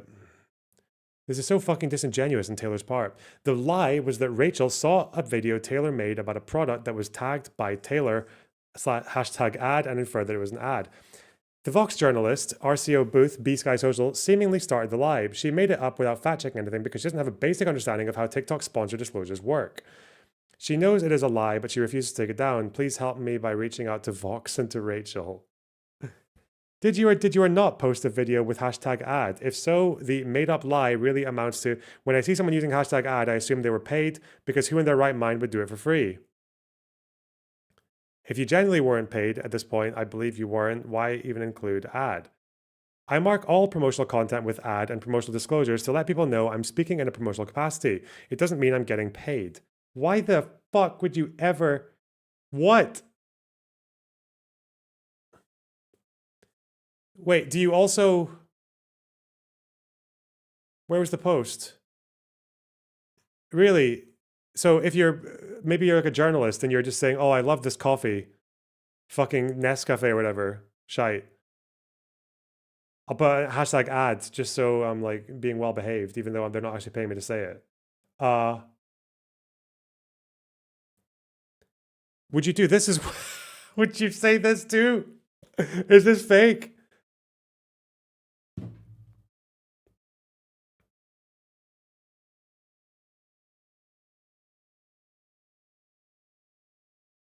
Guys, I really like using this this like Kaiser capo on my guitar, you know, Kaiser capo. It just looks cute. It's a very funky looking capo, okay? And maybe I put # ad because I'm just like, listen, I did big up a product, you know. It's just... That's why I'm proud to be partnering with Kaiser Capos. Little dog.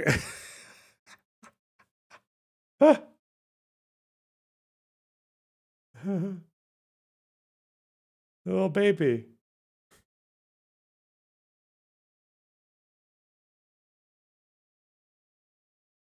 Just a proud partner. What's wrong with that? Wait, where are the other threads? Did I just close them? Wait. This is so silly. Yes, it is quite silly. Trump still isn't live yet, so we just have to wait. We have to wait for our boy.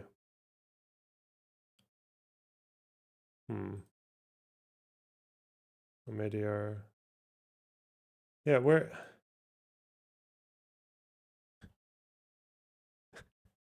I can't get over it. This is so fucking weird. It's such a... What's there to get confused about? I was just promoting a product and providing an affiliate link to anyone who wanted to purchase it. It wasn't an ad, which is totally different. It's an ad. Of course it's a fucking ad. I need to stop this, but it's simply not true at all. No company doing a here's the best headphones of 2025 would say that's why we are proud to partner with Bose. Seriously, bullshit. Consider me triggered. Uh-oh. Making a recommendation and promoting a product you like doesn't mean you're paid. Every tech website does this, as every single tech creator. Creators of tech websites will be like, here's the best XYZ to buy this fall. But yeah, but they don't say they're fucking partnered with the headphone. Best bass guitars. I need a bass guitar. 2025. I would never. Why the fuck would you use this shit, man? Okay. Bah! Bah! That's why. You can never look at any of these pages. Did they mention anything to do with ads here? Let's see, ad.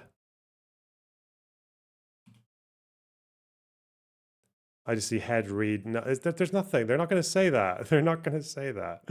We're proud to, let's say, partner. Receive email from us on behalf of our trusted partners or sponsors, which I guess are all these guitars now, eh? All these companies. Best 6-string. Fuck off. Fuck off. What's a good looking one? I want a Mustang. Squire Classic Vibe 60s Jazz. Okay. Squires are decent.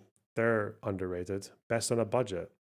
But what about if you're what if you got money to burn? What if you got DNC money?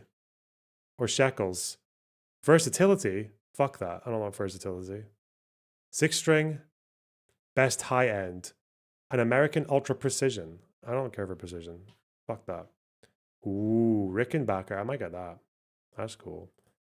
I mean, this is basically like a go-to for the last several decades. Okay, don't care.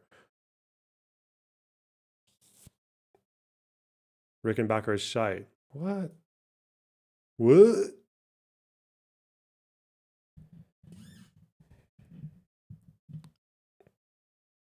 Yeah, some reviewers, like the companies will just send them stuff. Like people who review fucking mechanical keyboards or whatever. Yeah, they'll get stuff sent to them. But they'll say, but that's a sponsor. That's like they're okay.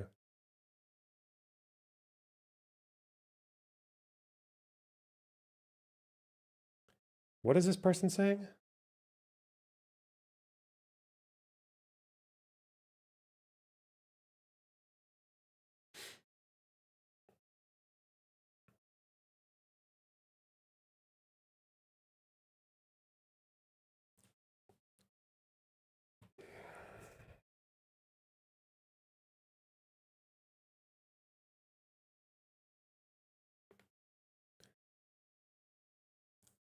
I believe you. I'm asking about your word choice here because unpaid reviews at websites aren't called promotional. I'm just asking what that word means here.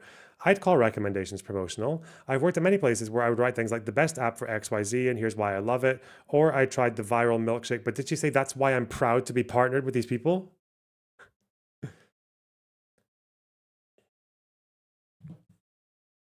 Those pieces were called promotional. Those publications? Yeah, you've, sorry. There's no fucking way. There is no way. Is this her?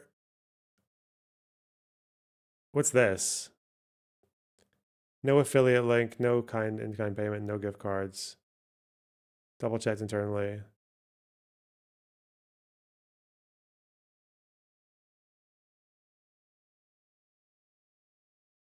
She's doing the same thing because right now, when she does this shit with her article, when she does this stuff with her article, she's saying none of these creators said that they were supported by a dark money organization. So they said they were with Chorus, but that's not good enough. Now they have to say who funds Chorus and also say there's a dark money organization. Like, how many times did you ever have to do this? I mean, you're saying like, oh yeah, I got paid by Progressive Victory, and then they're like, oh yeah, well who funds Progressive Victory? I don't know, the fucking KKK for all I give a shit. Like my contract clearly didn't say anything that made me change my opinions or anything, or made me do anything that would support the fucking Klan. So why would I care? Like, yeah, it's fucking mental. I am officially declaring that I, Dewo Impact, am giving funding to Lona Box Live as I would like to continue to hear his messaging.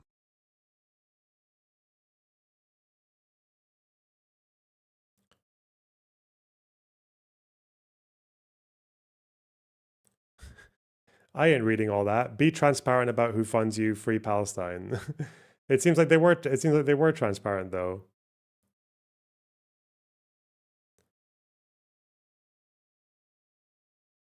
Nah, what about Bark money? No one even thought about Bark money.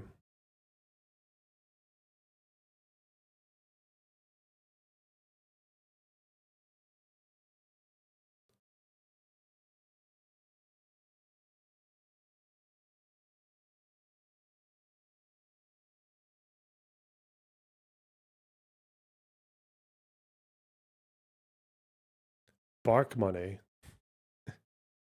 Fucking bark money. Sorry. Okay. Is Taylor Lorenz an anti-Semite? No, she's just mentally ill. She's definitely mentally ill, in my opinion.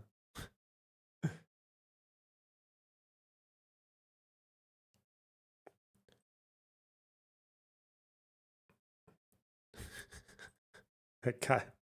What the fuck am I looking at? Oh no. My God.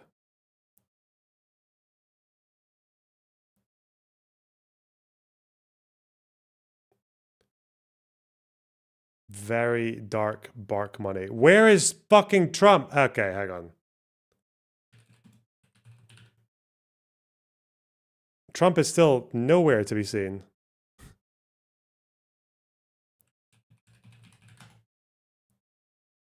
Fox aren't even showing us the lawn anymore, the White House lawn. Okay, let's just go here. Come on.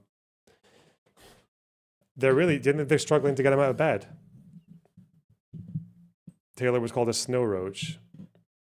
That makes her a victim of the blackest racism like you've never seen.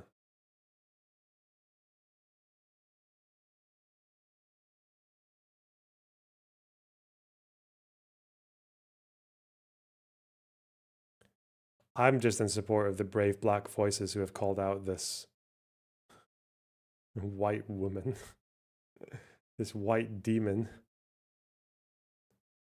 All right. Let's do a new goal, shall we? Why not?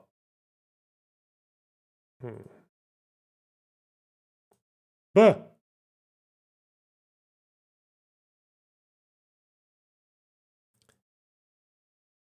Start another. Let's say 5. 5 fat ones. Bark money scandal. I mean, do you think I should add an obsidian thing for the bark money scandal? I feel like that's just relevant because it's really funny. What's this? Oh, this is how you get to do the Bark affiliate program. Apply. Oh, but I don't want it to fill out my fucking name automatically or whatever. It probably would. Hang on. All right, sign up. I'll just check it. Oh. Right. This is what she's done. Okay, so she's gone to Bark affiliates program. I think that's all she did. Wait, hang on. There ain't no way.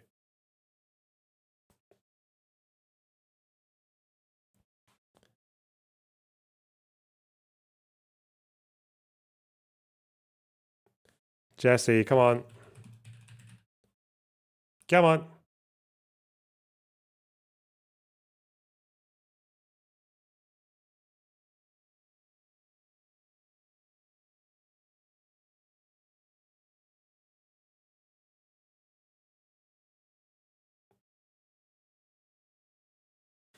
This is him commenting on the Wired article.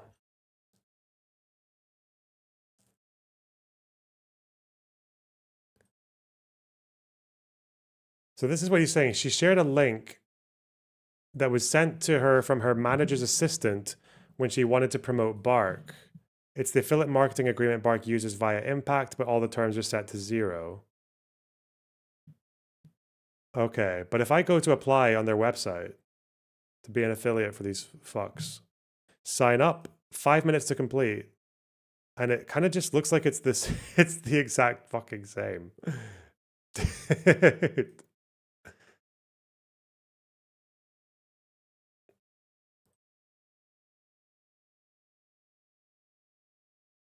Yeah, because you wouldn't get a default payout. You'd be getting paid if you sold a phone through your link.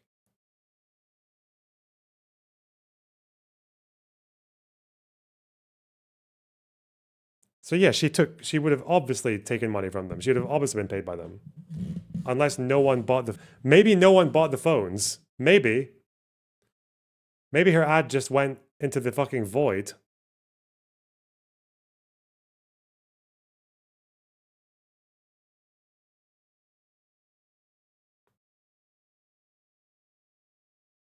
Maybe. Yeah, she might have failed. I was never sponsored by Raid.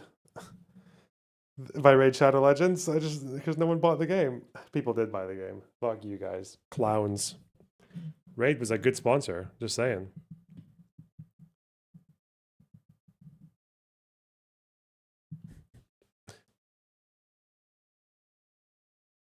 Oh dear. Where's Trump? Where is he? Hey. Donos.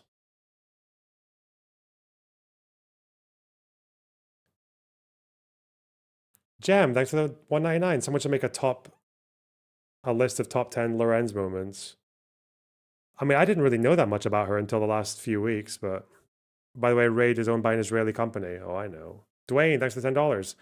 I'm officially declaring that I, Dwayne Pack, am giving funding to Lornabox Live as I would like to continue to hear his messaging. Wow. Means I can't change my messaging anymore.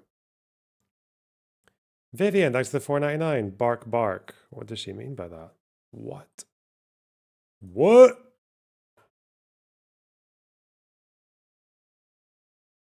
What is H3 talking about Taylor again? Constantly shooting herself in the foot. Oh no. Hey Taylor, who said anything about Zionism? POV, all your favorite anti-fascist Jewish creators link up. What? Important for people to remember that Zionism is a fascist ideology. You're not anti-fascist if you're a Zionist. Okay, well done. Oh! There he is!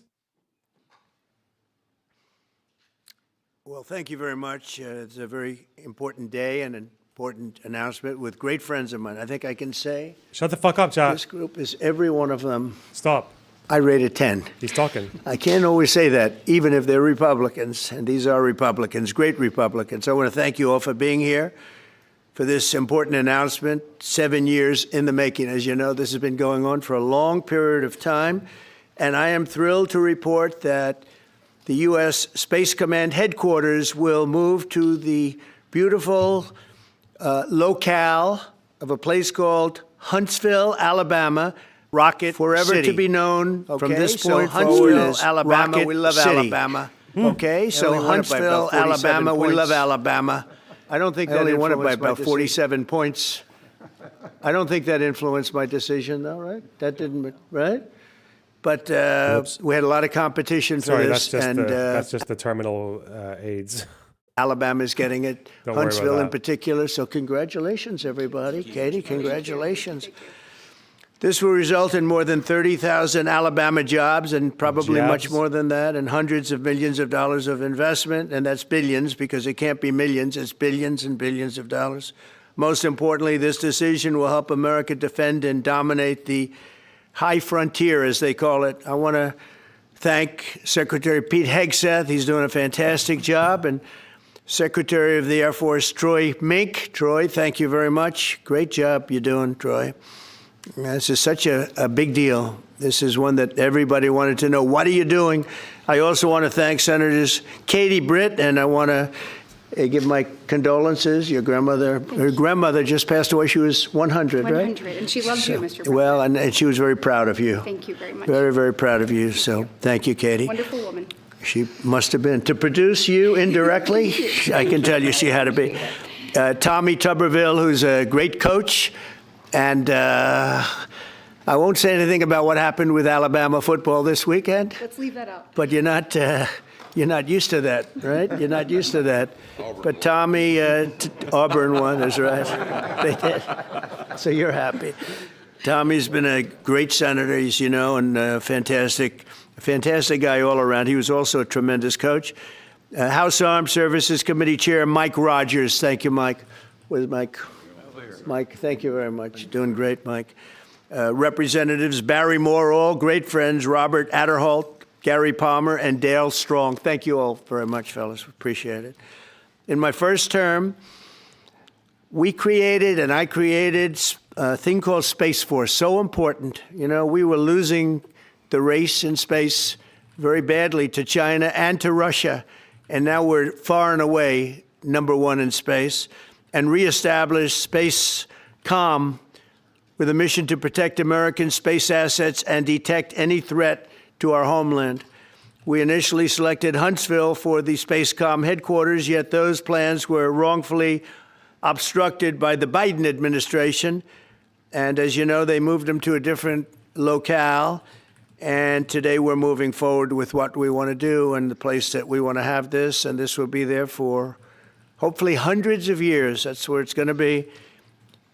I will say I want to thank Colorado. The problem I have with Colorado, one of the big problems, they do mail-in voting. They went to all mail-in voting.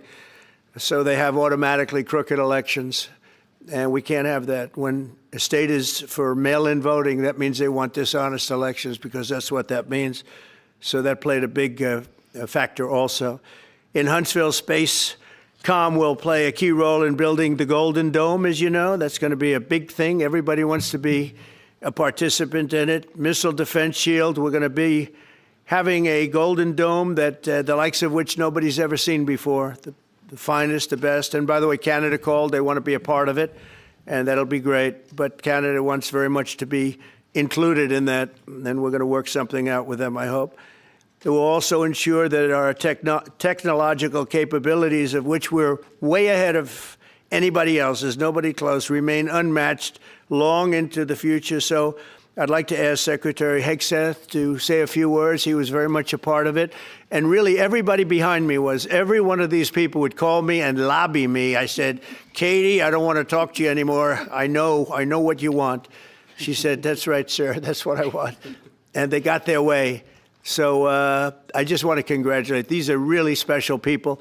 They're politicians in many ways, but they're great patriots, I think even more so than politicians. So they fought very hard to get it, and it's an honor to give it to Huntsville. Pete, say a few words, please. Thank you, Mr. President. As usual, right place, right time, for the right reason. In your first administration, you established the Space Force at a time when we knew we had to be looking to that domain of space. So it's just the most boring fuck face announcement. It's just obviously the implicit announcement is, hey guys, I'm not dead, I'm not dying. Look how fit I am. Also reestablished SpaceCom to ensure that priority was put in place, and you, through the Air Force, independently identified that Huntsville, Alabama was the right place to put it. For other reasons... What's this? We have a mental health crisis in this country. Israel on the line. His best friend was at his house all the time! I swear. So who's hanging out with the Prime Minister? Who's hanging out with the Prime Minister of the country? So you're not just Joe Blow! Take it down! No, I just get so mad because you guys are just so, it's just so thick. It's like just because we don't agree with you, chill out! It's not that you don't have to agree with me. It's that she's saying that he's hanging out with the Prime Minister, and you're looking at me like I'm crazy because I think that he might work for the government if he's hanging out with the Prime Minister. You're the one gaslighting me. I'm not the crazy... I'm not gaslighting anyone! I can't see the force for Man, I fucking love right-wing media. We should do more of it. We should cover more right-wing media. Because that's the most important domain. Whoever controls the skies will control the future of warfare. And Mr. President, today you're ensuring that happens. Thank you. Thank you very much. Katie, would you like to say something?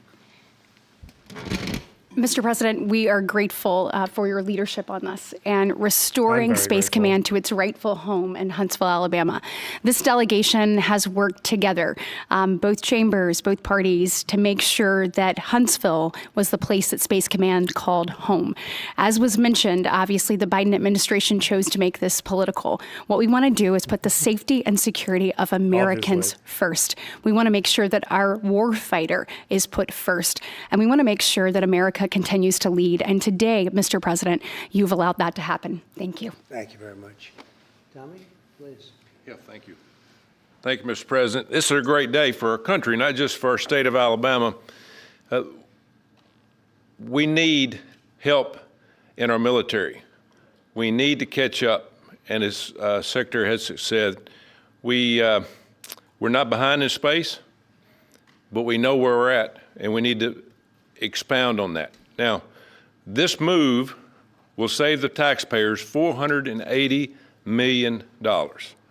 It's not going to cost more. It's going to cut $480 million. We have the plans intact.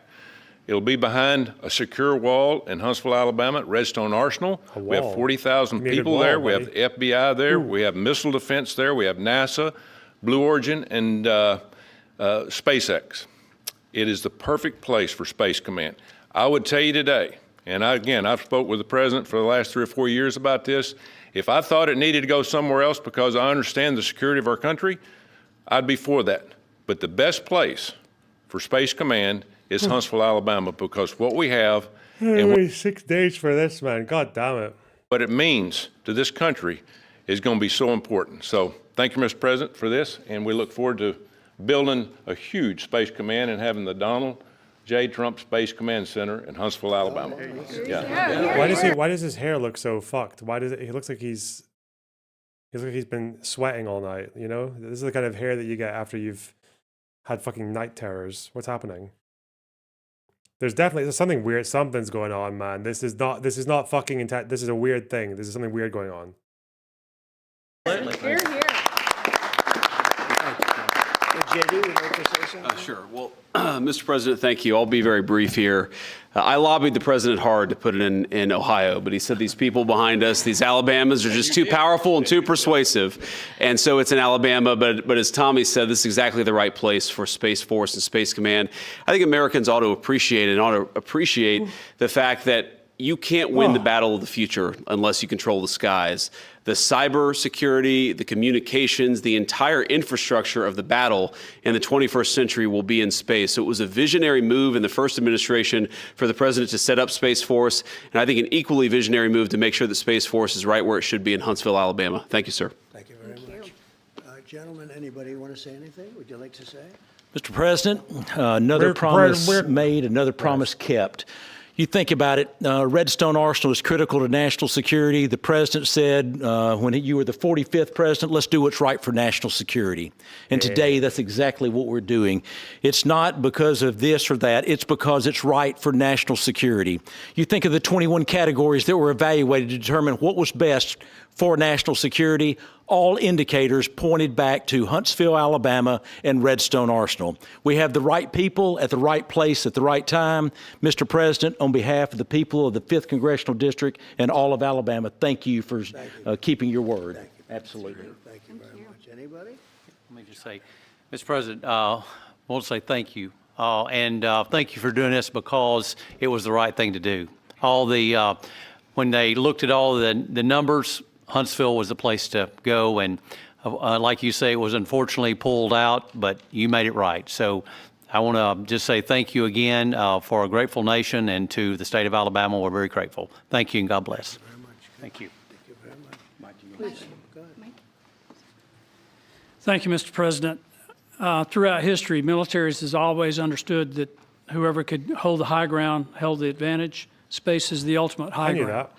What we're doing with moving the Space Command to Huntsville is absolutely critical to our maintaining dominance in that sphere. And it goes hand in hand with what we're trying to do with the Golden Dome and missile defense to defend against anyone else who tries to enter that sphere. So thank you, Mr. President. Thank you very much. Please, go ahead. To Can't determine get higher than where space. we That's should true. Yeah, it's have really this true. command. If y'all remember at the end of that competition where Alabama came in first, there was a lot of complaints from the other states who did not place well. He Fuck this, man. I'm doing my puzzles. And then we're probably fucking up. We'll see. Oh, God, my eye. The fuck? Jesus. Cancer. Turbo AIDS. Here we go. Okay, go on.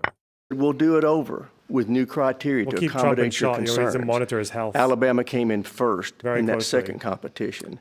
The Secretary of the Air Force reviewed the results, said it was fair, and the president named No, I have Huntsville. to take, obviously. It was the Biden administration that decided to make it political, even though his own Secretary of the Air Force Surely. said it was a fair competition What? and it should be in Huntsville. Why? So I want you to know I appreciate no this sense. president standing up and being strong and saying Wait, he's what going to make rating am I this on? right and put it where it 1993. rightfully Okay, belongs. we're That's hard Huntsville, Alabama. Thank you very much. Good job. He's so somber. So thank you all very much. Wait. You are going to leave me alone now. You're not going to call me anymore and talk about this subject, right? You promise? They'll start something else. But I just want to congratulate you. It's a very big deal. When you come out and when you leave the Can't room, do you'll it. see that Checkmate. we just, Queen Zach. over the last few minutes, literally shot out a boat, a drug-carrying boat, a lot of drugs in that boat. A drug boat. And you'll be seeing you that, guys. and you'll You be guys in your reading drug about boat. that It just happened moments ago, and our great general, head of the Joint Chiefs of Staff, who's been so incredible, including what took place in Iran, knocking out potential nuclear power for a long time to come. I think within a month they would have had it if we didn't do what we did. But he gave us a little bit of a briefing, and you'll see. And there's more where that came from. We have a lot of drugs pouring into our country, coming in for a long time. And we just, these came out of Venezuela and coming out very heavily from Venezuela. A lot of things are coming out of Venezuela. So we took it out, and you'll get to see that after this meeting is over. Do you have any questions, please? Yeah, please. Thank you, Mr. President. Senator Tuberville talked about the cost savings Yeah. associated with this announcement. Can you talk about the strategic benefits by having Space Force Command headquartered in Huntsville? Well, it just works because we have so much else there. And having a central, you could call it a central command, but it really is a command station. Also, even locationally, where it is, and when you think about flying distances, if you can save a half an hour as fast as some of these planes go and things go, and even the rockets go, if you can save by having the best location. So we went out, as you know, to experts, and we had 4 different groups of experts. They all said this was the best location. I also loved it from the standpoint, I know the people of Alabama, they are great people, work hard, and there's no games, and they're very proud of it. And I would say they fought harder for it than anybody else also. A lot of states, 5 states really wanted it, but they wanted it more. And I kid you not when I say that these people, they spoke to me a lot. That's all they wanted to talk about. They didn't want to talk about the weather. They only wanted to talk about moving to this location, moving to Alabama, Huntsville in particular. So we're honored to do it. They really wanted it badly, and they got it. Peter? President Trump, something completely different, but about a big viral social media trend over the weekend. How did you find out over the weekend that you were dead?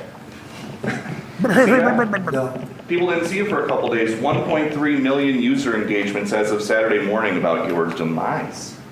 Really? I didn't see that. You know, I have heard, it's sort of crazy, but last week I did numerous news conferences, all successful. They went very well, like this is going very well.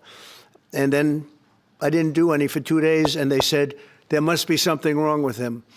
Biden wouldn't do them for months. You wouldn't see him. And nobody ever said there was ever anything wrong with him, and we know he wasn't in the greatest of shape. No, I heard that. I get reports. Now, you knew I did an interview that lasted for about an hour and a half with somebody, and everybody saw that was on one of your competitors. I did numerous shows and also did a number of truths, long truths, I think pretty poignant truths. No, I was very active over the weekend. They also knew I went out to visit some people at the club that I own, pretty nearby on the Potomac River. And no, I've been very active actually over the weekend. I didn't hear that one. That's pretty serious stuff. Well, it's fake news. You know, it's just so fake. It's so fake. That's why the media has so little credibility. I knew they were saying like, is he okay? How's he feeling? What's wrong? I said, I just left. And it's also sort of a longer weekend, you know, it's Labor Day weekend. So I would say a lot of people know I was very active this Labor Day. I had heard that, but I didn't hear it to that extent. Go ahead, Peter. We know that this country has a huge problem with school shootings. You've said that you're open to sending the National Guard pretty much anywhere. Would you ever consider sending an armed National Guardsman to every school? Well, we have a big problem with school shooting, but we also have thousands and thousands of schools that run perfectly. You know, they talk about you can do things construction-wise, and that's really, I think nobody knows more about construction than me. You can build the construction doors. You can build what they call safety doors, where they lock on the outside, the inside, and every place else. Well, but if one of these lunatics happens to get through, then the police can't get in. Then they're looking for keys all over the place, and it takes a lot of disadvantages to doing, spending billions and billions of dollars and actually making it safer in some way for some of these lunatics that we're dealing with. But I don't think so. I've thrown out the concept. We have great teachers that love our children. The parents love the children. Teachers love the children too. And if you took a small percentage of those teachers that were in the military, that were distinguished in the military, that were in the National Guard, et cetera, and you let them carry, that's something that a lot of people like. I sort of liked it. I'd have to be studied, but they're trained. They know about weapons. You can't do it with every teacher because most teachers don't know, and But I always thought that would be an alternative. But it just we've had a lot of instances. Other countries have also. They have different kinds of problems than we have, but we do have. There's something going on. And it's a bad thing. Yes, please. Is he actually doing the meme with the fucking the kindergartens? Oh no. Have you spoken with President Putin? Yeah, I don't want to. I have talk about it. Learned things that will be very interesting. I think in the next few days you'll find out. Consequences if there isn't some type of announcement of a meeting with President Putin and 2 President weeks. Zelensky. I'll tell you in 2 and what weeks. could those consequences We're going to be? see what happens. We're going to see what they do and what happens. I'm watching it very closely. Last week they lost 7,000 between the two countries. 7,313 soldiers, to be somewhat exact. For no reason whatsoever. And they're Russian and they're Ukrainian, but, they're soldiers. I want to see it end. Yeah. Mr. President, have you decided you're definitely going to send National Guard troops to Chicago? I didn't say when, but the answer is, Still look, 2 weeks. I suppose that's Chicago's very interesting because I watched Pritzker get up and say we don't need help, we're safe. But 2 weeks ago, they had 6 people 2 weeks ago, murdered, and they had 24 people hit by bullets. Last week, as you know, it was 7 people, 24 people hit, and 7 people died. And then over the last 2 days, that was the crown jewel. They had, I guess, 9 or 10 killed, and 50 hit with bullets. And you have this governor get up, who's a terrible governor. Probably he and Gavin Newsom would be probably the two worst and most naive. They're naive. Either they're naive or they're very untruthful. And he'll say, we don't want any protection. We don't need. So in the last 3 weeks, he's lost almost 20 people killed. There's no place in the world, including you can go to Afghanistan, you can go to places that you would think of. They don't even come close to this. Chicago is a hellhole right now. Baltimore is a hellhole. Afghanistan. Right now. Parts of Los Angeles are terrible. If we didn't put out the fires, and I mean the other fires, the bullet fires, they didn't do a good job with it. They should have had the water coming down, like I said. We had to release the water. We had to go in and release the water to L.A. It's so badly run. But if I didn't send the National Guard into Los Angeles, I would be making an announcement today. I'd be talking about Huntsville, and I'd simultaneously be saying, by the way, the Olympics is not coming to Los Angeles. If we didn't do that, and even the sheriff, the top law enforcement person in... The rioting was already dying down when the National Guard crossed into California. He is so fucking full of shit. Los Angeles said, we could not have handled it without them. So that's what he said. Did you make your mind up on Chicago, though? Well, we're going in. I didn't say when. We're going in. When you lose, look, I have an obligation. This isn't a political thing. I have an obligation. When we lose, when 20 people are killed over the last 2.5 weeks, and 75 are shot with bullets.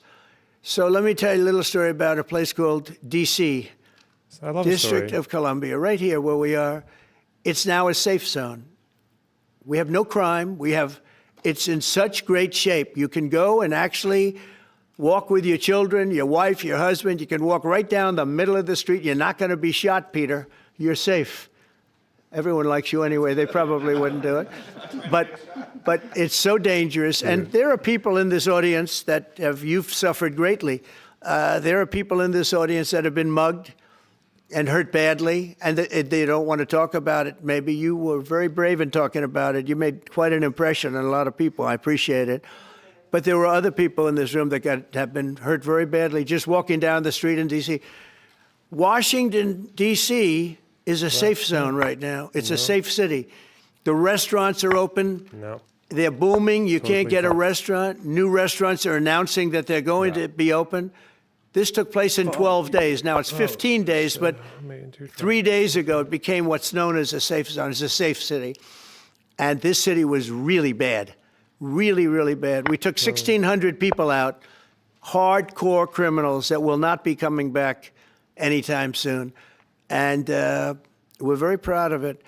You know, to have our nation's capital lose every week. You know, it was like years, many years, where every single week somebody was killed for many consecutive weeks. This went on for years.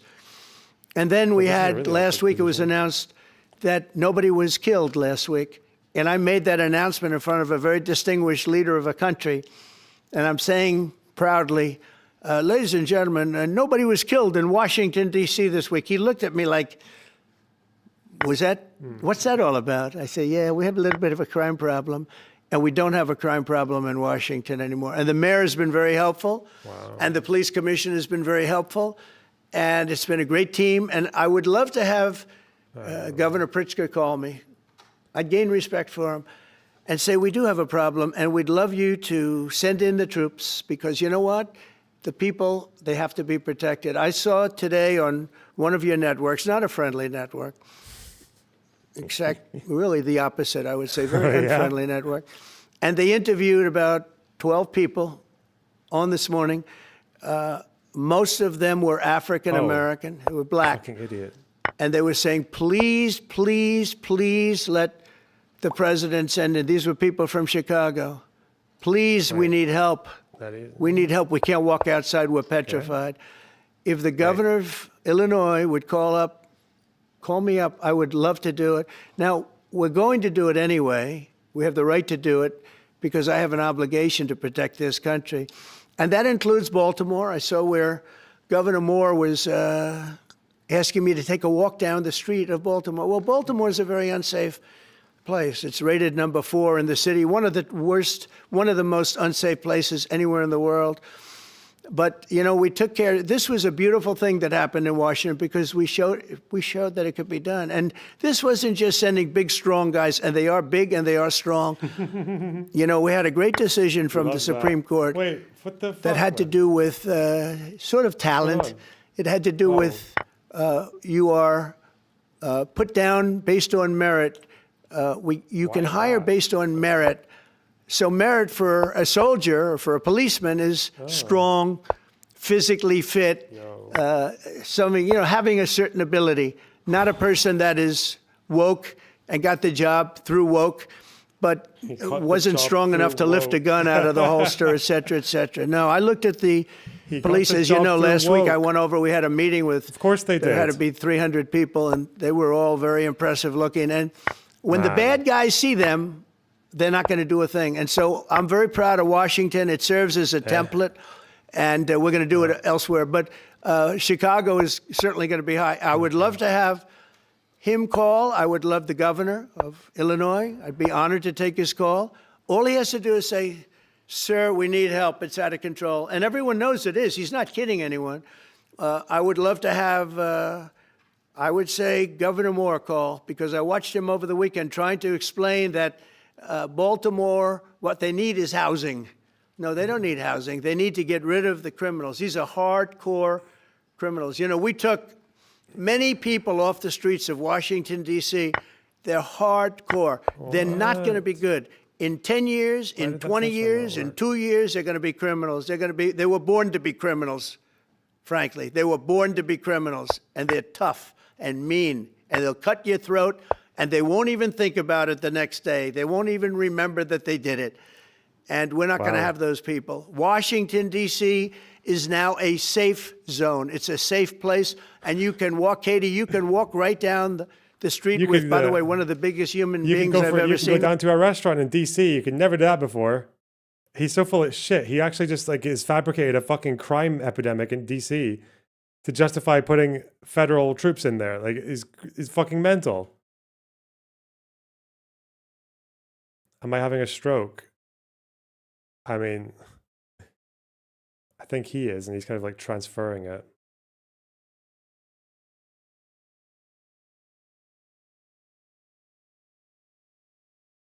which is her husband. He was a football player for like 11 years in the NFL. He's a big person.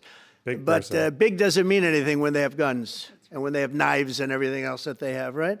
But you can walk right down the street, even by yourself, and you're totally safe. Washington, D.C. is a great thing. Yes, ma'am, please. Ooh, is it that? Calling on Democratic leaders across the country to work with you on crime. Do you see your efforts here in D.C., including, for example, working with Mayor Bowser here as a model for bringing more bipartisanship in matters not only with crime, but also issues that matter to everyday American people's lives? So Mayor Bowser's been great.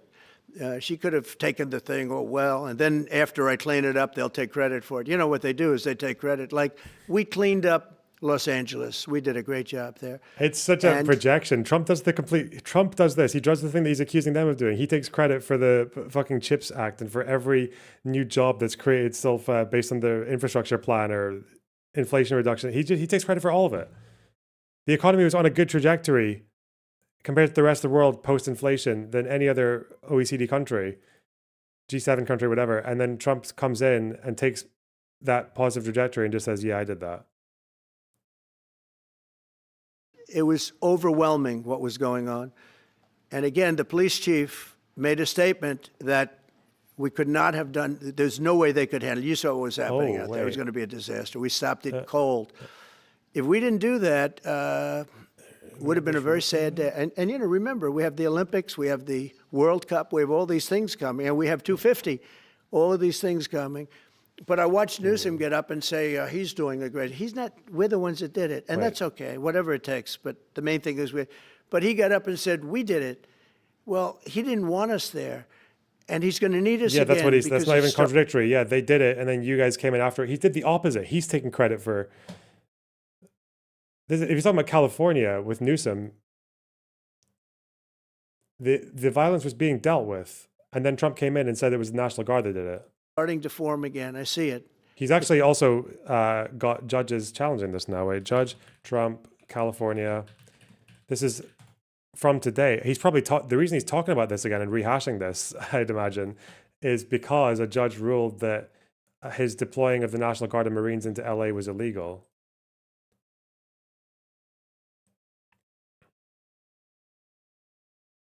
U.S. District Judge Charles Breyer, federal judge in California, violated a 19th century law barring the use of soldiers for civilian law enforcement activities when it mobilized 4,000 National Guard troops and 700 Marines to Los Angeles.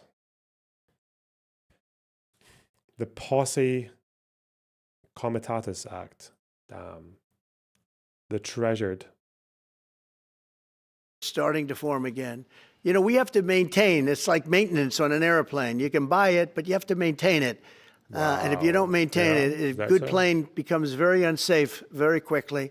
So it's an honor to do it. It's a lot of presidents wouldn't do what I'm doing. I don't need this heat. But when I watched television last night and I'm watching the news and I see that 9 people were killed in Chicago and 54 were badly wounded with bullets, I say, that's not this country. We have to do something. And I do say this, I say this very much. I'm not speaking to anybody but them right now. I would love to receive calls from governors and mayors saying they need help. We'll help them. We have a lot of people. We have a great force. We have a great military force. You know, Pete will tell you that when I was running for office, and this was a big headline, I think, you know, probably got me a couple of votes, but you couldn't sign people in the military. Nobody wanted to join the military, the Army, Air Force, the Navy, Marines, Space Force, Coast Guard. We never forget Coast Guard because they've done such a great job. Never. But nobody wanted to join any of them. We were way below what we wanted. Every single one. The closest was the Marines, whatever that is. You'll explain that to me. But the closest was the Marines. But every service was way down. Retard. Way down. Oh, God. And then I got elected, and our country's the hottest country anywhere in the world right now. Everybody's talking about the USA. They're talking about the job that we're doing. Everybody. We have the best economy.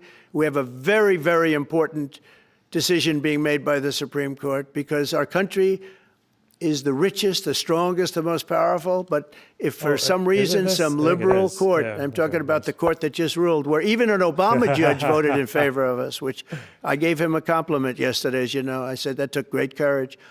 But it's a liberal court, and it's going up to the Supreme Court. He's mad at the court? Who I think have been incredible people. I think they've made very wise decisions. But the tariff question, because without the tariffs, this country is in serious, serious trouble. Right. We've taken in almost $17 trillion of investment is coming in. Most of it is coming because of tariffs. And if for some reason somebody wanted to be politically correct, I actually think it's unpolitically correct. I think politically correct is to approve it, because there's nothing so popular as what's happened to our country. Our country is doing so well. Tremendously well. But we had a liberal court gave us a very shocking ruling, and that ruling is basically saying that the trillions of dollars that are pouring into our country, putting us in a position like no country is anywhere in the world, that they'd like to see us that taken away. By the way, a lot of the people behind that lawsuit, that particular, are from foreign countries, I might add. There's a video that is circulating online now of the White House where a window is open to the residents upstairs and somebody is throwing a big bag out the window. Have you seen this? No, that's probably AI generated. So Actually, you can't open the windows. You know why? They're all heavily armored and bulletproof. So that's a fake video? Well, it's got to be, because I know every window up there. The last place I'd be doing it is that, because there's cameras all over the place, right? Including yours. No, but every window, I've never seen a window that's, in fact, my wife was complaining about it the other day. She said, love to have a little fresh air come in, but you can't. They're bulletproof. And number one, they're sealed. And number two, each window weighs about 600 pounds. You have to be pretty strong to open them up. No, that has to be, where was the window? Let me see. I thought these criminals were big and strong, Donald. Okay. How does this actually follow? I can't figure it out. Is it that? Which is the window? And then it looks like this is on the 15th Street side, I think. Yeah. So right here. Well, it's not those even windows are part, sealed. it's just... Those windows are they're all sealed. You can't open them. What you were saying regarding the federal. It's the kind of thing they do. And one of the problems we have with AI, it's both good and bad. If something happens really bad, just blame AI. But also they create things, you know, it works both ways. If something happens that's really bad, maybe I'll have to just blame AI. So the windows do, yeah. But there's truth to it, because I see so many phony things. He has I saw brain cancer.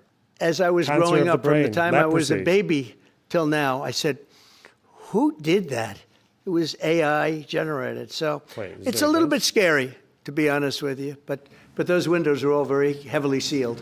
Thank you, Mr. President. I want to follow up with what you were saying regarding that federal appellate court that ruled against you and your administration as it relates to your ability. Well, they ruled against our country, the court, and they ruled against us before. It's a very liberal court. Very liberal.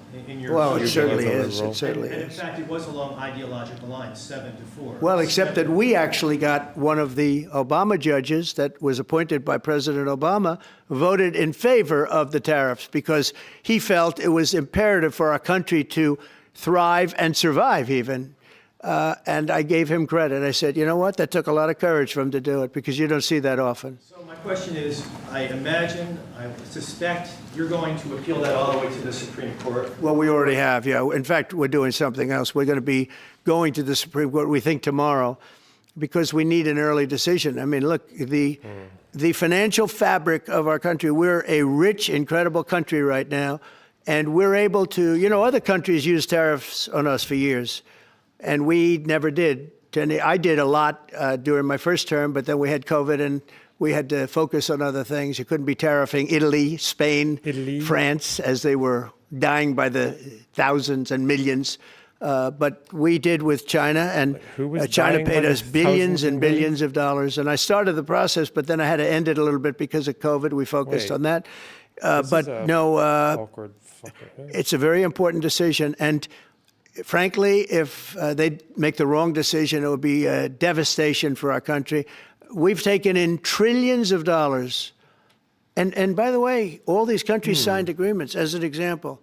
They're all happy. Everybody's happy.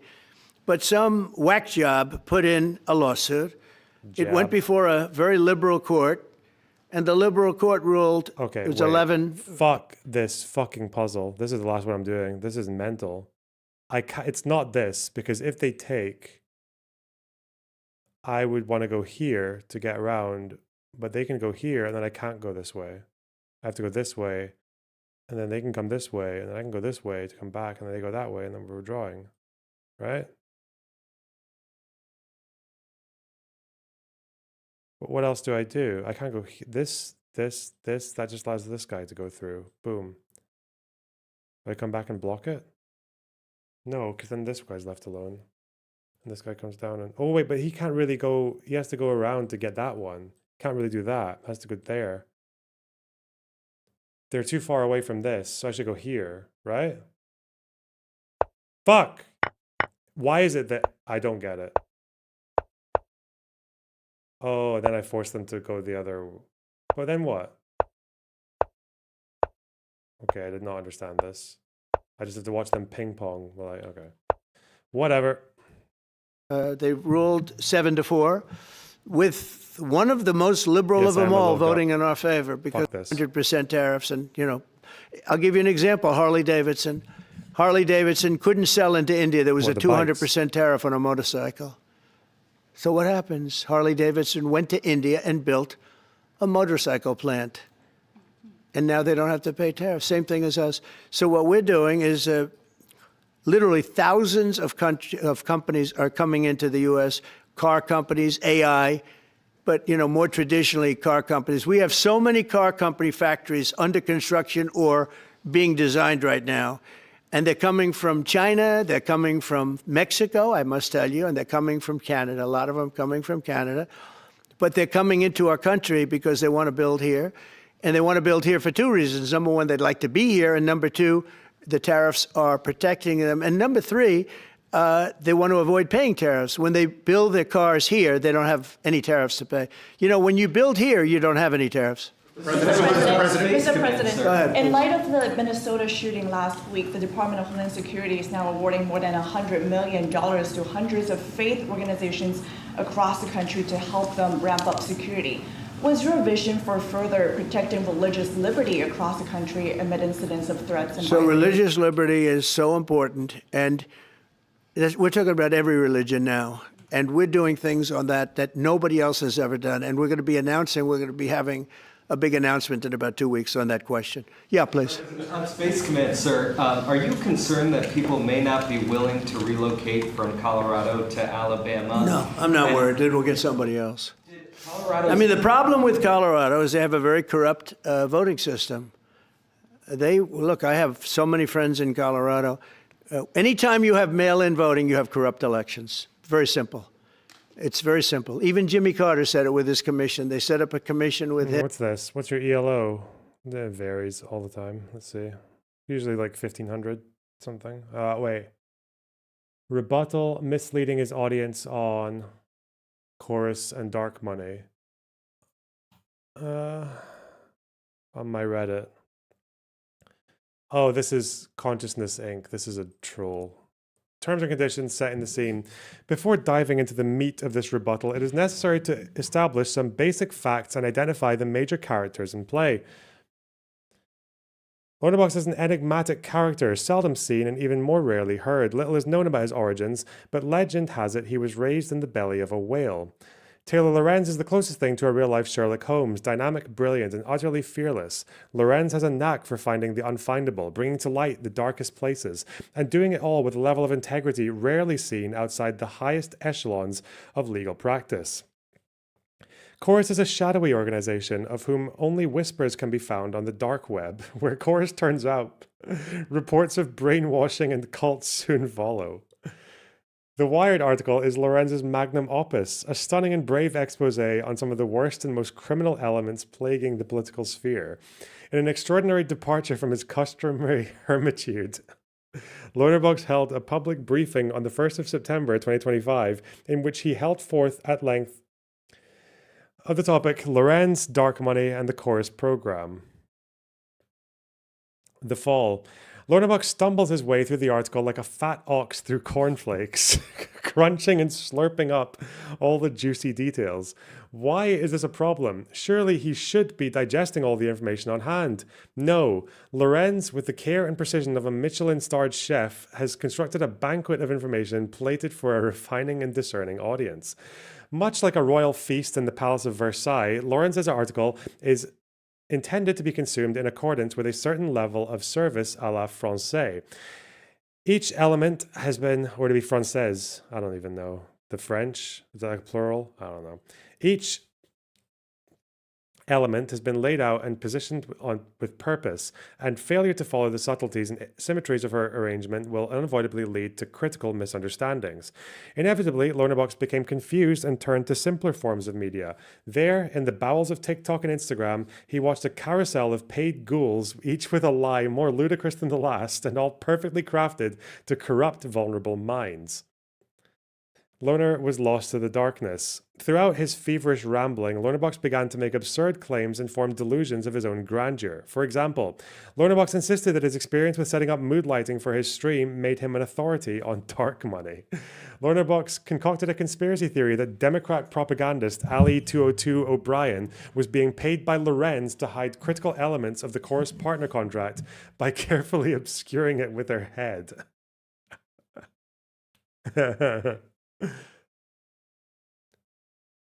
Lornabox passed a number of sensitive documents purporting to show images smuggled at enormous risk out of a highly secretive chorus meeting held in early 2025. Defying all rational belief, Lornabox brazenly lied to his audience. Here's your Thanks for the $20. Insisting that these were public Instagram posts or clips from YouTube videos. Lornabox stated that he had lined up hundreds of debates over the next few weeks in which he would destroy Lorenz's career. Insider sources has revealed that he actually just downloaded World of Warcraft again. Lornabox watched 4 hours of Pisco versus Aaron debating the article in complete silence. After the video ended, he said, "The truth is written in piss," opened his Obsidian notes and wrote piss before closing it. Finally, Lornabox watched a remake of Mean Girls and ranted about some historical war from 1630. Overall, this was an incredibly disappointing showing from Lornabox. I appreciate him for his deep insights into the history of golden age of whaling, whaling techniques, whaling tools, and whaling sea shanties, but when he strays out of his comfort zone, he quickly becomes overwhelmed and unpredictable. Unfortunately, sometimes this leads to good people like Taylor Lorenz getting hurt. Be better, Loner. Darker secrets? A former Special Forces astronaut detective, whose identity shall remain anonymous, codenamed Scarlet, brought to light a serious accusation that Lornabox had an undisclosed association with a Mr. Blob. The nature of this relationship is as of yet unknown, but the fact that Lornabox has been so quick to cover up the existence of Chorus suggests there may be a link. Scarlet attempted to raise awareness about this in Lornabox's chat. However, they were swiftly silenced by Lornabox's goon squad of moderators. Blobs? It was a high effort one. It's a 9.5 out of 10. When Lornabox starts lying about gaming.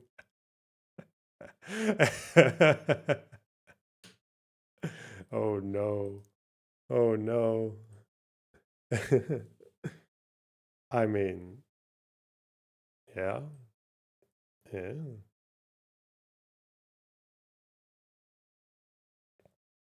Good. Well done. What else do we have here? PE broke Hasan's brain so hard that he actually became self-aware. Maybe. 95 likes. God. The quality control. People just want slop, don't they?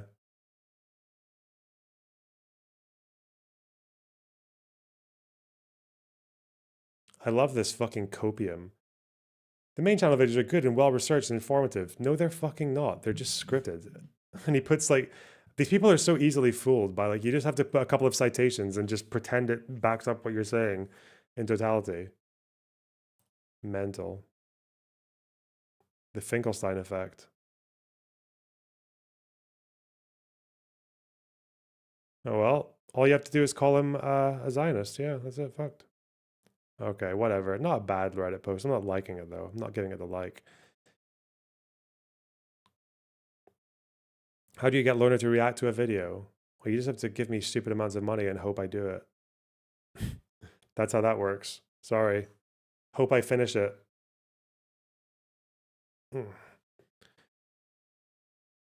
Fucking Queeman snarky I don't even care. Whatever.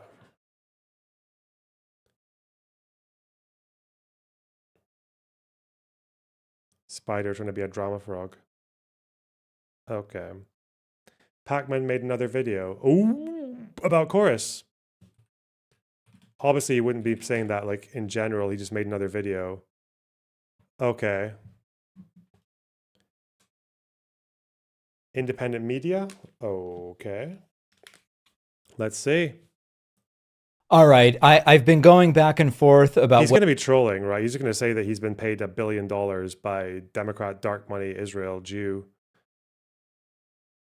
whether to even do this story, and I was about not to do the story, but I do find that this is 3 days ago. Wait, this is an old one, but I don't get my takes before they go viral. Nice. a really important thing. Wait, Well, I hate to start a show like this, but I do have to talk today about a defamation lawsuit. After Wired published a piece last week that made a number of untrue allegations and implications about me and other creators, claiming I'm taking money in exchange for letting someone dictate the content of this show or restrict what I'm talking about, and many other claims and implications. A whole bunch of you wrote to me and said, David, are you going to sue for defamation? My guess is no, right? Because you can look at that article and just... There's a way that a lot of press, so this is my guess, all right? A lot of press doesn't actually rely on fact checking per se, they rely on reliability. So if you can have a source who say they were in talks with Chorus and they decided not to work with them and they told you something, then you can print that and say, well, yeah, source told me this.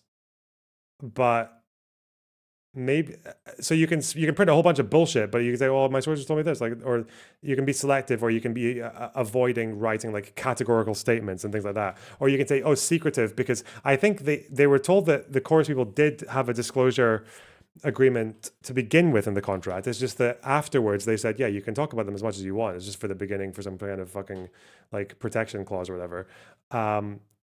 So people can do that. But I'm just wondering, did Taylor go farther than that? I think she kind of did. No, is he actually going to do a lawsuit? I don't think he is. I don't think so. We'll see. Suing for defamation and winning is really the way to take control back and to prove that you didn't do the things you're accused of. Now, it's a fair question, and I want to talk about that today. I didn't even plan on mentioning this entire fiasco again, but it really has taken on a life of its own. So I'm going to get to the am I suing for defamation question in a moment, but I also want to lay out a few other things. You know, the saddest part for me in all of this is that even though, you know, after the first 48 hours, the overwhelming majority of my audience members and fellow creators and others realize there's really no story here. Like it's not even just the allegations and implications are untrue. It's just there's not even really a story here. Most people realize that. Way more people always see the original allegations and they never see the corrections. And that's something we're going to deal with in a moment as well. The hardest part is that some people who have trusted me for years have now canceled their memberships on my website because they wrongly believe the DNC tells me what to say. Now, careful, because Taylor didn't say that. She just relied on the idiocy of people who would be inclined to believe her.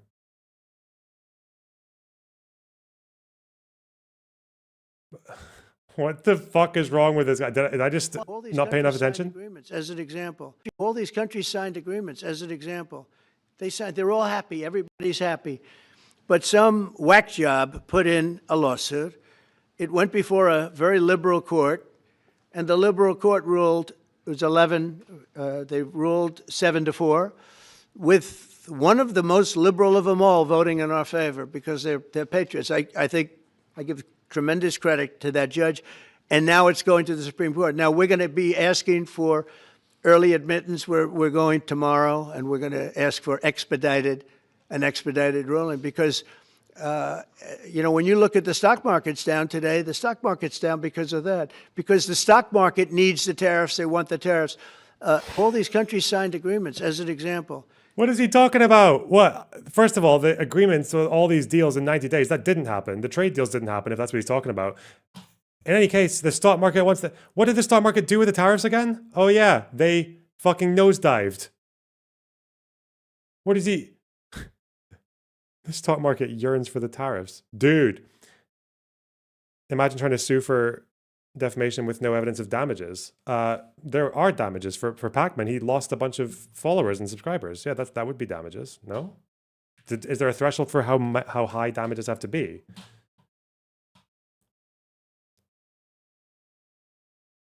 My understanding is that you can just screenshot a bunch of comments, look at your subscriber and donor count, and just be like, yeah, you fucked me with your dishonesty, your dishonesty. Defamation suits are just like, it would take so long though. And again, it's like, when has an issue ever been dealt with by like a defamation suit, like on a broader social movement? It doesn't really work. Or that chorus makes me get permission before I cover a topic, or that my opinions 2 years ago were shaped by chorus despite chorus being spun up like 2 months ago. There are people who will not be satisfied unless I file and win a defamation suit, and otherwise they have just said, this must be true, and haven't even come and asked me about it. Now, I don't know that a lot of people But if you win a defamation suit, it's just going to be the Zionist-occupied courts of the United States. Hearing from were really my core supporters anyway, and we're going to get to that a little bit later in the show. But I want to again say, Chorus is not involved in content creation. They're not involved in content creation. They don't direct content. They don't pay for content. They don't subsidize content. They don't sponsor content. They don't restrict content. They don't require anything in terms of content of creators. They've never suggested, David, why don't you do this story? Or David, why don't you stay away from this story? It just doesn't exist.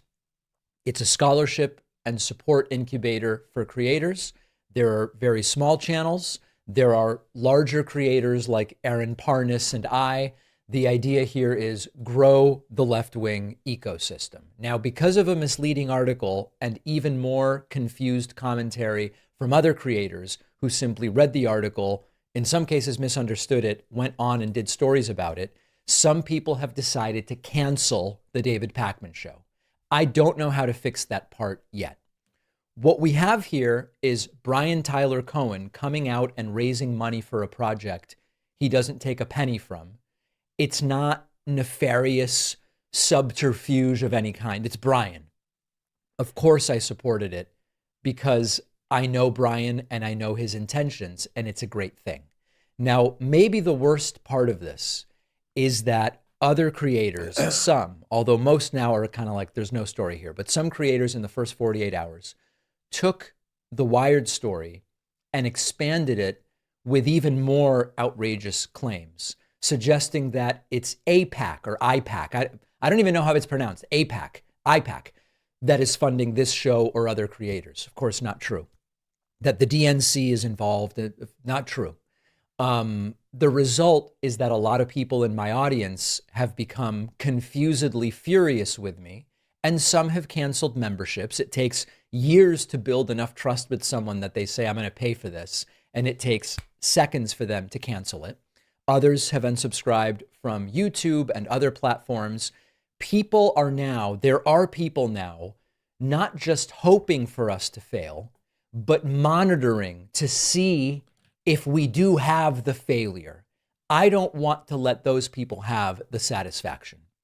So we estimate about 6,000 YouTube subscribers out of 3.3 3-something million, about 6,000 YouTube subscribers quite a have lot for canceled. Now, during the Taylor same period of Lansdowne, time, God. 5,000 have signed up, but 6,000 have canceled. I'm not asking them to come back. Many of them have made their decision. If they decide to come back, great. What I am asking is, if you're a regular watcher on YouTube and you're not subscribed, there's about 4 million of you, consider subscribing. If you listen to the audio podcast, you don't watch on YouTube, but you have a Google account, consider subscribing. If you watch on TikTok, consider subscribing on YouTube. There's no downside, there's no cost.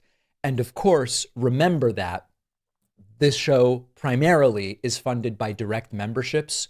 What a pathetic fucking beggar. In an unrelated note, chat, like the stream, it doesn't cost you anything. It doesn't cost you nothing. And the goal, if you want to give me money, which you should, we need 3 more. 3 more for the new goal. A teal super chat or above. I'll read out your message. Or if you get $10 or above, you'll get TTS. You'll get a funny little AI voice reading it for you, eh? R-Man, thanks for the $4.99. This shadow money is contingent on you remaining silent on the Mexican maple syrup crisis. I didn't even know they had maple syrup in Mexico, do they? Jace Face, thanks for $20. Love you, Learnbox. Keep it up. Here's your APAC bonus. Well, thank you. Dark money. Bark money. Joinpacman.com. Now let's get to the defamation issue. Okay. Over the last few days, I've consulted with some of the top defamation attorneys in the country. Oh, shit. Lawyers who have won some of the largest verdicts, I think, in U.S. history. Wait, he's picking them up. He's beefing them.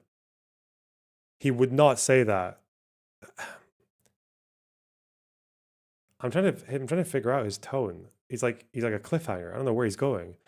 He's either going to say that he definitely has a case and he's going to go for it, or he's going to say he definitely has a case, but life's too short. And one thing I appreciate about good lawyers is they give you the full story up front.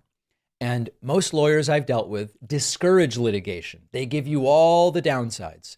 If you go to a lawyer and they go, oh, this is a slam dunk, let's start litigation tomorrow, I've learned to be skeptical of those lawyers. And most lawyers try to talk you out of litigation unless you, number one, really understand what you're getting into, and number two, you really want to do it. Now, I have not decided as of this moment whether to file a lawsuit. I'm not even going to name potential defendants in this segment. There's no reason to, but there would be multiple. If I were successful, the upside in theory would be I've cleared. What the fuck is this? What? Look at this. This is a comment on my Taylor Lorenz Dark Money video. I strongly feel like you've gone from pertinent political analysis to just riding on leftist drama and making everything worse. You have become Jubilee, destroyer of hope and democracy. I used to have you up there with my favorite streamers to listen to, but it's just been drama stream after drama stream about other people and it's gotten tiring. I'm unsubbing and just thought you deserve an explanation why. Okay, first of all, very fucking funny, but why? This is... You talked me is this into just this, and I drama? give you this money reluctantly. This is an allegation of... That's a fucking meme. Okay, whatever. Thanks for the €10, egalitarian beggar. My name, at least in some generic sense, and that would be great. But there are some significant downsides to getting involved in that. Number one is the cost. Unless you're in a highly public situation like the Sandy Hook parents suing Alex Jones or some of these other scenarios, you're not going to get a lawyer to take the case on contingency, meaning you start paying legal fees immediately.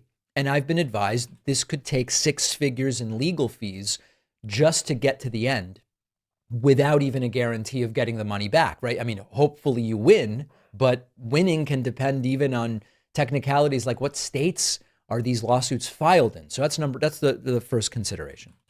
Secondly, a case like this probably takes 12 to 18 months. And I'll admit, it would be extraordinarily stressful. I am not litigious by nature. I think all of you know that. I've never sued anybody. It would be stressful. It would be time consuming. Remember, I have a newborn at home. And it also likely would take me away from the show. And so part of it is a conversation with my audience. Is it best for the show? Is the audience best served by 12 to 18 months of litigation instead of just focusing on the show and focusing on the baby? And then number 3 is the reality of the outcome. Imagine that it takes 15 months and I win, right? Imagine I win. Maybe there's a financial settlement, maybe not.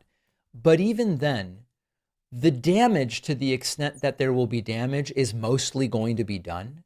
Am I really going to go 15 months from now and show the people that did abandon the show right now the victory? And are they then going to come back? And, you know, most defamation cases don't even go to trial. They end in a settlement. The settlement often includes that no one can talk about the settlement.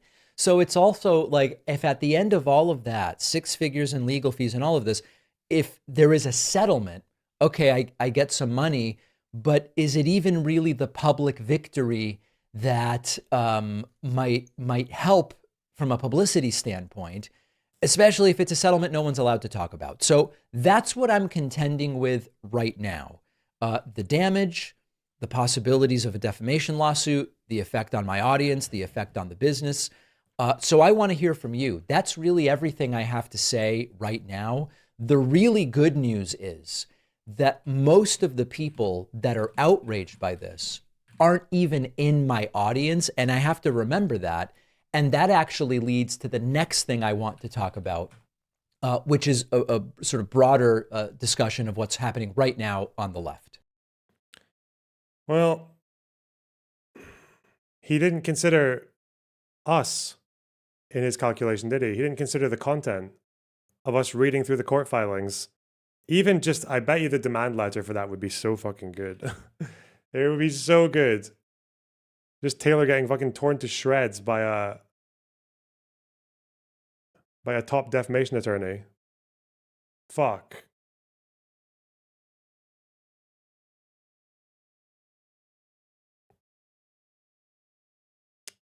Ah, well.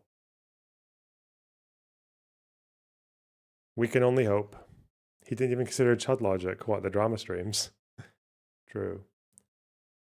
Would he even bother? Is Chud Logic even talking about any of this lefty stuff, or is he kind of done with it? I'm not sure. Was he's talking about, oh, it's just other separate drama. Innuendo Studios went 200K in debt to find a Japanese girlfriend. Okay. Which one's Innuendo Studios again? They're not the alt-right playbook, are they? Huh. It was on his second channel. What? Chud Logic Noir. That channel.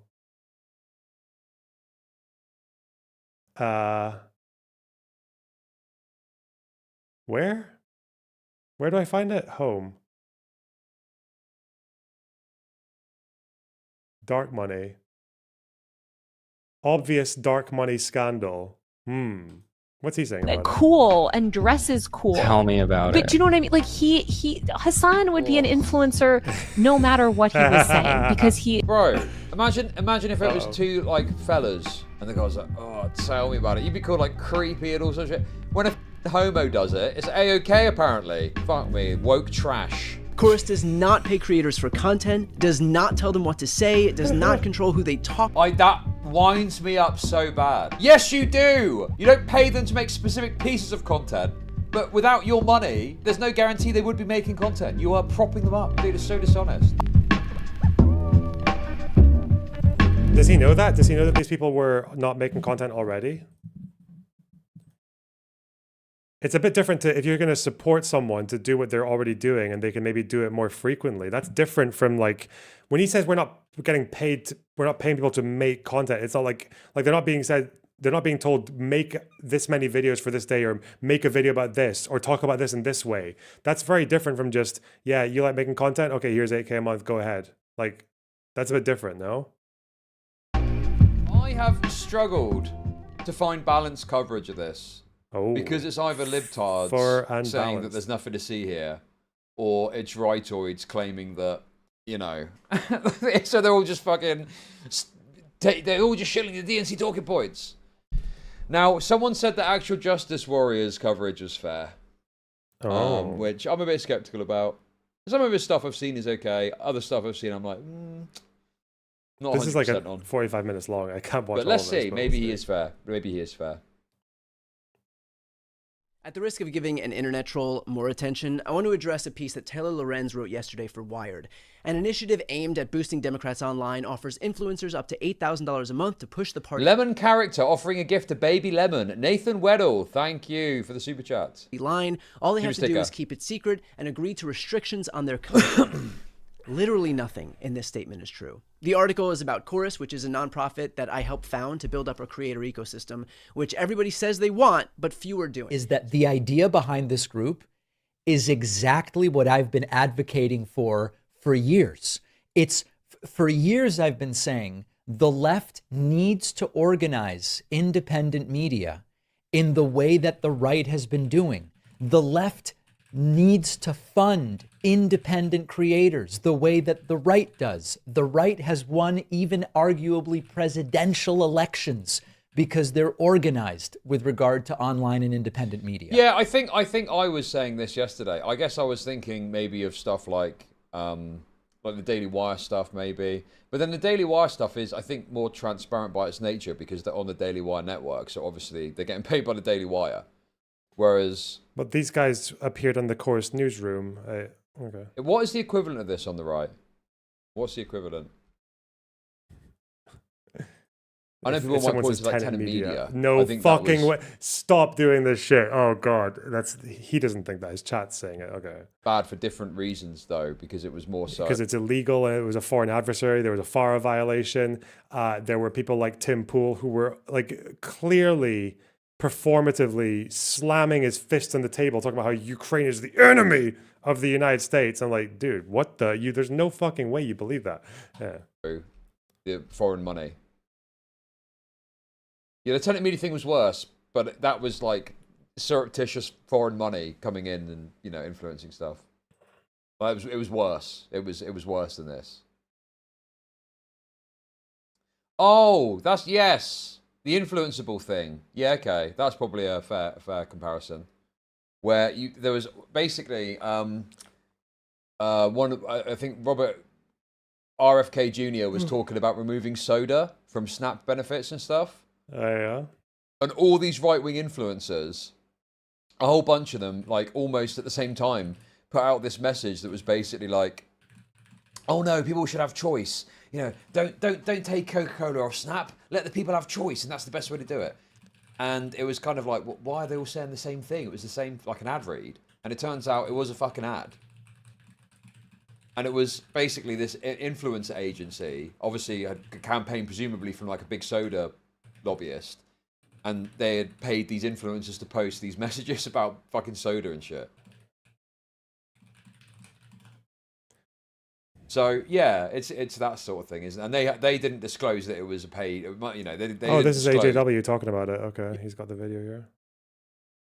In the course of Lorenz, of all people, has dropped an article from Wired magazine alleging that dark money groups are funneling money to Brian Tyler Cohen's organization called Chorus, and that is essentially Well, if you don't follow the talking points during the meeting, are you going to get paid?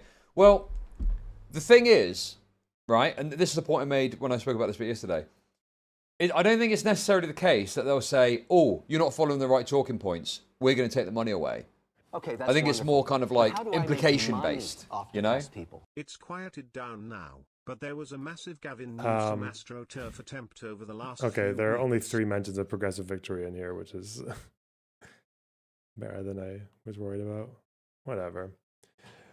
I don't want to watch a 40-minute video on this. I mean, I imagine Chad is probably more fair than most talking about it, but who knows?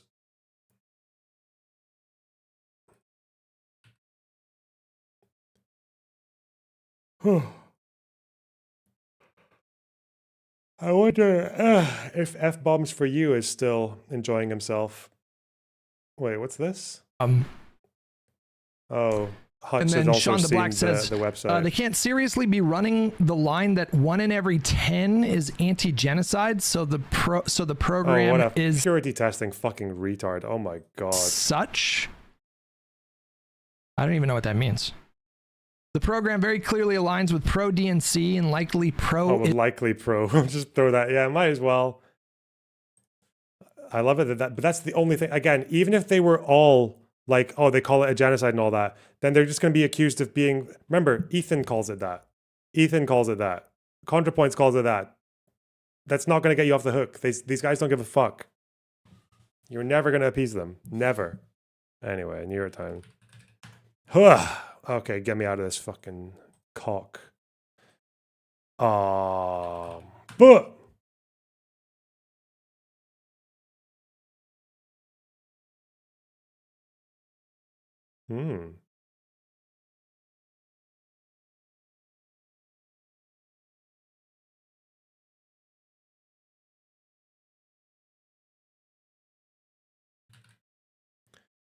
Am I not going to need any more vowels? There might be more vowels. Oh no. Ooh, fuck. Well, it could be fight or might or right. Am I going to... How do I guess that? FRM. Bite. Is it right, fight, or might?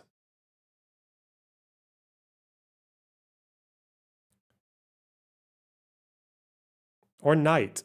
No, it's not night because end's taken. It's right, fight, or might. Or no, light. L's taken. The fucking gray means you can't use it. It's done. It's not there. Now, what I should do, the careful way to do it, because there's 3 options, is I need to think of a totally separate word that uses R, B, and M. Because then one of them will go yellow, and then I'll know which one to use.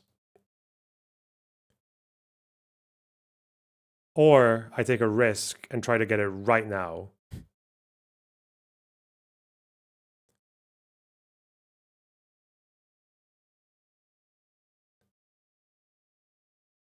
So what I should use? I should use RBM. I'm gonna do the gamble. The gamble means I would get it, like, I could potentially get it here. Otherwise I'd get it here. I would definitely get it here. We're going all in. Okay, right, fight, or might. Well, I like a fight. Okay. I'm fire. I'm dangerous. Fuck!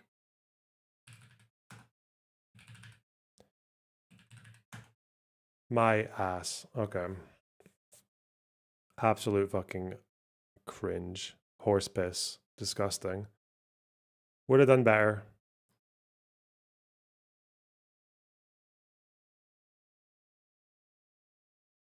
That's what you get for gambling. I'm not a gambler. I should never have done that. Now I feel really stupid. Stirring house. Expletives. Mesh shirt. Mystery mouse. Pleather vest. 4-letter words. Christmas. Herring. Ouroboros. Histamine. Swearing. Earring. Necklace. Profanity. Dude. What? I mean, bruh. Turning chat off.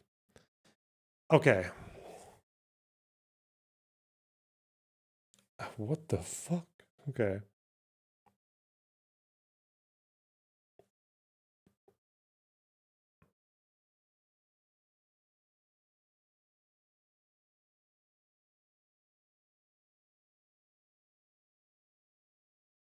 I'm already...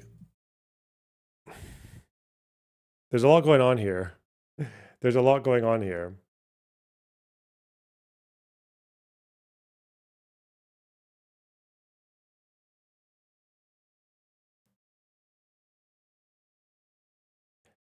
There's like a... Okay, so swearing, wearing, pleather, leather. No. A mystery, a herring, like a red herring. I don't really see anything else there, though. I think there's going to be some kind of like half of the word is this or something. I should think of a simple one. Are there any simple ones? Earring, necklace. There's no other jewelry related things, are there? I mean, what? Pleather vest and mesh shirt. Like, is this like goth or punk shit? What? Maybe.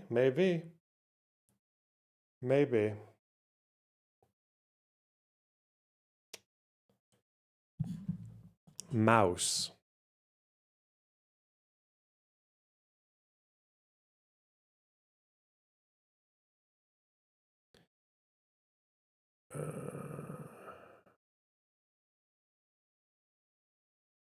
Ouroboros. Oh, circle. Wait, Ouroboros, earring, necklace. It could be like a circular thing, right? But then what would the other one be? I don't know. Histamine, like antihistamine. For what? For fucking hay fever. What's a histamine then? Is a histamine something that gives you hay fever?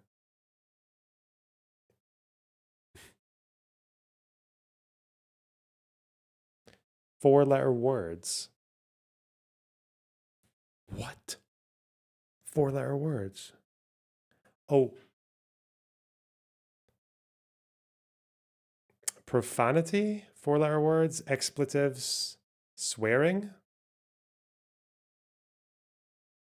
Would you really say four-letter? When the fuck would you say four-letter words for swearing? Like fuck, cunt, shit, piss. I guess there's quite a few of them. Cock. Wank.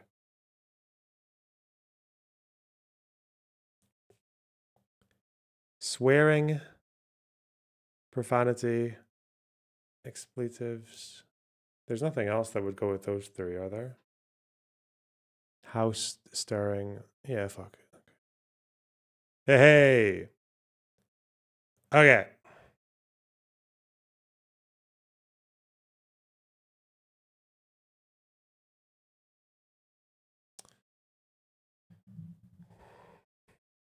Oh, red herring, red house.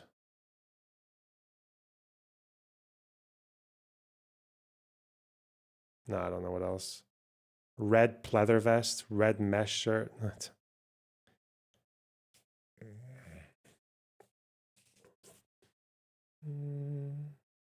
Earring, necklace. Well, if I assume it's like this is like some kind of outfit, then what would the other ones be? Christmas tree, Christmas time. Christmas. Mass.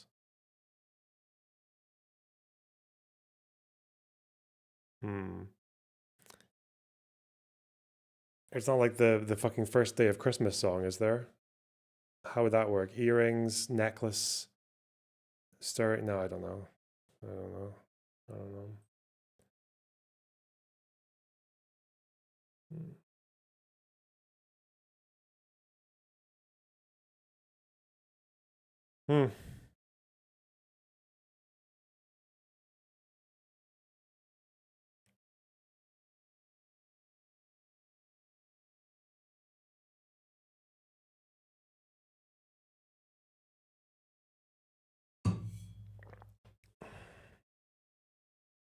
Mist.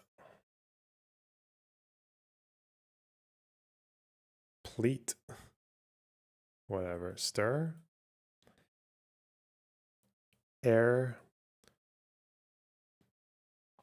It's not like if you take one of the letters off, you get something different, is it? Like you get airing, you get... No. Holy fuck! Okay.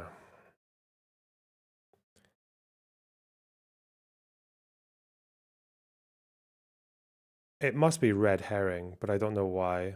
What else would go with it? Red house, I think, is a thing. It's like a song. Red mouse? Red earring, red necklace, red fucking mystery. I'm gonna go earring, necklace, mesh shirt, pleather vest. Surely that's like some kind of outfit. Worn by earring magic Ken. Yes, obviously. How would you not know that? What a retard.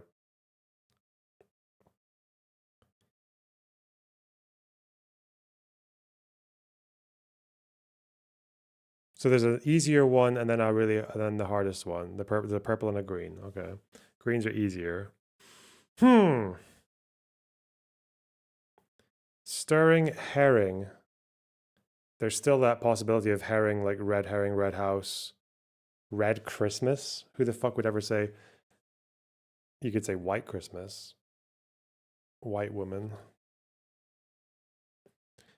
Ouroboros.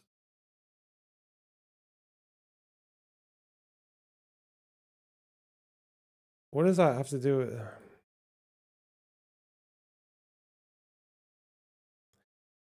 Christmas could mean so many different things. It could be like films, it could be stories, it could be phrases.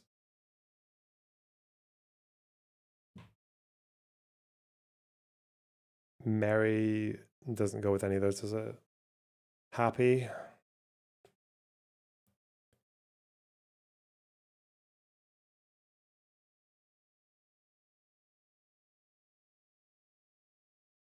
Stirring. Herring.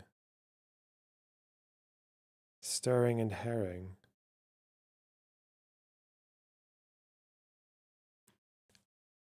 His, her. No. Nothing else goes with that. Our. Oh, you are. Our. His, her, our.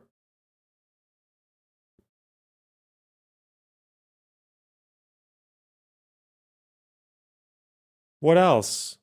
Stir? Christ? How? Missed? No, it's not that. Fuck. Thought I could see his, her, and our. But I don't think there's another one, is there? Fuck's sake. Am I frozen? Wait, hang on. Why is the thing flashing? No, I haven't frozen.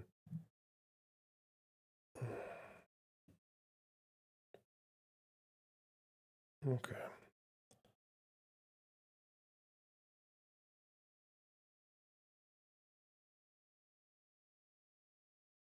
I think this is like, it's like films. Something about mystery. If there were films, it would be Christmas, mystery, Ouroboros, mouse, maybe? Wait. No. I was thinking of like Dr. Seuss, How the Grinch Stole Christmas. Does he have anything about... I don't know if he has any of these stories. Night Before Christmas.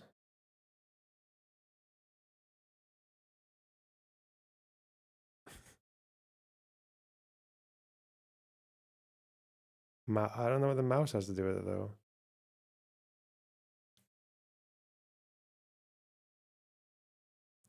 How can there be like a his, a her, and an our, but nothing... Like it belongs to... Fuck off, man. Fuck off. Moo. My holy shit. Fuck.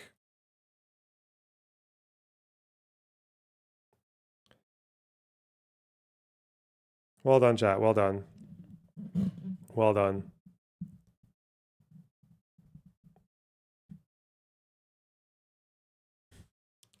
It's a lot of pressure. He's really bad. Shut the fuck up. Okay, so I need other people to do this live. Show me how it's done.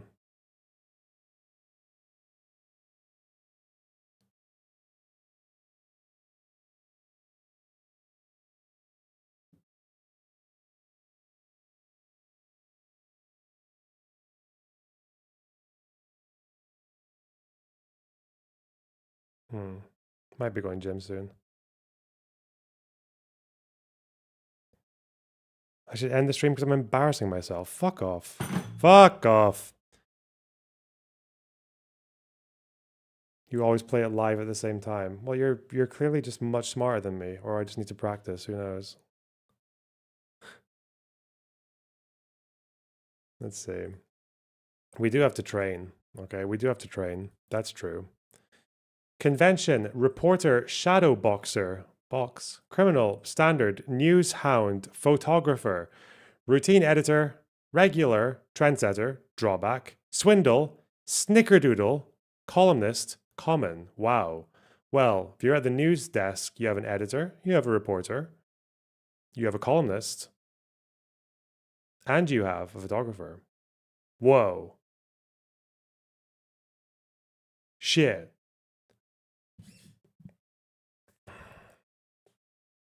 You can have a standard, a routine. Standard, routine, regular, common.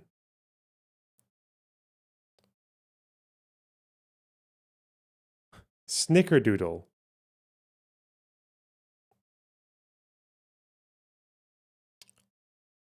What the fuck? Convention, trendsetter. That wouldn't really be the same thing. I don't really know what newshound is. Okay. Snickerdoodle. What the fuck is a snickerdoodle?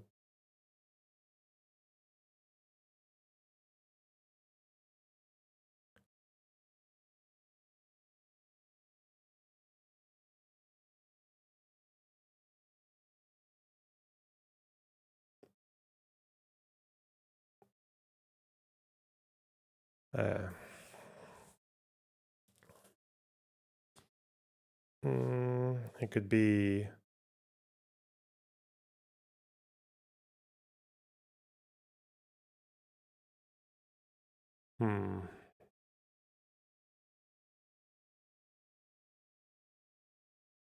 So shadow, shad, shade, no. News, hound.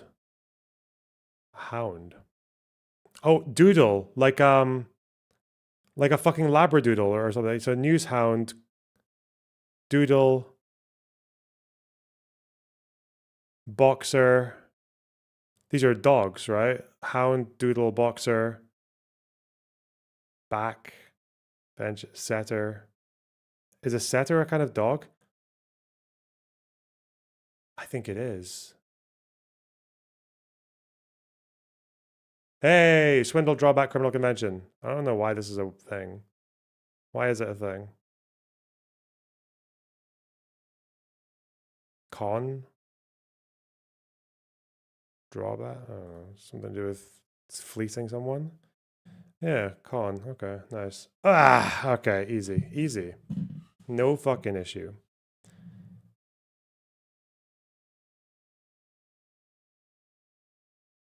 What does it look like? Irish setter. Irish setter. Aw. Oh, guy. Aw.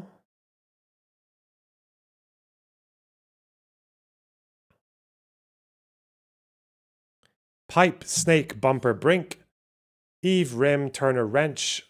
Summer crow, plunger, grill. Apple, verge, spoiler, cusp. Okay. This is a bit harder.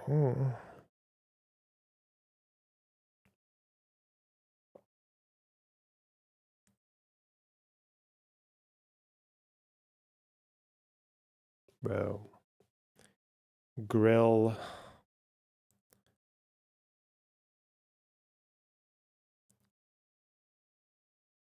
Piping up. You're on the verge. You're on the cusp. You're on the rim. On the eve. You're on the brink.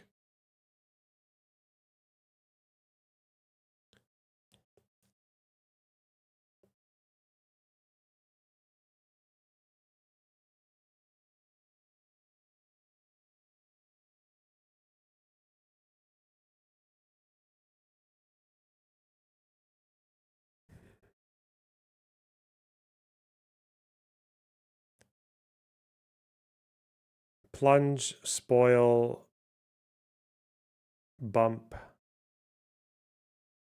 Maybe? Don't think so.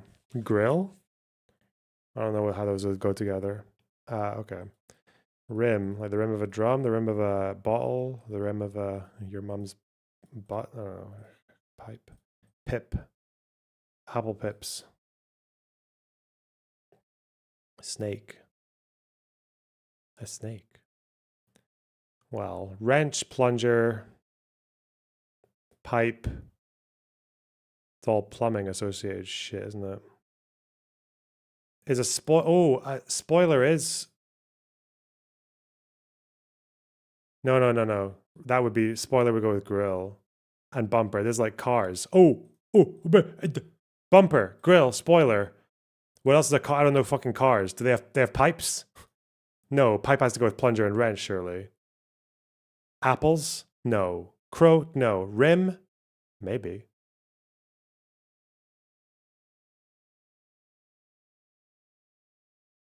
Ooh! Okay, now wrench, pipe, plunger, snake. Use a snake. I had to use a snake to clean a pipe. Summer Turner, crow, apple.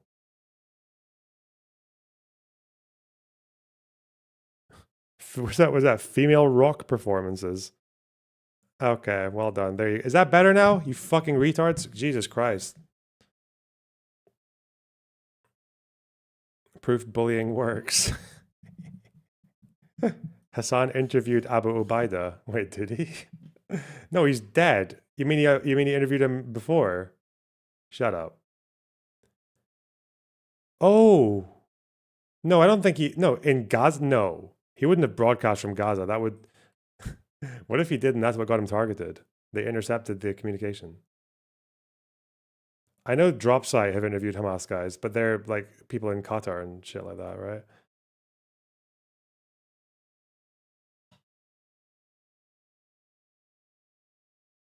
You said that's how the IDF found his location. You were joking. Yeah, obviously he wouldn't. Yeah. That guy is secretive as fuck. Best female rock performance Grammy winners. Okay. Sheryl Crow? Fiona Apple? Who the fuck is Summer? I don't even know who Turner is. Nat Turner. Okay. Okay. Dropsite must be dark Qatari money. No, I think Westerners are happy to pay for that shit. I think there is a good, strong white market. Wait, who is... Why is... Hutch's... The rest of those lefties... Oh my god, he's just getting doxxed by this fucking... Why has Hutch got his own dox up? What? He's wrong, but... Like, dude. Like... I guess if he's done it, I can? Wait, what? Is Hutch okay with that? When he's streaming it to his own guys? He's just got this fucking asshole up who's... Oh, he's accusing him of being part of Destiny's pack. Okay. Destiny's pack, dude.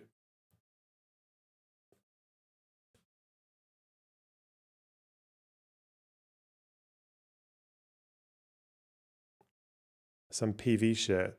He's got one of... it's funny that people who get banned from my community, they go into Hutch next.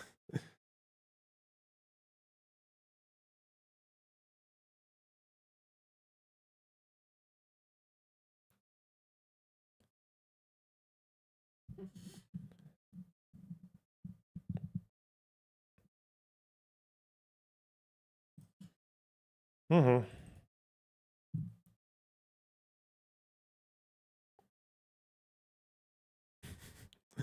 Big mistake by Dozy Dawn. Space Command belongs in San Francisco, not Alabama. Total disaster of a state.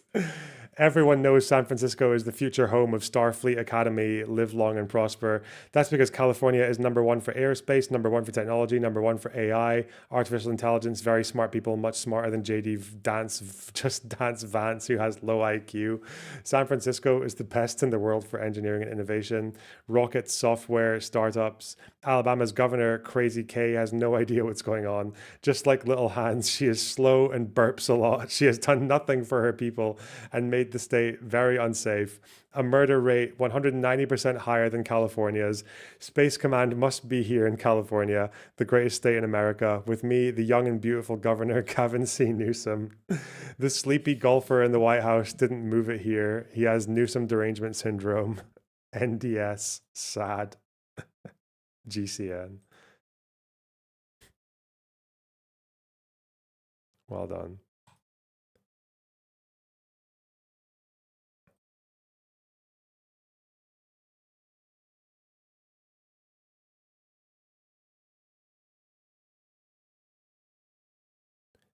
Why is it all caps? I have no idea.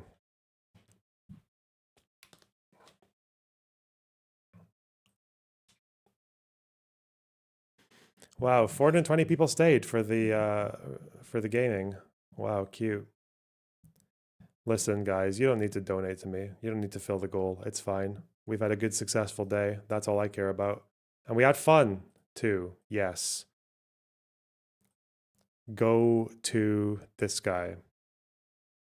Wait, Spider's here.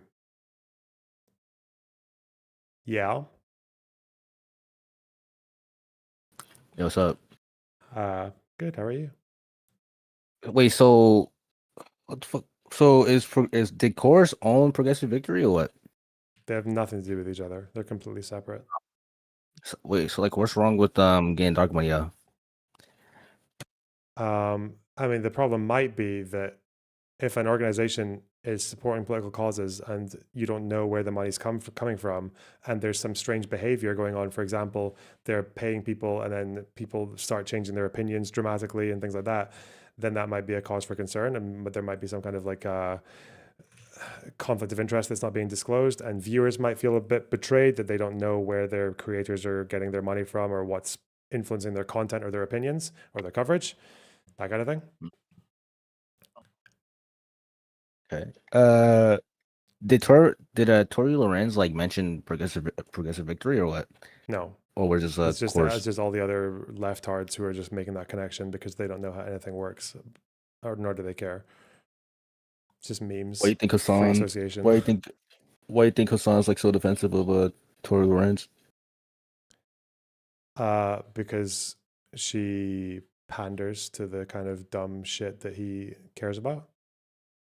Because Hasan's like biggest problem in life is the fact that he's like very stupid, and he's very insecure about the fact that he's quite stupid. So as much as possible as he can make it seem like he is backed by people with integrity, i.e. like professional journalists and mainstream people, like that's just very useful to him. Scarface is fire. Stop asking baseline questions, from watching the stream. Motherfucker, I'm not watching this dog shit of a fucking story of fucking 39-year-old ass Tory Lorenz making a goofy ass article on the fucking Wired, okay? And I see people going after saying, oh, they should just go after the Wired instead of Tory. Okay, motherfucker? Pipe the fuck down, sorry. Pipe the fuck down, okay? I'm the one asking the questions, not you. Dumbass. Anyway. Yeah. Overall, do you think people should like go after the Wired since they kind of fucked up? Probably, yeah. There should be an explanation for why they allow that article to go up in the way it is. Yeah. Wait, is the Wired like the same tier as like the Washington? Is like the New York Post, not Post or what? Like well known ish. Are they? They're well known. Yeah. That's if you mean they're well known. Yeah. Jesus Christ. Why do they have Tory though? So weird. Kind of cringe. Her name's Taylor, not Tory. What do you keep calling her that? Is Taylor? Yeah. Oh shit. I got mixed with Taylor Swift. What's your thoughts on the whole like BE and the Hasan shit? I mean, it was inevitable, and you can probably find clips of me predicting it all throughout the year. It's very obvious, very funny. Damn. Scarlett, shut the fuck up. You're from Israel. You don't have your like original Israeli food, all right, motherfucker? All y'all niggas eat Middle Eastern food, okay? You know what? I'm gonna crash out. It's okay. I'm not gonna crash out today. But Damn, BE and Hasan. You think the bridge is done with them or what? I mean, it was kind of obvious from the get-go. Hasan just had to use someone because he had a lot of critics over his Israel-Palestine stuff, and he had to, make it look like he was an intelligent guy who knows what he's talking about and can have citations go up on the videos every now and then. So he can't do that himself. He can't defend himself against me or Destiny or anyone else. So he just posts a Bad Empanada video and watches that and uses him against people like me for a few months. But then he's kind of worn out his use, becoming more of a burden than a help. So kick him out. Does I think one person in the chat says, does BE still send you crazy emails? Question mark. He hasn't for a while. Damn. You think Hasan might become like the next victim of like Bad Banana? Or like some like doxing shit or what? I mean, as much as you can dox someone who lives in a mansion. I don't know. He might target him. I don't know. He might set his audience on him. I don't know if you have that. Like that'd be crazy though. Fucking Hasan versus BE fans. That'd be fucking crazy. Holy shit. Why not? Eh? Damn, bro. Imagine HD Snark turns on fucking Hasan. That'd be fucking crazy. Holy shit. Who knows? I mean, he did that. He he fattened up his fucking attack dog, got him all nice and big and puffy, and now now the dog is biting him. So he's like, okay, whatever. Can I give you a couple questions from the YouTube post? Actually asked chat this time. So one more, because I need to go. All right, I'm gonna give you. What the fuck? Michael from the YouTube post said, "What do you think about Benny Moore's characterization of the 1948 war as a jihad and his new view that there's a clash of civilizations, Islamic versus Jewish/Western? Question mark. How much of a role do you think Islam plays in the conflict, a root cause, or is a jihad's talk just empty rhetoric?" I don't think there's much evidence for that. I think even Benny has said that would have to require a full separate fucking investigation of going through all the Arab press and journals and whatever else. But yeah, I don't know. I don't think it's really, I haven't seen the case for that built up. Oh, unfortunately, like a lot of the Arab leaders, like and all that, like a lot of their documentation, if it still exists, is closed, right? It'll be in places like Jordan and all that shit. But yeah. Which is awesome. People saying like, "Oh, this is like a fucking religious war." You think it's kind of cringe or what? I mean, some people saw it that way, but I don't think any large majority did. Not that I'm aware of. I think it was quite clear that it was a national conflict. Like from very, very early on, it was a national conflict. Scar, I know who fucking Hezbollah is. All right, they're fucking. Anyway, I need to look at this. Okay, anyway. Okay, bye. All right, little bro. All right. Thank you. Scar, go bald. Take care. What's this? Oh yeah, like this is the gist. This is exactly what I was saying. Yeah. There is this attitude that a lot of people have that is very frustrating. I know more about this back end than he does. Okay, so shut the fuck up. The attitude that a lot of people have in this community about Bad Empanada being like a prophetic figure when it comes to like political discourse is actually starting to fucking annoy me, and I'm sure it annoys him as well when people behave in this like incredibly. You think it annoys him? Are you fucking serious? The fact is, Bad Empanada is retarded, but he does know more than you. Yeah, like that's why you use him. Yeah, you use him because he's more competent than you are. Yeah, that's why you do that. Yeah, because again, Hasan is like 11 IQ and Bad Empanada is 14 IQ. That's how that works. Yeah.